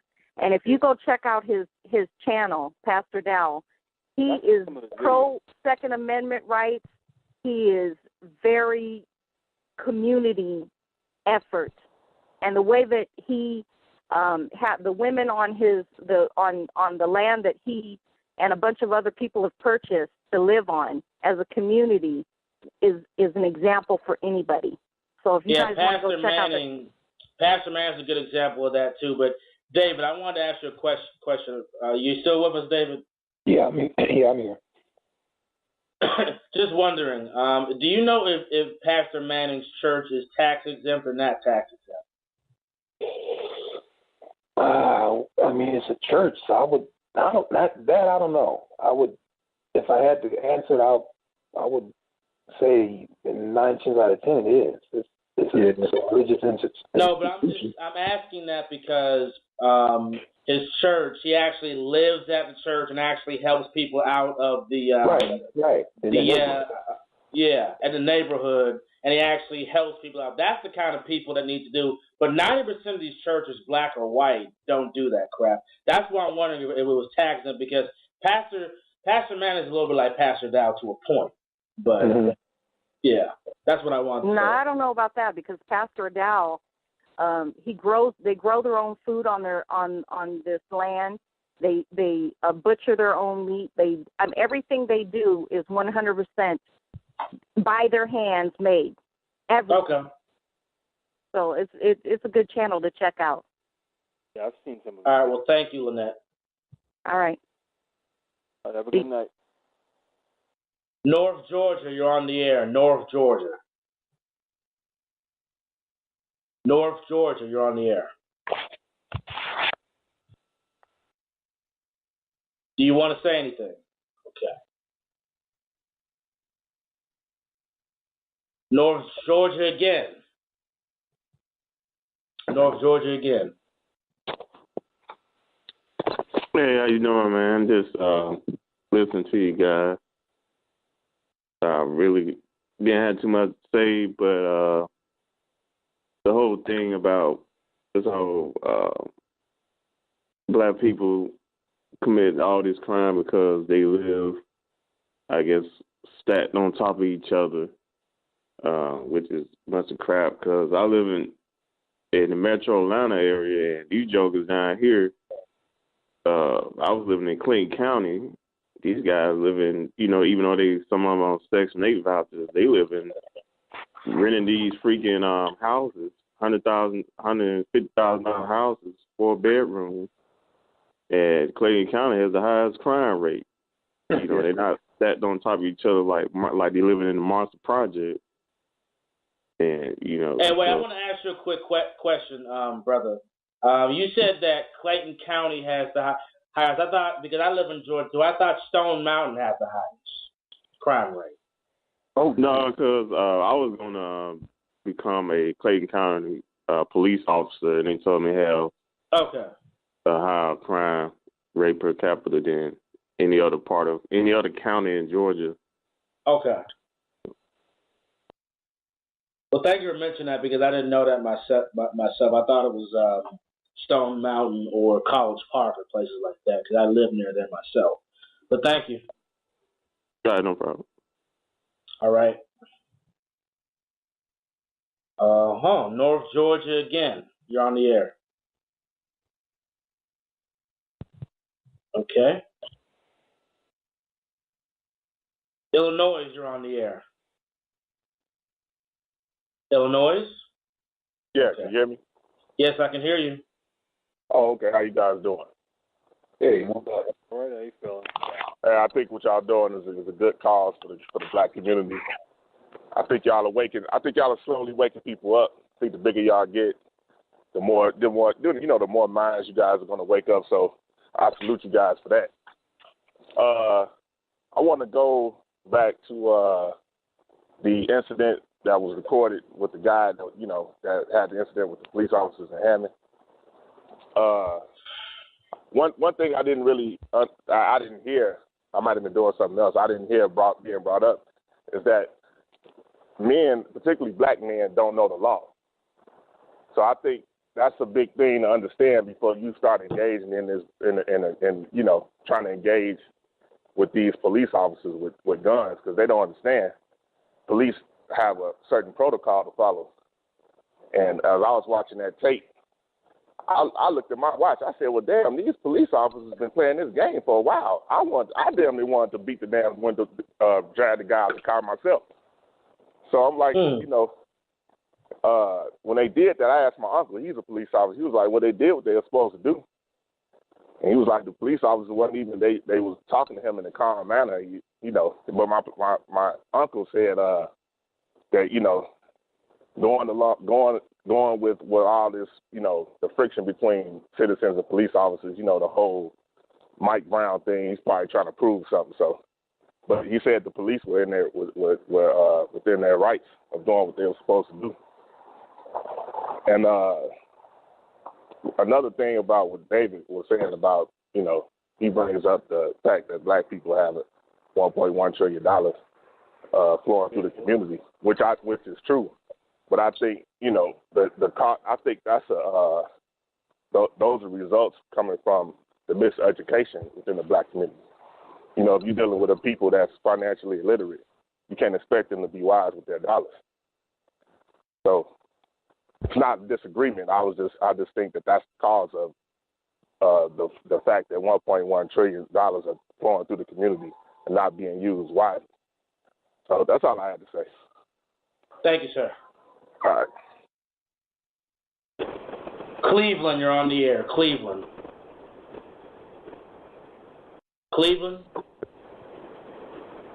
Okay. Wait. Cleveland, do you want to say something? I was calling say big fan of Mr. Carroll and Akwesi 100, like these brothers are doing. And I think that what they're saying is right, but they got a long uphill battle trying to convince this Negro what they're doing is wrong. And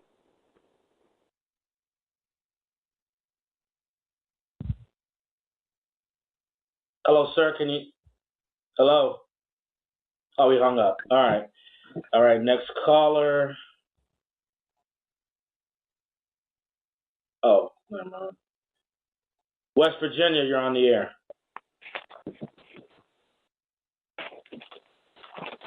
West Virginia? Hello? Yes, sir. I just wanted to talk to the panel real fast. Last time I called, I was being like a real big fan. I'm a fan of you dudes. Now I'm going to speak about my piece. I think that guy, that dumb dude that was talking about how Barack Obama, he should be happy that he's back. You should be happy that he's the president, is a straight idiot. Because Barack Obama being president got black people thinking racism is over, and that's getting a lot of black people fucking blasted. It's like when black people were more productive in society and we did group economics, we were still getting hung. But we knew the deal. But now black people thinking like, oh, racism is over, so I'm going to stand up to cops like white people. Like, no, you can't do that.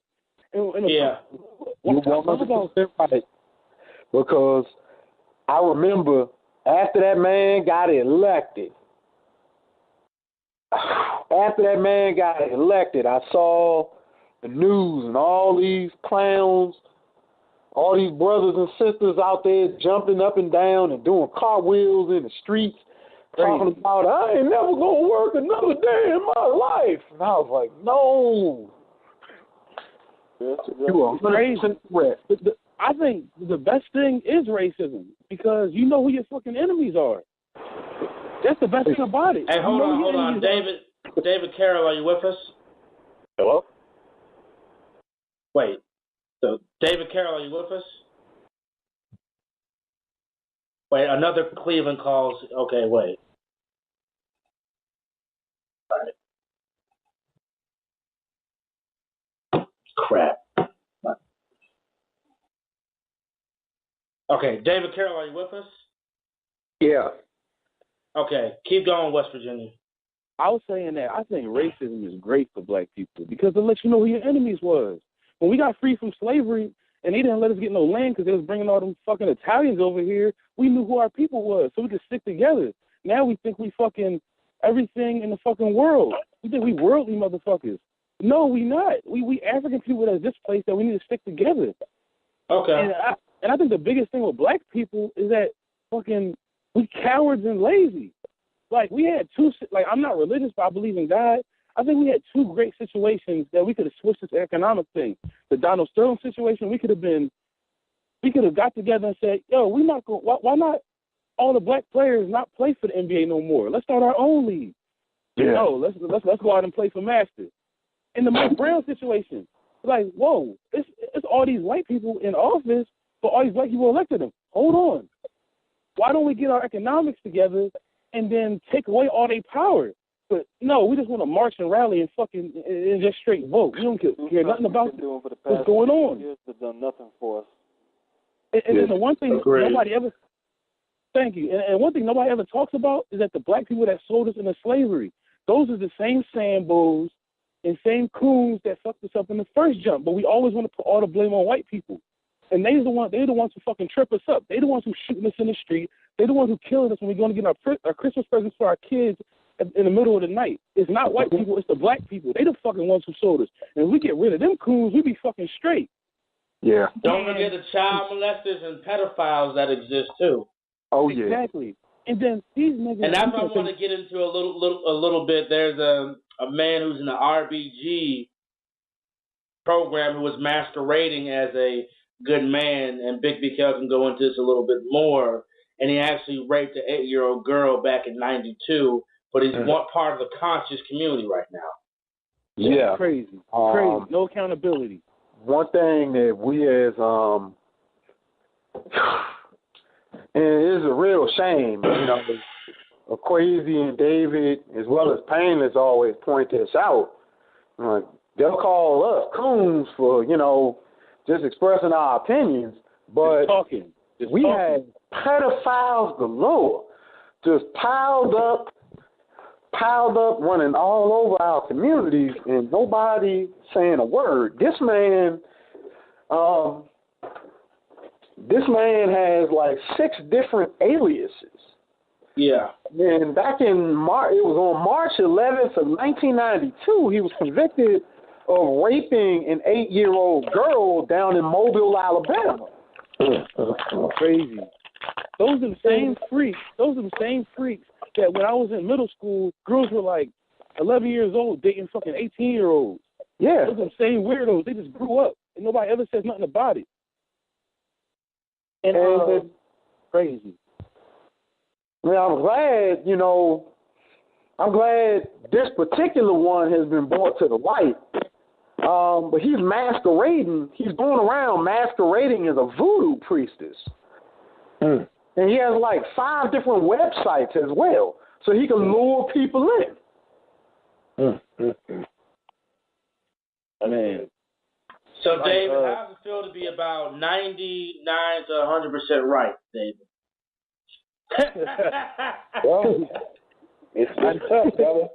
I'm not the one to tell you I told you so. But y'all niggas. Yo, the craziest thing is that, like, when I walk around the black community, all I see is Chinese stores and Italian stores. I'm thinking like, I go up to them and talk to them. I'm like, where are you from? They be like, Vietnam. I'm like, these motherfuckers like they're from China and they cooking Chinese food. We can't cook that shit. we can't put no dough in there and make no pizza. Hey, but West Virginia, brother from West Virginia, I got to get the other callers in and say the final comments. But thank you for calling in, bro. Can I say one more thing, man? Say one more thing. Hurry up. You got 15 that seconds. economic thing don't mean shit because we hold $1 trillion in the U.S. economy. We have no excuses. Chinese stores and Arab stores are taking WIC and all that other shit. So they're taking all that money. We need to educate ourselves and spend that shit with our own money. We act like WIC and all that shit ain't money. It is. We just they push ignorance just so we can just walk away and not care no more. They just want to push you to sleep just like the pastors do. But I'm going to let y'all go. Good show, y'all. Keep doing what y'all doing, man. There's good black men out here trying to work. Thanks. All right, West Tennessee, you're on the air. West Tennessee. What's going on, Chad? How you doing, man? It's HP. You said this is who? HP, Huggy P, man. What's going on? Oh, Huggy P, dude, we've been here for like 3 hours, man. We wanted to lip smack him back hours ago, boy. I slipped out. I missed the whole show. I came in right when y'all were talking about Boosie at one point. But what's up to Akwesi, David, Carroll? Painless ain't here. Painless ain't here right now. Painless left. Okay, well, what's up, everybody? How y'all doing, man? Good time. What's up, man?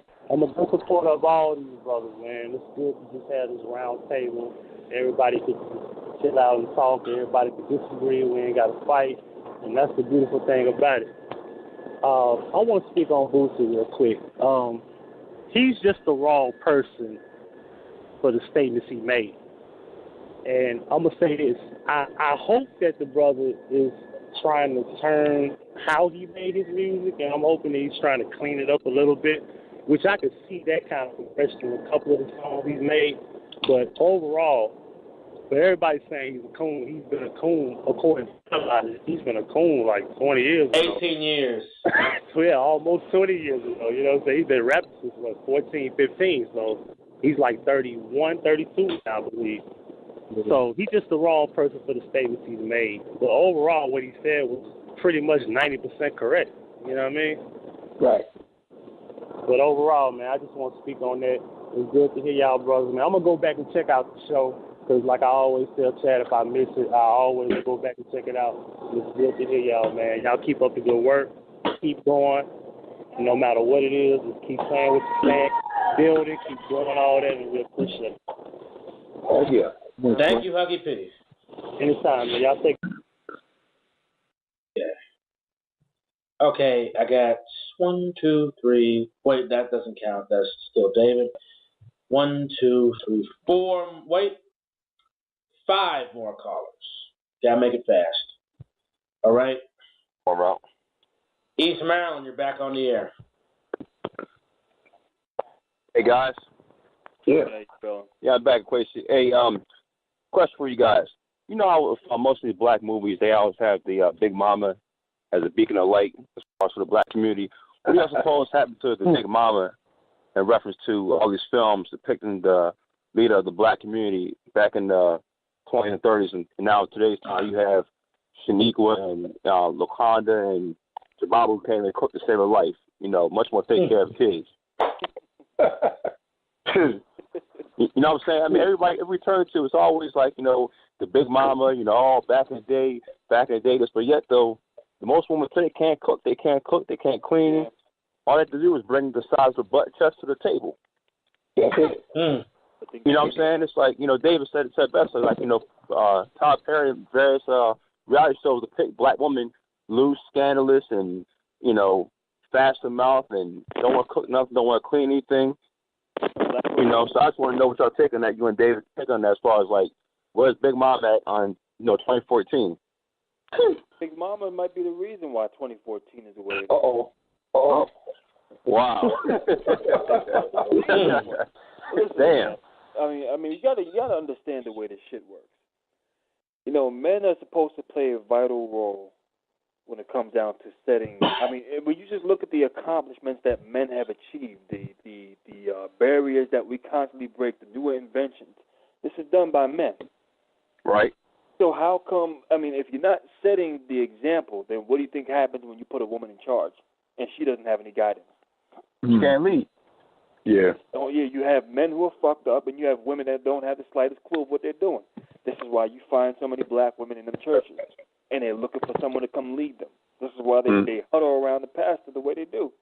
Yeah. They don't know what they're doing. They just ain't going to tell you that because they want you to believe that, you know, the ship it's not about to sink, even though it's already halfway under the water. But they're going to tell you, no, everything's good, but she's looking for guidance. I mean, it's mom is the reason she should have never been in the position that she was in the first place. Yep. You know, and I've said this, and I know it's not a popular statement, but it's a true statement. And you know, the black female is done. She's done. I mean, she is completely, you know, destroyed. You know, this black male, he's finished. It's over for them. I mean, the two worst types of black women that you can date are a professional black woman or one that's in the church, and basically that's one and the same. Yeah. I mean, it's a done deal. It's a done deal. They are meant to brothers. Hey, guys, Akwesi, David. Yeah. I got to run real quick to a call, man, but it's good talking to you on the show. Taking my email, Akwesi, Frazier Jr. Jerry @gmail.com. All right. If you could probably message it to me because I'm gonna forget it because I'm tired as hell right now. I ain't even got to write it down. I'll put it on your Facebook page, man. Yeah, definitely. Hit me up on the Facebook. All right, brother. All right, good talking to y'all, man. Keep up the good work, man, and keep on lifting. All right. All right. All right. All right, y'all. Good night. All right. All right, North Georgia, you're on the air. North Georgia, okay. Not to play this. Guess 186. Okay, you're right. Legally. You're right. You can't trade them. What are you going to do? 186, can you hear me? You can't survive if you keep that player. Okay. Okay, I have no idea what that was for. Okay, guess 381 is the last call. Yeah, it sounds like football, but guess 381. Go ahead. Hello? Yes. Hey. First of all, I'd like to say, David, Mr. Carroll, I enjoy all your videos on YouTube, sir. I am PC Gaming Guru. I've commented on a lot of your videos. I'm a retired Army fire team leader. I was in combat. Okay. Being when I was in the service, I trained with and raised men, you know, from young boys to later on to men. Mm-hmm. Since I've been out, I've come back home. I've mentored young black men here in my community who are raised by women. Mm-hmm. I live near Charleston, West Virginia. There is some bad crime areas. In a lot of your videos, you do mention that a lot of the black community typically do vote Democrat, which I do agree. And I've tried to use my experience in the military to help out in my community as much as possible. And when I'm mentoring to these young men, I've been able to do positive things in their lives because they were raised by women. Young men in particular were into gangs, which are now like on their way to, two of them are now in college. I just want to say that your videos, yeah, I know I'm a white guy, but in your videos, it does put out a lot of positive messages. I use your videos a lot in my mentoring, and I just want to say keep up the good work, sir. Thank you. But I enjoy all you guys, all your videos and everything. And I just try to go from my personal life experiences to mentor these young men because I can understand being raised by the female itself, just by the female. That's got to be the biggest handicap in any man's life. Yeah. Yeah. Yeah. But anyway, simplify, and you guys take care. God bless you. Thank you, sir. Uh-huh. Got a man all the way from West Virginia calling to my show just to give David some kudos. Folks, tonight was a great night, and I loved it. I loved having all three of you. Sad Painless had to go. We had a couple arguments, a couple of heated disputes, but hey, it is what it is. You let it happen. Damn it, it's my show. You know, as long as no one threatens each other or does attacks or threatens each other's lives, we ain't gonna have your ass on here. It's the first time I said that on my show, but yeah. But I find it surprising how the followers, the victimhood people, the other people, the lip smacking Max followers, the post-traumatic slave syndrome, and that's why I like bringing people onto the debate. What happened to them, folks? What happened to them, David and Akwesi? What happened to them? What you mean tonight or just in general? No, I mean just in general. I mean, you set the video up. You said, hey, call in. You want some, come get you some. Why didn't they call in? It was literally all people calling in. For most of the crowd was in the comments in the chat room, but none of them called in. Wow. It was all in the chat room, but none of these milk toast, butter biscuit, Pillsbury motherfuckers called in. So ask the question, David. Buttery mashed potatoes. Well, see, you have to understand, brother. I say this jokingly, but I mean, I'm dead serious when I say it.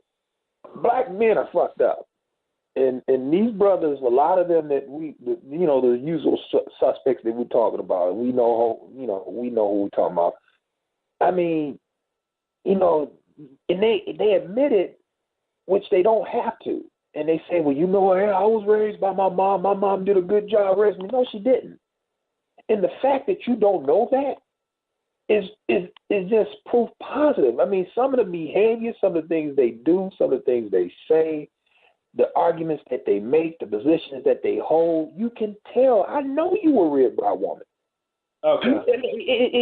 You don't even have to tell me. And when you listen to them, like if me and Akwesi or me and you, Chad, if we disagree on something, we can debate it, we can go back and forth, and then if we ain't going to agree with it, look, on this subject here, we're not we just ain't going to agree on it. Exactly. We ain't going to agree on this. That don't mean that you are an enemy of the black race. That don't mean that I'm an enemy of the black race because we disagree. We just disagree on this.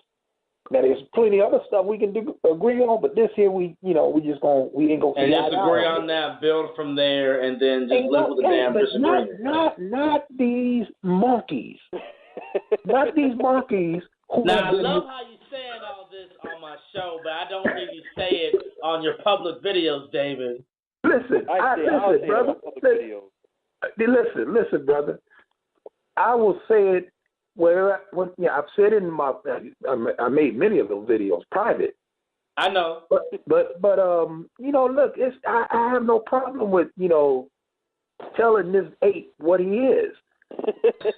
I mean, this is what they are. I mean, when you have been reared by a she-boom, and she is responsible and she messed these guys up, she's totally destroyed them.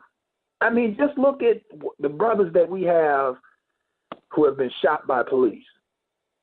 Yeah. And what do most of them have in common?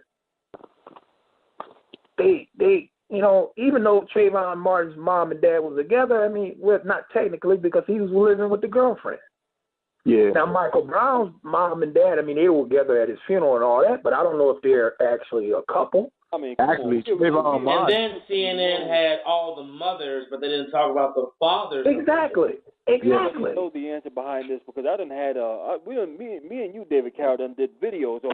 I told you, even though you have that man in a household, and I will continue to drill home with this, it is no different than as if you had two women raising. Damn. Yeah. Yeah. You can't expect shit.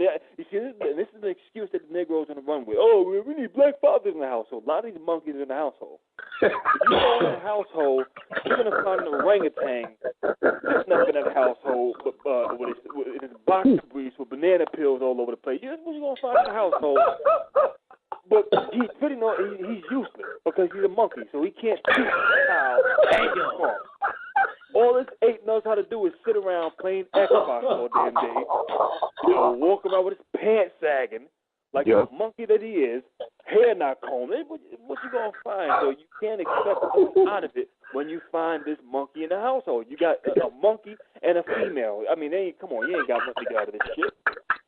All right, so I'm glad you went ham because now it's like, since people are using coon, you might as well say monkey or whatever you need now because they're saying the word coon is worse than the N-word to me. Here's the metaphor. So if they're going to use coon, you might as well use monkey, ape, silverback, savage, all that stuff now. Hey, black people say this shit to each other every single day. No, me fuck your monkey ass up. They say this every damn day. They greet each other with the same word like a badge of honor. So the last thing I'm worrying about at this point in time is offensive language. If that's what's going to bother you, then you lost, dude. You really don't got what it takes to deal with nobody's position. If you're going and I also want to make an announcement for all of you who are listening to the call, for all of you, my two guests on the show, to my peoples in Maryland. I am going on a trip to Valdosta, Georgia to remember to remember the young man who was killed, Kendrick Johnson, 2 years back. And it's his going away celebration. And I'm joining a crew that is making a movie about the case, the situation, and the evidence, and how the system can be corrupt. So I just want to give that announcement. It's going to be a 4-hour drive. Going to be volunteering, so it should be a good experience for me. And I'm going to interview the person who I'm dealing with next week. So. All right, brother. Just want to give that out. But any closing thoughts before we end the show tonight? David and Akwesi.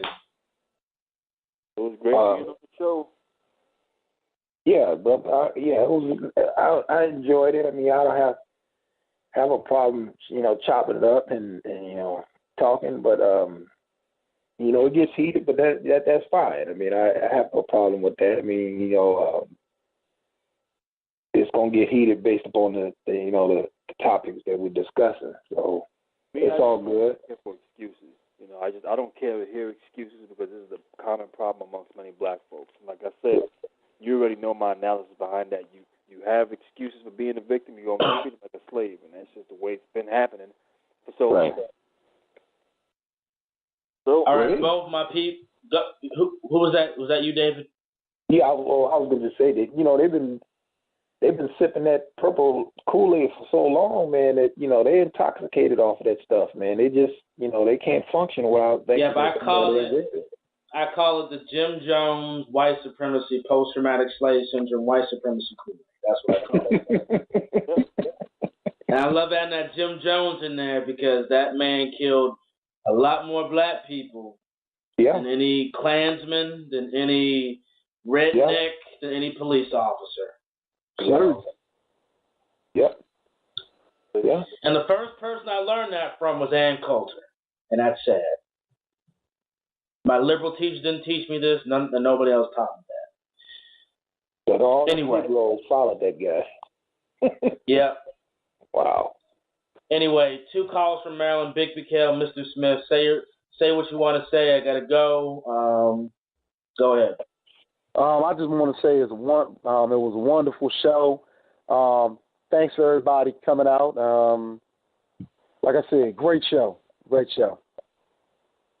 Mr. Smith. Gentlemen, I enjoyed the conversation. I learned from you guys. Don't think I don't. And sometimes we just need some controversy so that we can expand the conversation. Right. I'll say this in closing out. I think what black people really need is for somebody to go against their train of thought. That way it'll exercise their mind so they can become stronger. they can look past disagreeing with somebody's opinion. They can actually focus on bigger issues and be able to tackle those bigger issues rather than getting hooked onto one person's opinion. Right. Right. The more you got, because if you keep on going with the same train of thought, everyone's a victim, boo-hoo with the black community, feel bad for them. This has done nothing for us. I mean, we just from black people. It's done nothing. Even with a black man in office, half black, whatever the fuck he is, a monkey. Black people. I mean, just look at the condition. Y'all stop talking about Obama. And hey man, listen, I'm not impressed by what he's done. I don't see any change. All that hope and change bullshit. No, I don't see it at all. Thank you. I'm not impressed. And the church say amen in the house of the Lord. Hallelujah, everybody. Anyway, good night, everybody. Everybody have a good night. Next week, I'm having the film director for the movie for Kendrick Johnson tomorrow to explain the trip. Everybody have a great night. Tune in next week on the chat after 8 p.m. Eastern. All right, sir. All right.